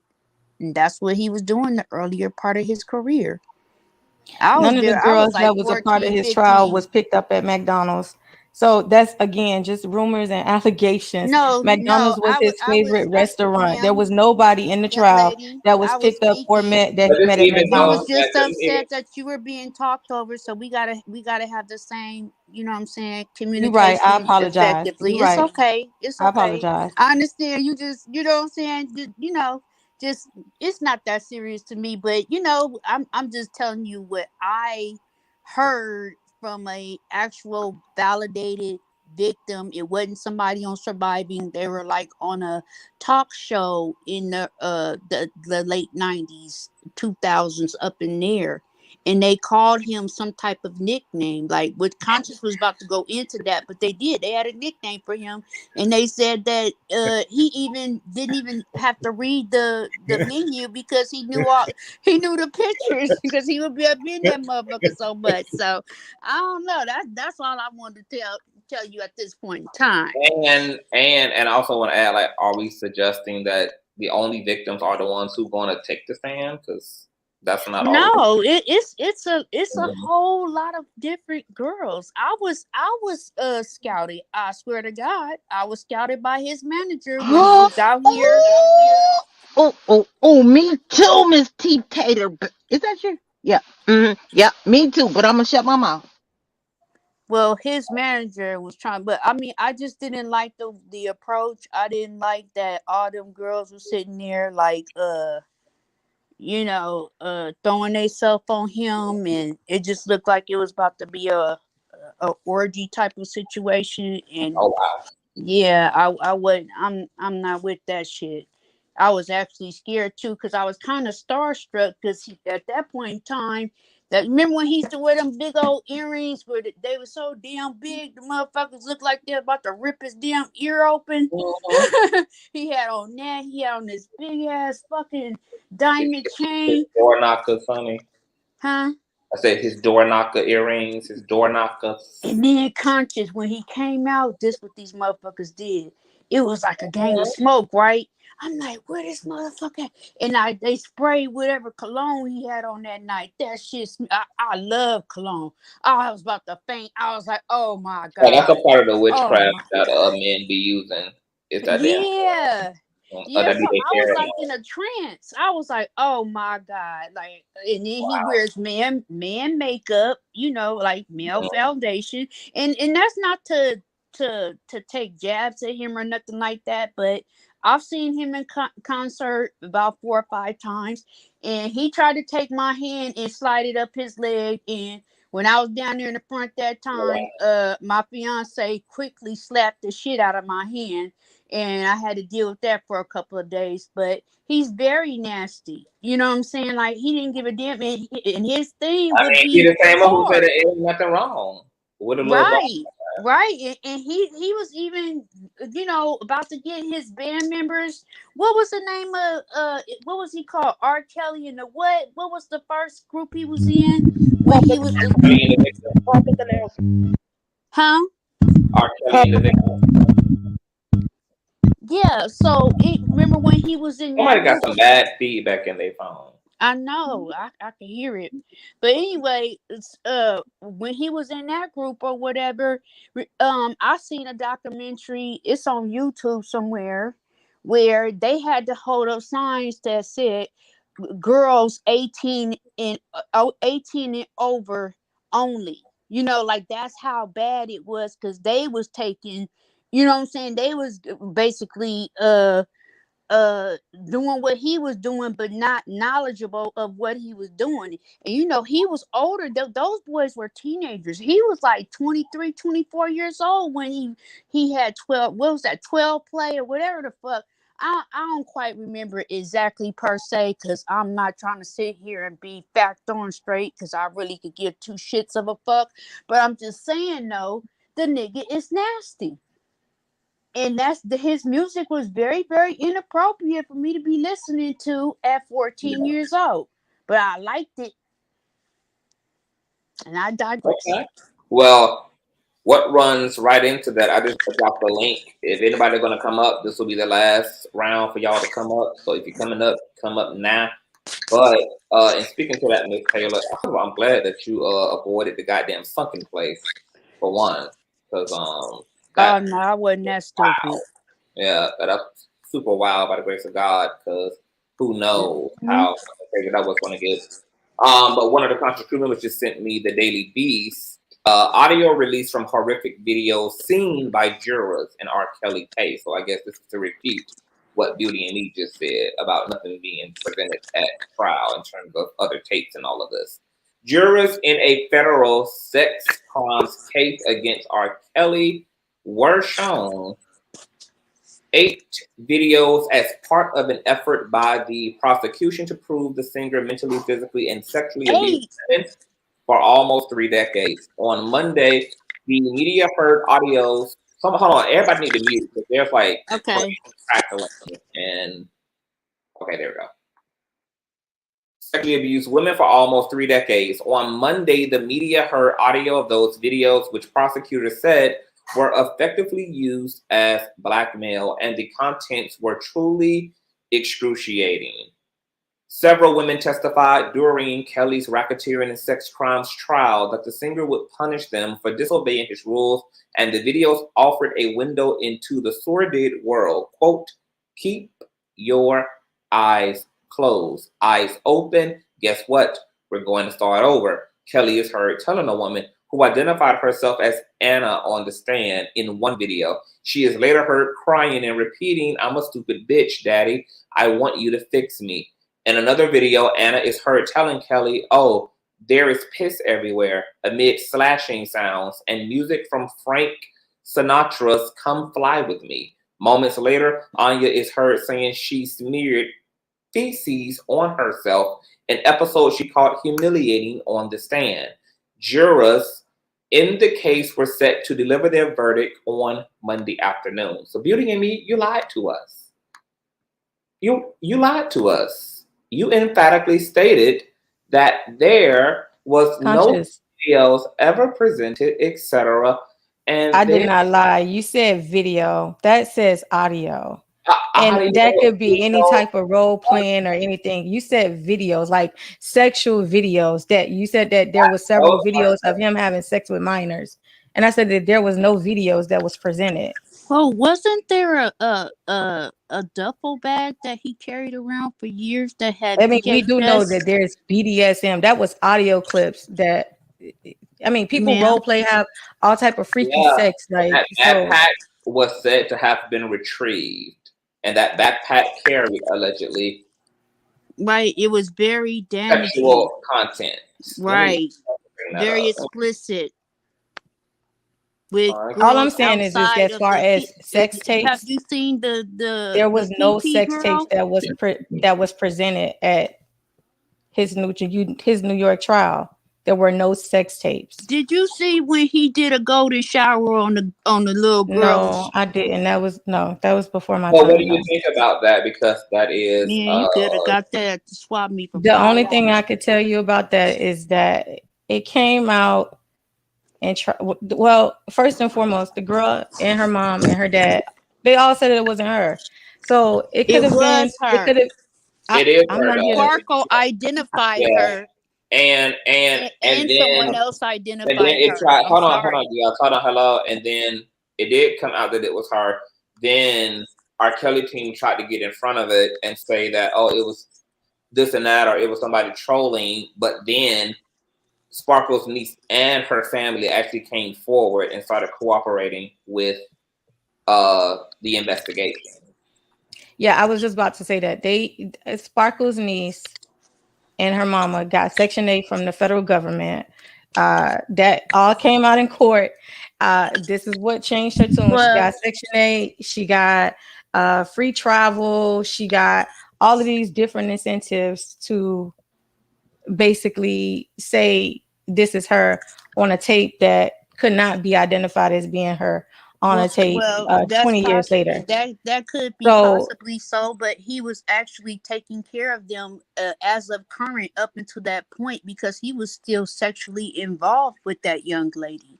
That's no, why it came out in Sparkle is court that going he was crazy not right taking care of now. them. I Yeah, mean, I was around in real time. it came out in court that she didn't get any. The court is hearsay. No. She was in court. I'm She not was here in to be a court. juror, but I'm telling you what I know and what I saw. And the facts are that he was fucking that little girl. He had her around him when she was only 14 years old by himself. Ma'am, that's impossible. That girl was on tour. Do you know she was a Did part you of watch a Sparkle's I watched Sparkle. Did you know that? Do you know that her niece said that she was in threesomes? That Sparkle was in threesomes? That's not an incentive. Oh my That's God. something that you fall I'm trying to figure out how it's section. Hold on. Hello. I have a real question. I'm trying to figure out how is Section 8 a payment? Because you said who? I said how is Section 8 a payment for R. Kelly? I'm sorry. You say how was Section 8 a what to R. Kelly? How is Section 8 a form of payment or some form of whatever to this family? Like what? He can't offer Section 8. I didn't say R. Kelly offered Section 8. I said the government offered Section A. The government gave her Section A. The federal government. There's a lot of intricate parts of this. I can't even get out a full sentence. What they did you just told me that I was rude when I interrupted you, and now you're interrupting me. You just told me I was rude when I interrupted you, and I apologize. And now I'm trying to speak, and you're interrupting me. That's because she's not making any point. I don't understand. It's like I just have a clear. Like I have a lot of microphones than everybody. Listen, I'm about to excuse myself off this panel. It's 2 minutes. I just gotta clarify. So not only did R. Kelly get bamboozled and hoodwinked by pebbles out of millions of dollars and billions of dollars of his music contract, and he was only walking around with $300,000 in his bank after decades of being in the industry. But he also has 60, 70 of men and women that are just lying explicitly on him. And on top of that, he is being mishandled by the courts themselves. And he has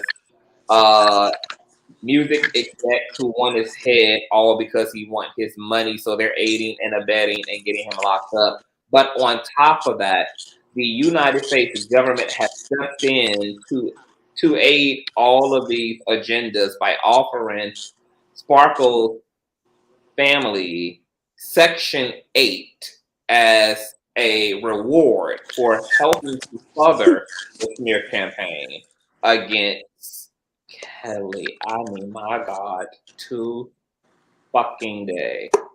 This is one hell. This is one hell of some shit. Beauty and me. This is one hell of some shit, baby. You know what, Conscious? Can I say one thing? He was just speaking to me. Can I finish, please? Can I finish? No, I had started first. But he was just talking to me.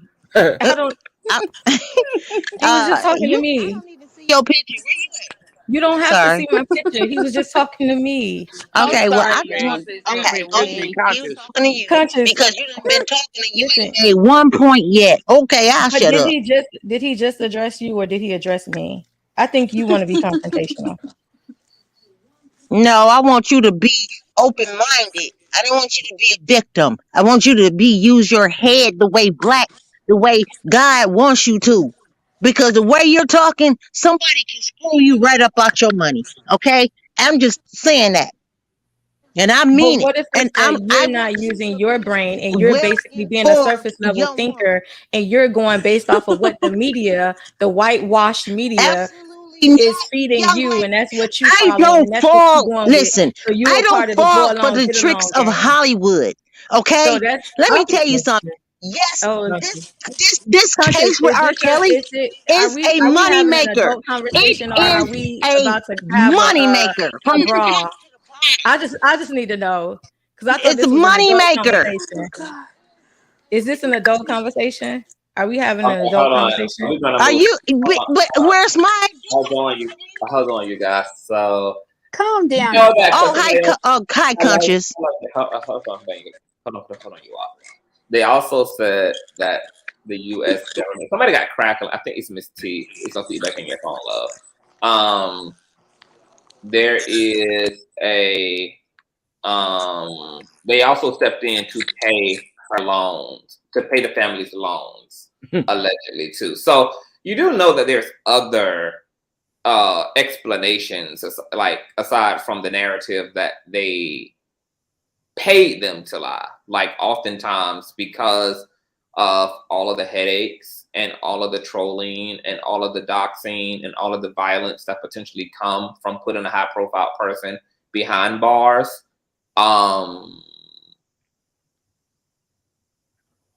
They make victims and witnesses feel real nice.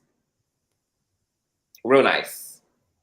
And so if paying bills and getting them housing because they were displaced at the time, because if they needed Section 8, then what that tells me is that this family was displaced and having a hard time.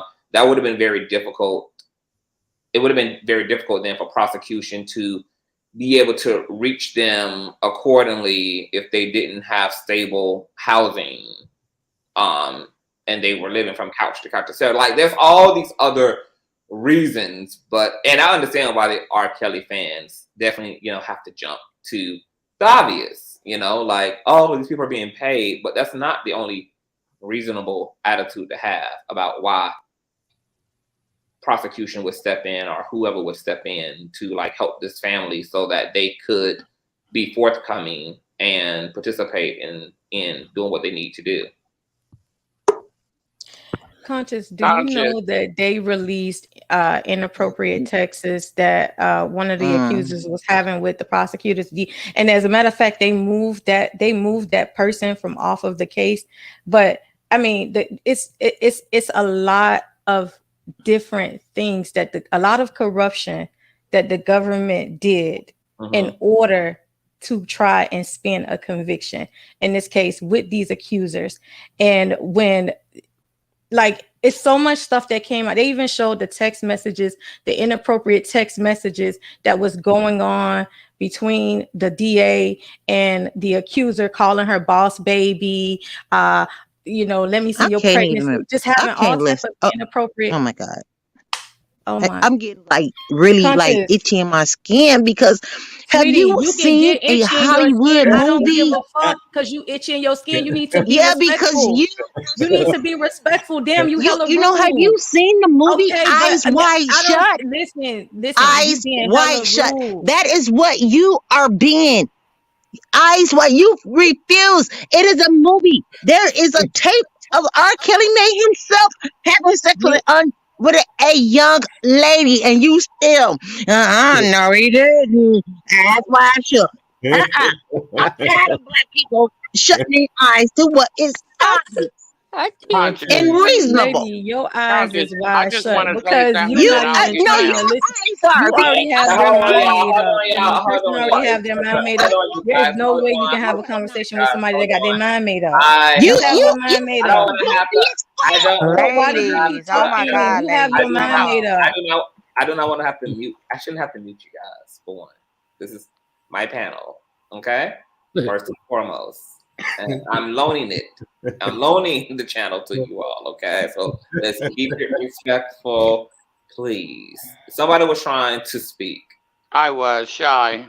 Okay, hi, Shy. Welcome to the platform. Yes, your thoughts. Hey, how are you? I just want to say that this is why a lot of people have a hard time telling what has happened to them, however young they were, to whenever it came out, okay? Screw being a celebrity, okay? It can be somebody in your own community. Okay. Let's take that in consideration.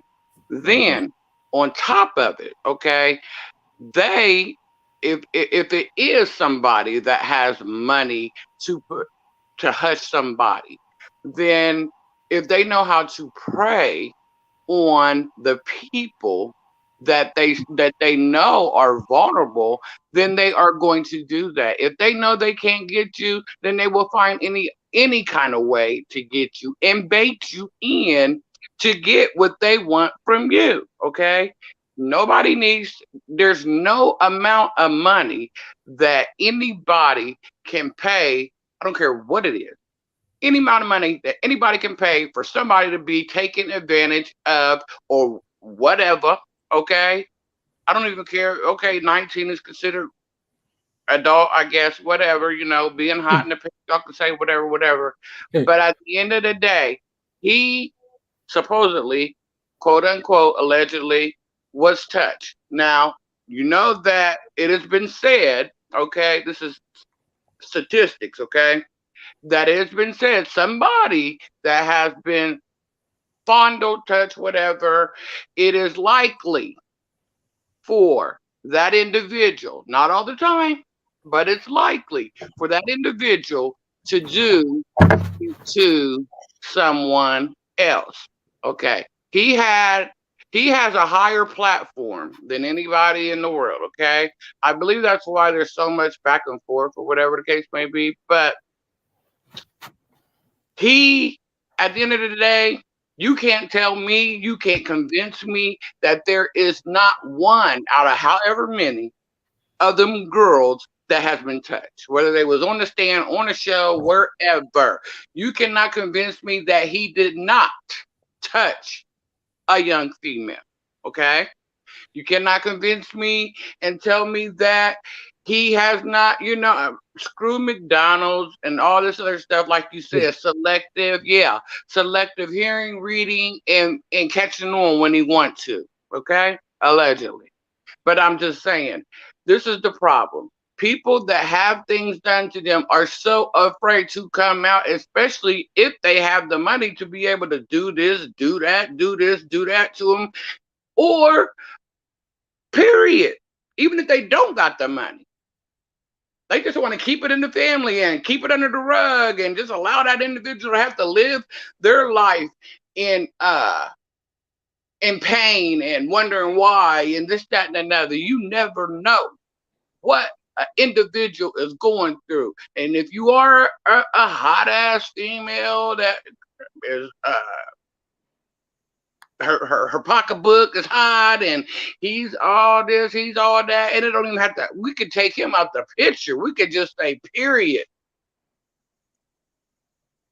It just doesn't make it look any better because he is who he is. Okay? Period. So let's not downplay the whole situation. Like this man, out of all the females, even if they wasn't on a TV, if they wasn't in an interview, you do not know who is at home dealing with pain and all that they had to endure because they was a fan. I'm gonna say this, sir, and I agree with you wholeheartedly. I'm gonna say this. I believe he did it. If the kids say he did it, he did it. And for that dude, who's the dude that was on the father, Tim or something y'all said earlier, I think. I don't even know the dude. But the one that said girl's daddy, and I think that they said that he had a business. One of the parents had a business. So I'm thinking maybe because, the pandemic going on and everything. And so I'm thinking in my mind, I could be wrong, but, during the pandemic, a lot of people was, they wasn't getting customers and all that. So he might have been like, well, dang, this is the best time for me to come out. But if your daughter is a 19-year-old woman, I was 15 years old when I left home. You know what I'm saying? And couldn't nobody tell me Shaq. You know what I'm saying? So at 19, she more advanced than a 15-year-old boy, you know, because they say girls are more mature than boys anyway. You know, so she knew what she was doing. So, but this dude, I think it was a publicity stunt for him to, you know, like clout chase basically. You know, so for him to come out, dude, she's an adult. Because I think at 17, when my mother was trying to come and get me from a spot where I shouldn't have been at, you know, teach me how to do, you know, when you young, you know, and I was 17 because she was trying to get me sent to the boys' home. And in the state where I'm at 17, you're legally an adult, you know, so I was making adult moves. Thought I was grown, you know, I didn't want to abide by her rules, you know, so hey, if I don't want to come home at 12 o'clock at night, what's going on after 12 o'clock at night? I should have had my butt at home, you know what I'm saying? But for this dude, I think, you know, not discounting anything R. Kelly did, but you know, in the same breath, I'll say this.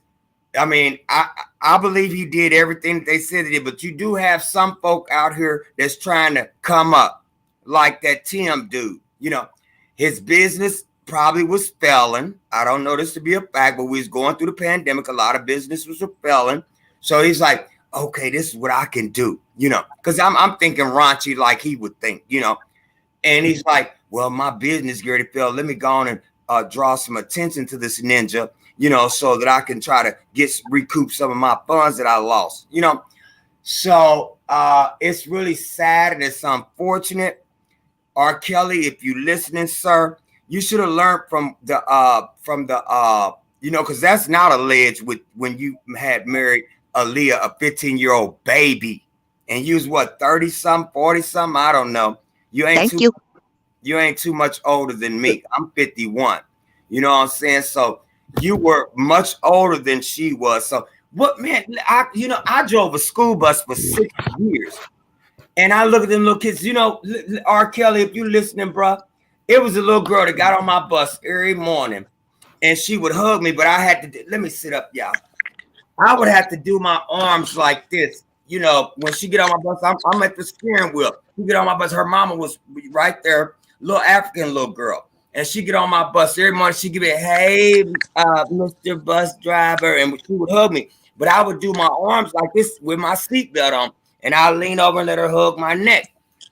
You know, and it's different from a female for a male. You know, females hug the girls and the boys, but for a man, it's a different deal. You know what I'm saying? Because I don't want nobody touching my baby, whether it's genuine or not. If I had a kid, you know what I'm saying? So, you know, but so, Mr. Michael, can I ask you a question? So, if you had a daughter that's under the mind control of someone that is basically going to be in jail, looks like for the rest of their entire life, and she's not speaking to you, clearly there is something going on that they possibly want to be aware of. Is possibly a genuine concern. He's still a father. Just because of you know, you can't judge people based on their past. You know what I mean? I mean, you when the older you get, the more you grow, the more you evolve. And I don't think that it would be fair for us to sit here and say that he's chasing a moment or whatever. Tasha K is wrong. And he said he tired of her shit. And like you said, it might just be a nice little payday for them. And also the survival series has came out. So yeah, they want their coins. So that I'm sure that's why all this bullshit is transpiring right now. You're absolutely correct. But we should not be sitting here saying who loves who and who feels what about this person. You know what I'm saying? Like that's not fair for us to say as far as how this man feels about his child. That's how I feel about that. I don't think that's fair. Yeah, and you're absolutely right, because if I was in that, I mean, you know, I was raised by a single grandmother, you know, God rest her soul. You know what I'm saying? That woman sit on my panel right here.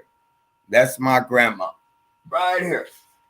You know, she didn't teach me how to be, she couldn't teach me how to be a man. She could only teach me, you know, how to be a law-abiding citizen, how to cook, clean and stuff, because that's all she knew.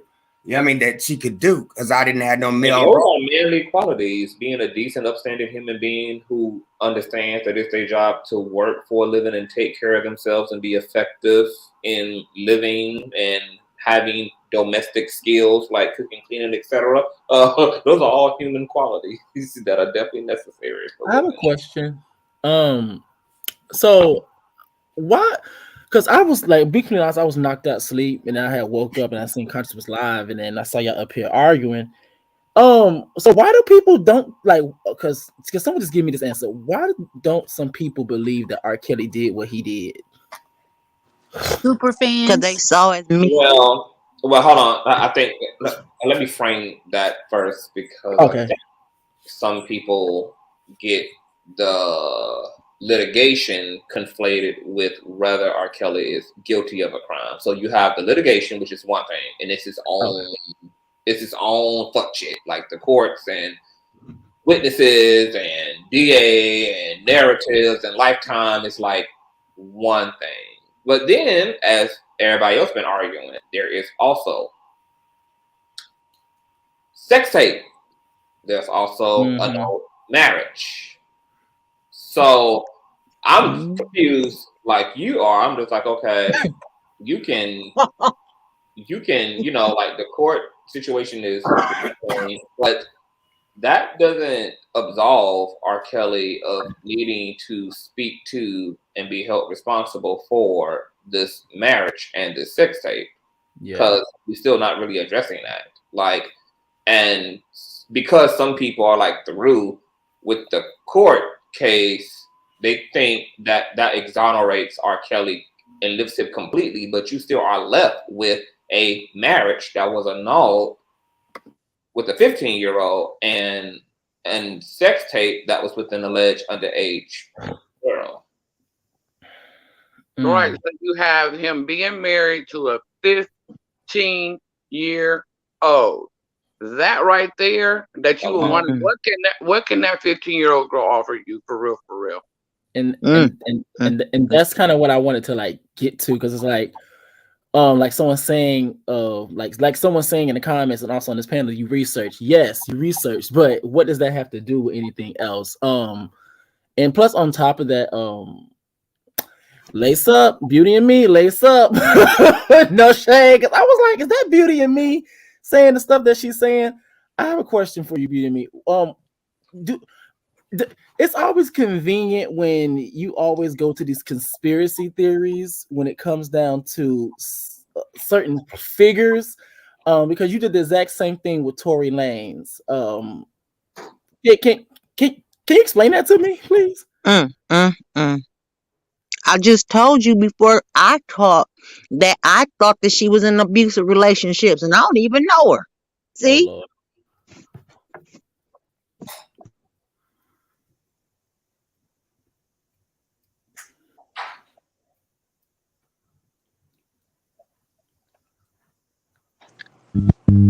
the confusion is that she's using the court transcripts as ironclad I guess hold of truth, like a Bible, when people are sitting here telling her that, in real time, what they witnessed, what they saw, what they heard.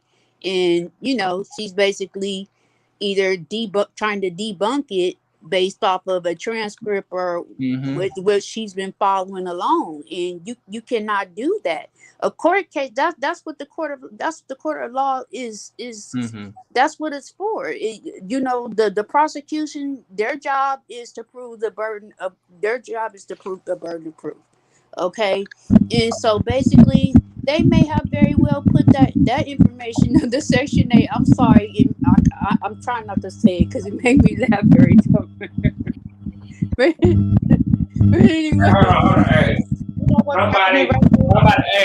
Somebody got feedback, and I will have to drop you because it's giving my shit bad quality. okay. So y'all gotta fix the feedback. Okay. But I don't understand why and she's standing 10 toes down on it. That's what's like strange to me about that. And it's like, you know, she debunking the duffel bag with all of the VHSs. You know how much, you know, how many hours are on a VHS? You know, that's what got him in trouble. But I'll digress. Eyes wide shut, baby. Eyes wide shut. She don't want to hear the truth. I don't even understand that. How can you be presented with truth and facts and then still close your eyes and say, but that ain't what really happened? I'm like, what the fuck? I mean, no. See, you know what? We got to stop the ignorance in. Because I'm black, I'm just going to speak on the black community because I'm so tired of black people choosing ignorance instead of, and ignorance doesn't mean stupid. Ignorant means lack of knowledge of a certain subject. Okay? Black people, we will choose to stay ignorant rather than open our eyes to the truth and the facts. And I don't understand it. You seen that man having sex with a girl. You seen the Aaliyah marriage license. Okay, so after he married Aaliyah, did he straighten up? Oh, I ain't gonna do that no more. Absolutely. What are your reasoning? You saw the marriage license. Even if you want to say everything else is a lie, that ain't R. Kelly. And then not really in that video, even though the room looked just like the room in his house. It's been proven. You know, and the girls have been pulling, they come through, even though Hollywood will embellish because they're all about money. If they see they can make money off something and that money trickles down to the hood, so I ain't mad. Even the YouTube streets, you know what I'm saying? But I'm just, but I'm saying, if you choose selective blindness, you are going to find yourself in bad relationships and toxicity. You are not going to make good choices. That's why I was like, she must be in a sad relationship, because there is no way that a black woman with a sound mind and with a positive upbringing choose to remain ignorant, even though the truth has been set before her. Now, that's why I said eyes wide shut, because if they are right there before your face, some things you can refute because we are shown things in Hollywood. I mean, from Hollywood people and those thereof. And they know how to manipulate an audience to get more. They want to capitalize on any situation. Trust and believe that. I know. And they will capitalize on any given situation, but at the same time, you cannot ignore the facts. And you can't look at the shiny object that the magician is holding while he holds his hand down and flips the card. You see what I'm saying? And I feel like black people are so busy looking at the damn shiny object in the magician's hand. You got two eyes. You can look at both. You can see what's going on and have an opinion. You ain't got to choose blindness or to see it. What? I don't think. Look, some of the stuff was, to me, I ain't gonna play. Some of the stuff was hilarious. I'm like, he did what? You did what? You ate boo boo. What the hell you sound talking about? You ate boo boo. You know, but if I wouldn't have I have a question for Reckless. Mm-hmm. What do you think the reason is for why people cannot see, I guess, R. Kelly for the monster he allegedly is? Because we have a history of protecting predators. That's one. Two, I do believe that. Okay, so to be completely honest, when it comes to the black men, them niggas they gonna stick together no matter what. I don't give a damn. I don't give a damn how much they talk about being leaders, how much they talk about being protectors. They're gonna protect each other. Now, in terms of black women, they have a tendency of being able to see men as their brothers, as their uncles, as they're able to see all men. Um, through the lens of this could be one of my loved ones, but yet that same grace and that same lens of seeing black women is not given. So I think that also plays a part. And it's a bias. There's a freaking bias. The same people that literally are taken up for R. Kelly wouldn't even feel comfortable leaving their children alone with him. So that's how I know there's a bias, because a lot of times they say, yeah, he didn't do it, but every time we ask the question, would you leave your child with him for a month by themselves and just say you had to go, they wouldn't do it. So that lets me know that you do on a subconscious level, you do believe that he is capable of those things, and you do believe that he actually did those things. That's just no shade. And you know what, Reckless? There are some of these women who gonna say, absolutely, I leave my kids with that monster. What? You need your I'm gonna cut your fingers off. You heifer, you don't deserve to be. I'm sorry, but I'm just I don't like children being hurt. But I'm saying, like, how could you? If I think a person would hurt my children, even with my brain, and I can tell you guys know my brain goes crazy, right? I'm a Pisces and I'm all over the place. But you know what? If I even think that a man would do something bad to my children, he gotta go, including the father. Go, goodbye. Ain't nobody finna hurt my ass. You gotta go because I thought about it. It ain't nothing happen. I ain't gonna let it. Hello, you guys. I have another question. Do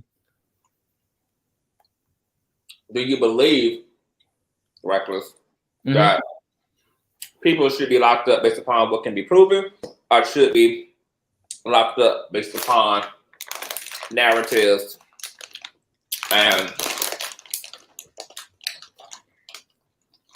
confessions and testimonies, but not for evidence?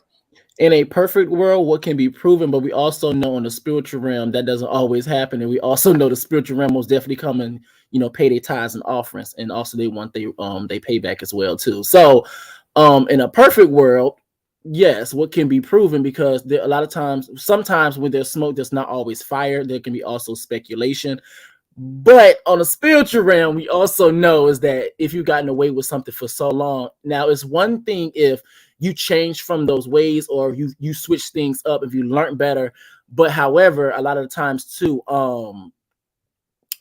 people who kind of take advantage of those opportunities where life may have just slapped them on the wrist instead of slapping them on their ass.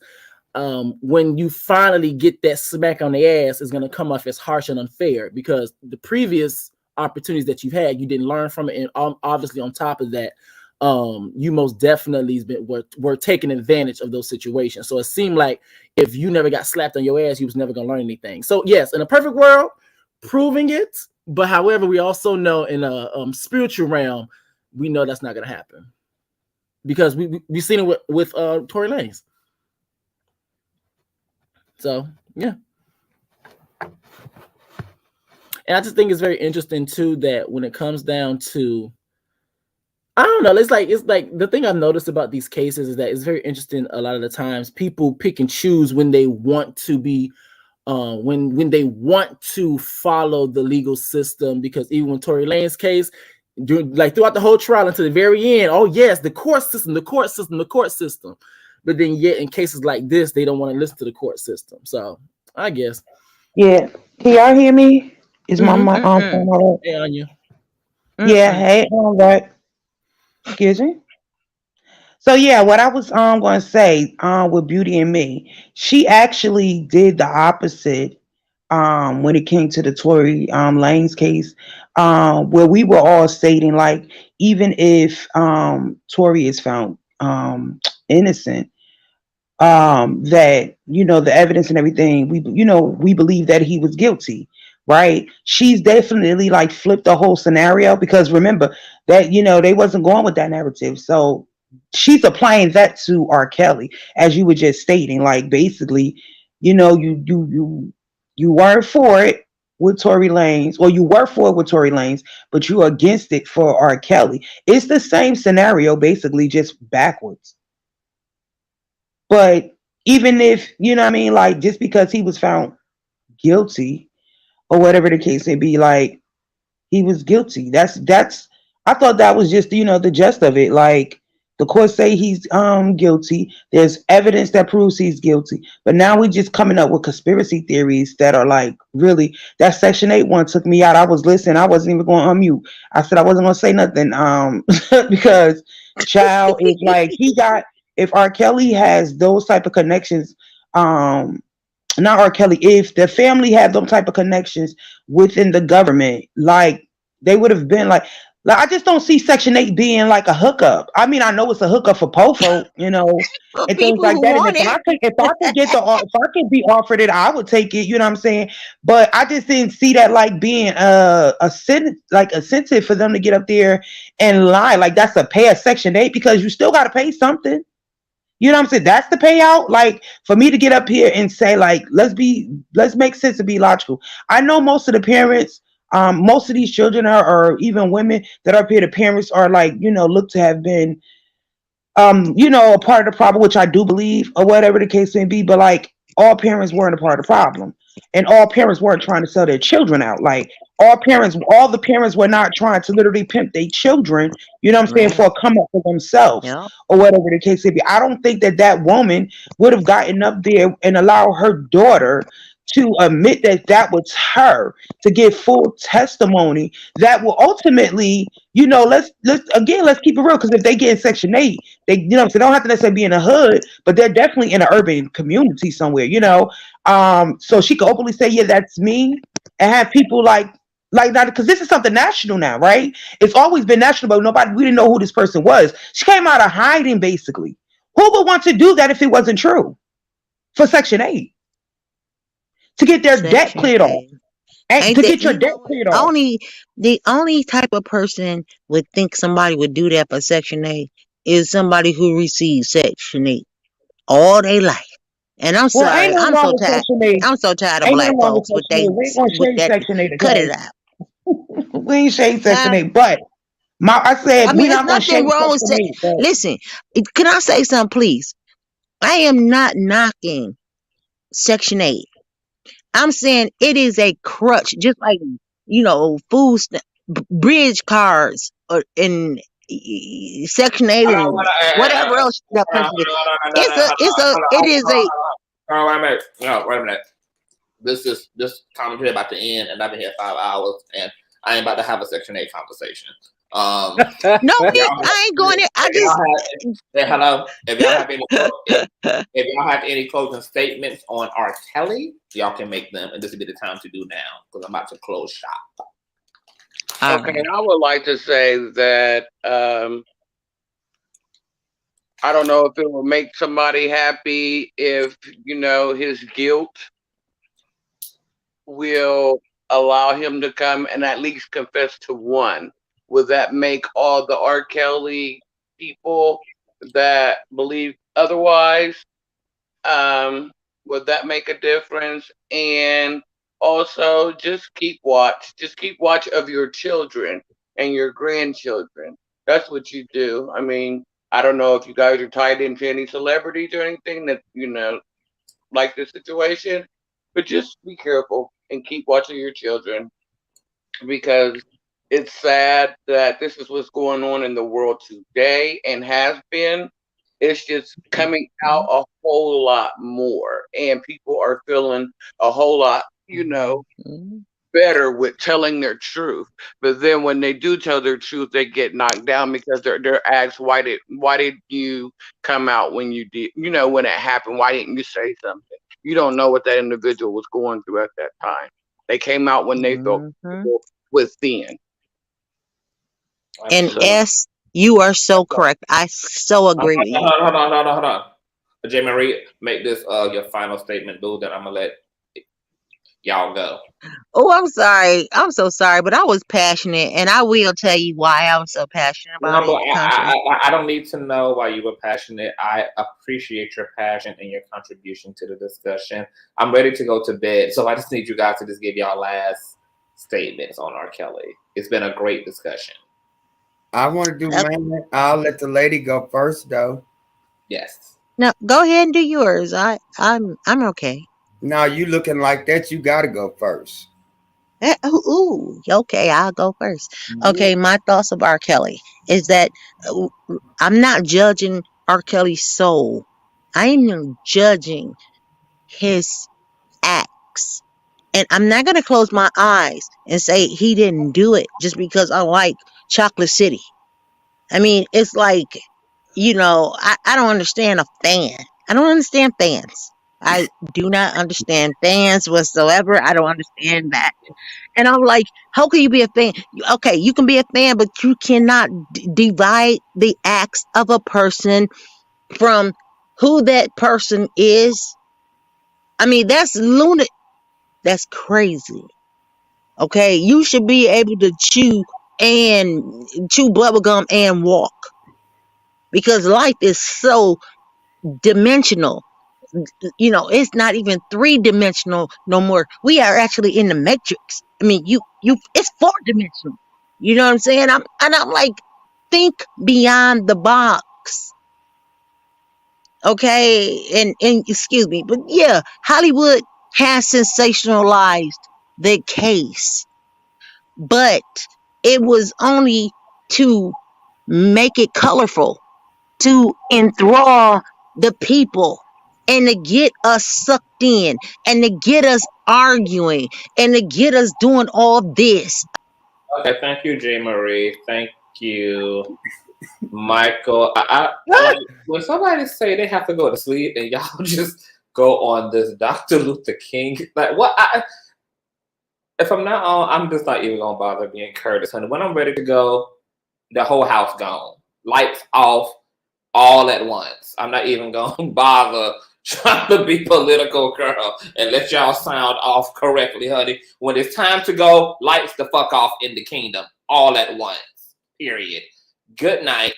This was a riveting discussion, and if anybody have access to those transcripts, conscioutztv@gmail.com, or send me a drop-off box link, etc. on Instagram, etc. Also, shout out to my contributors and shout out to the panelists. You all did amazing, honey. You all did stellar, bruh. Okay. But a bitch got to go, honey. I got shit to do. Thank you, Dominique, and thank you, Crystal, on Period. I will see you guys later on today. Peace.